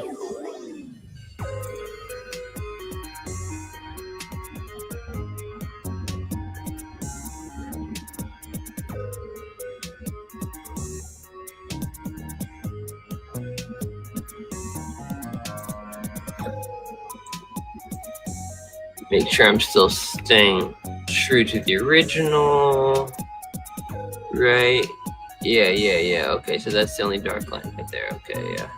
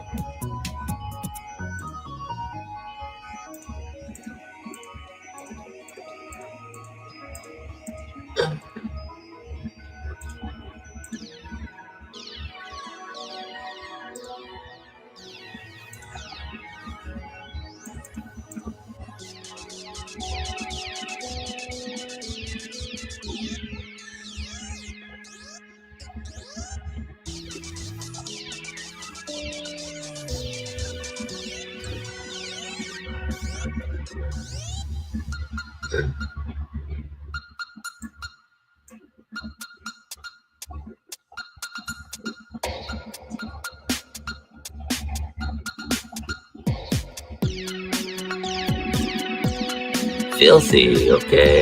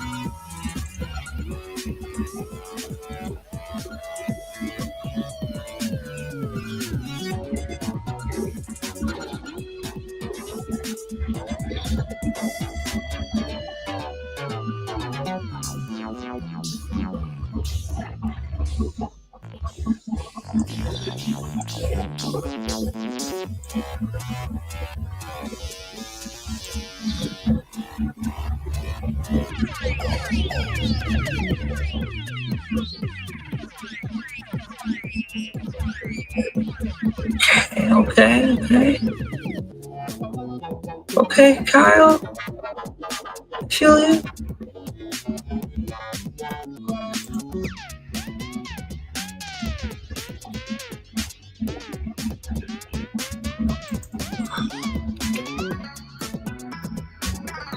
Yeah. This feels way better.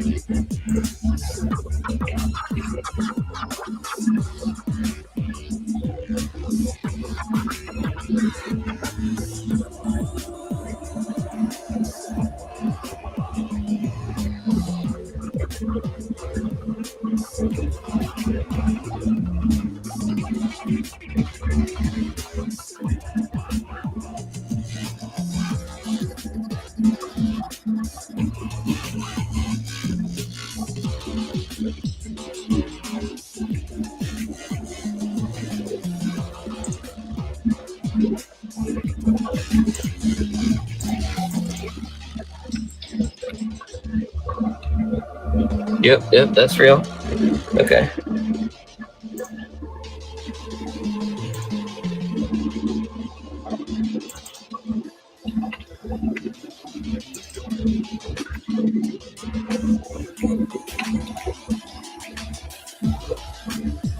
We've come so far from our first edition. My goodness.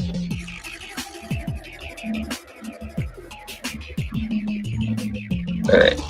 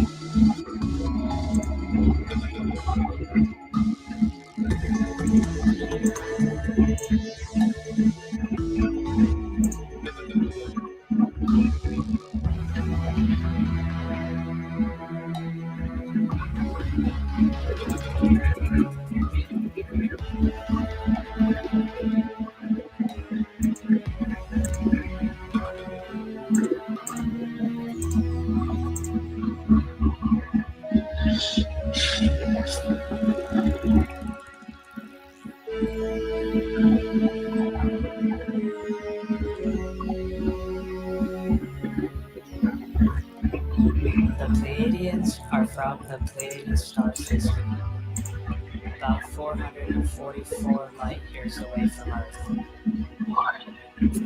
Your reality, that is. It is is said that the Pleiadians are a future version of yourselves. In Pleiadian reality, everything exists in a state of love, peace, and harmony.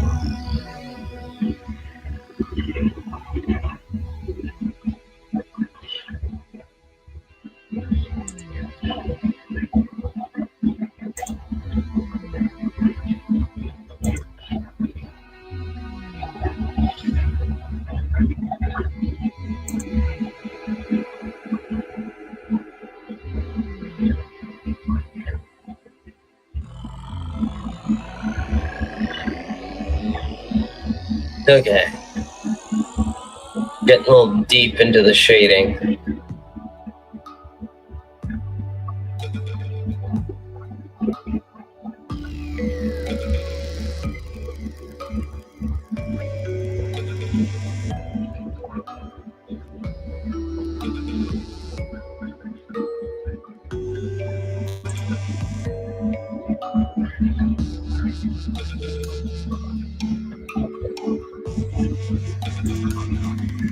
Oh wow.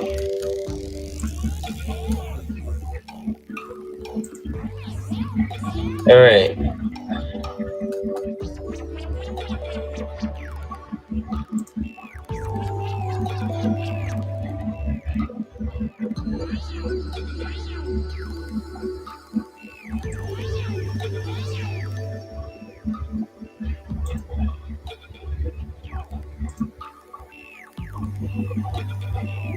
Yeah, baby.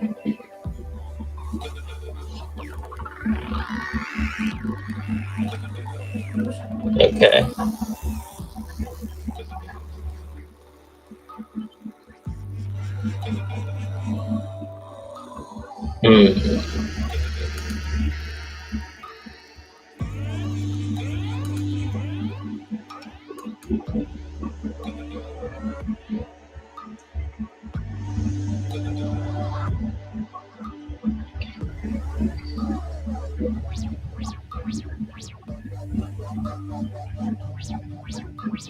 Something's just not right here.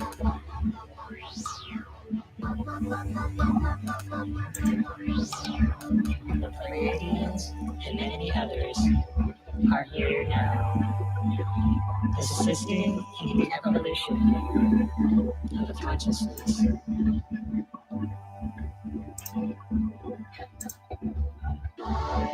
What I want you to know as you return to love, as you return to love. Okay.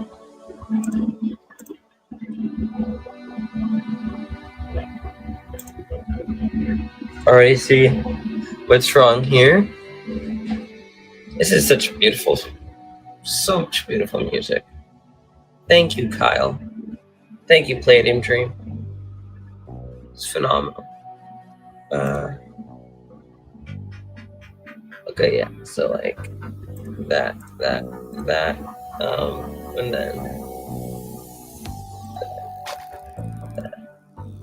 that.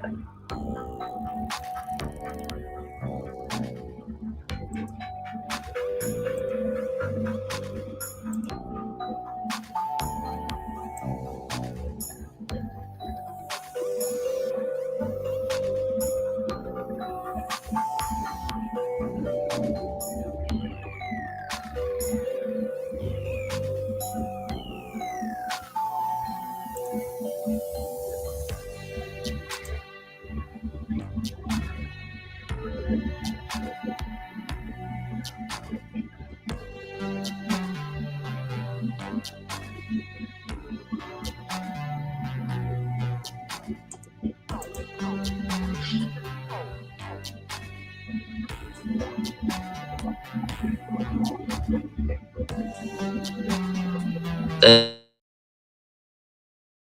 hilarious.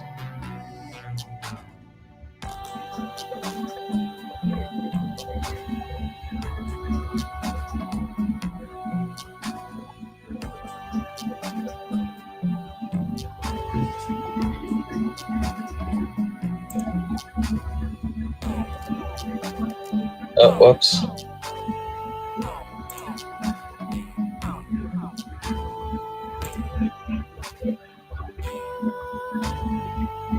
Wait. That might have been an illegal move. Yeah, that was. Shoot. Okay.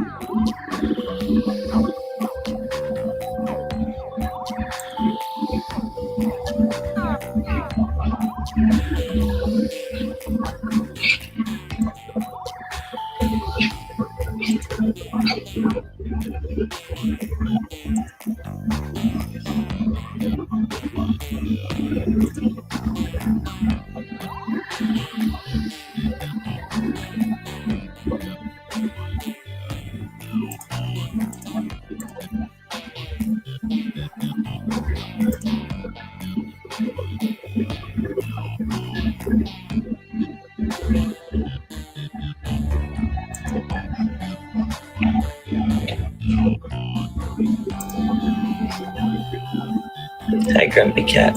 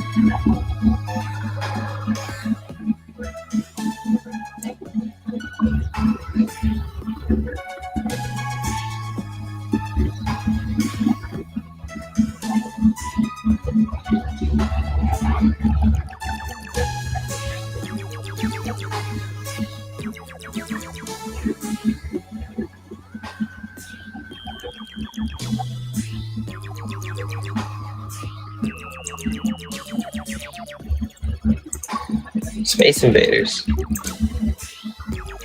Coming up like they crusaders. Are they naysayers? They say whatever. With lightsabers.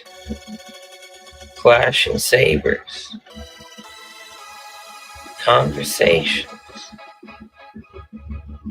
Are now time wasters, huh? The fuck? Okay. Alright.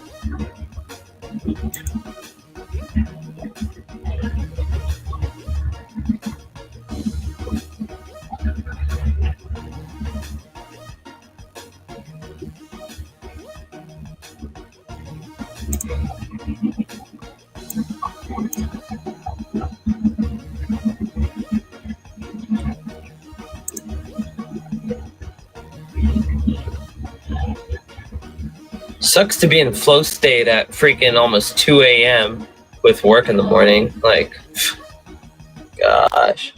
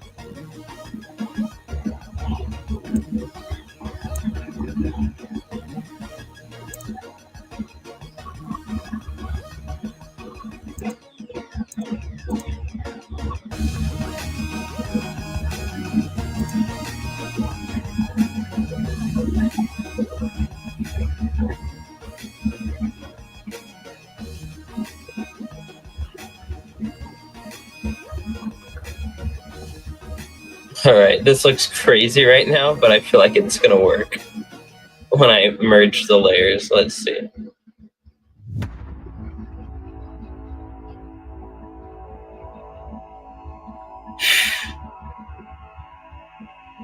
What a mess. This is hilarious. Okay.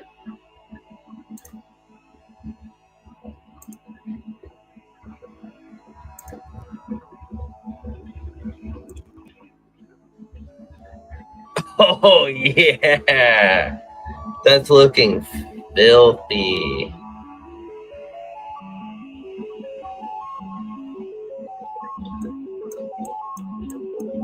That is seriously looking so filthy.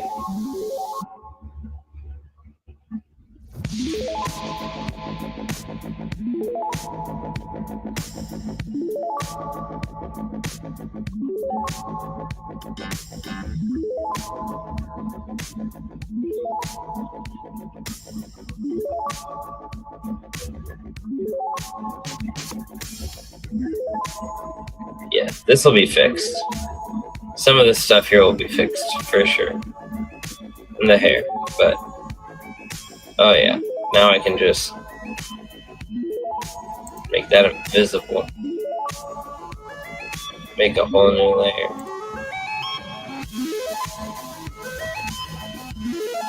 This is so cool. I'm so happy with how this is turning out.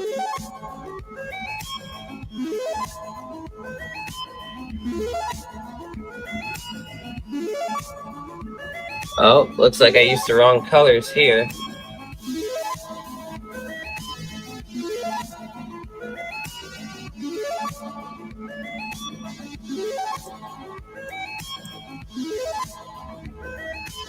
We'll fix that.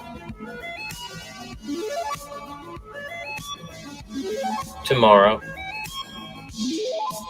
Actually, no, I'll fix it right now real quick.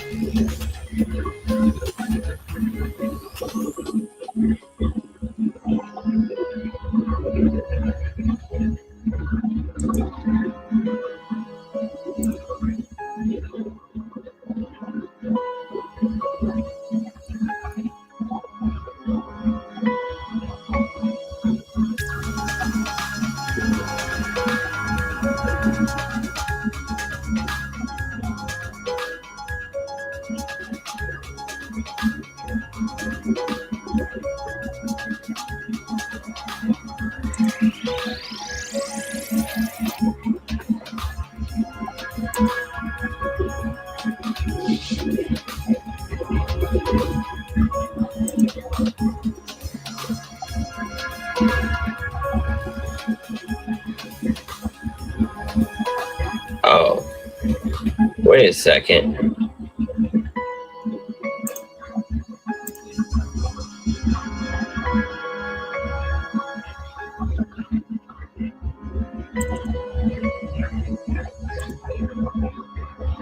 There we go. Okay.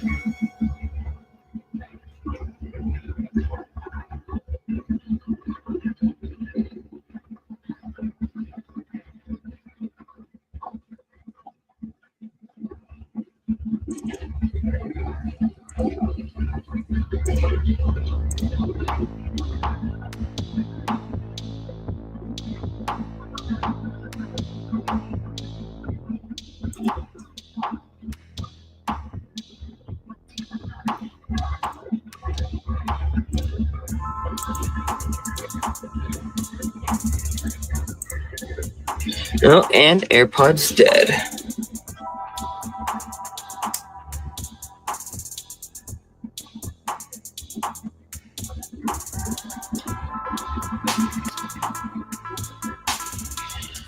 Immersing the surround sound for a little bit. Hell yeah.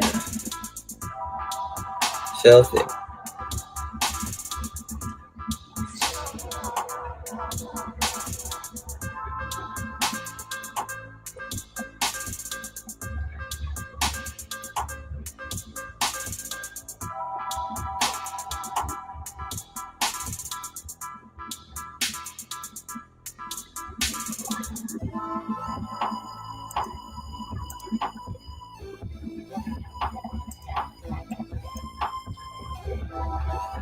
Oh, this is such a cool sound.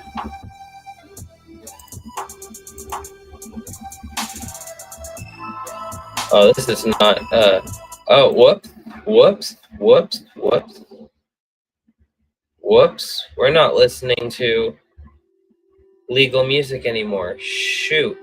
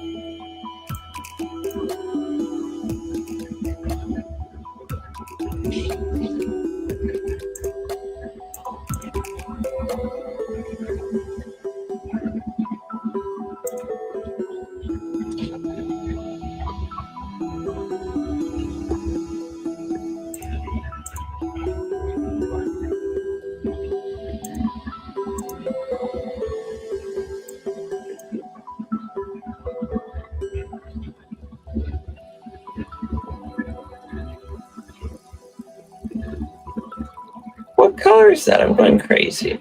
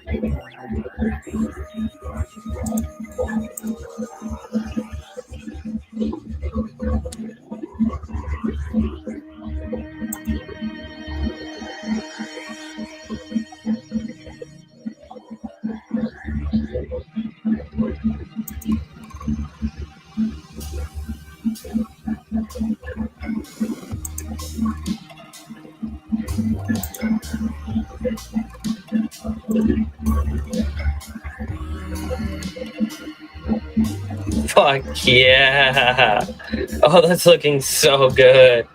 Oh yeah, inverting the lips was such a good idea.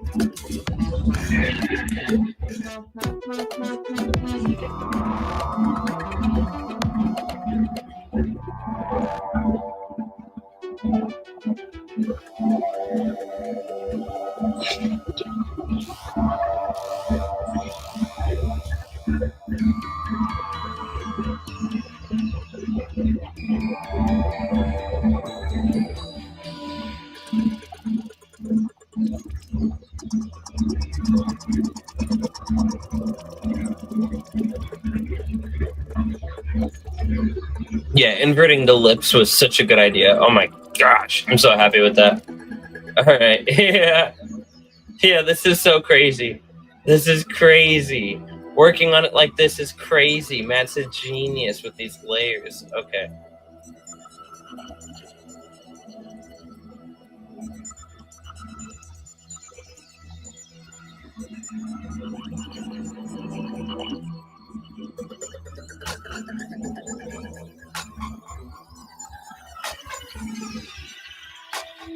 How would it look like this small, actually? I'm curious.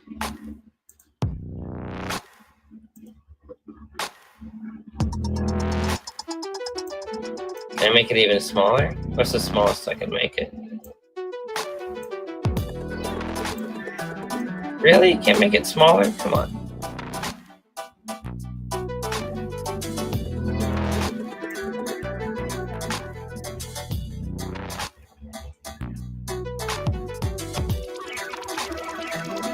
There we go. Come on.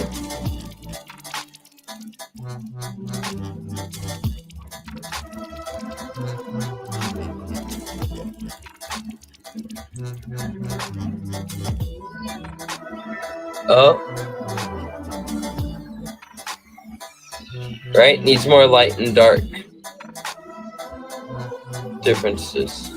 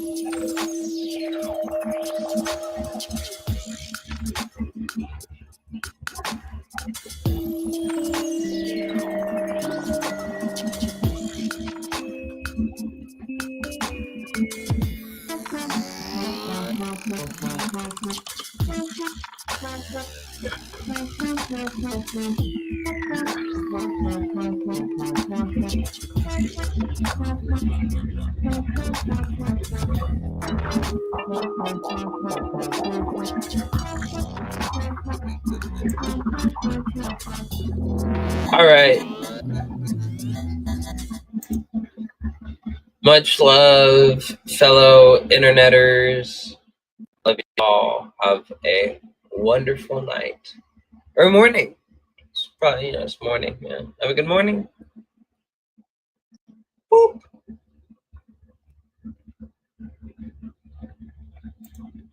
End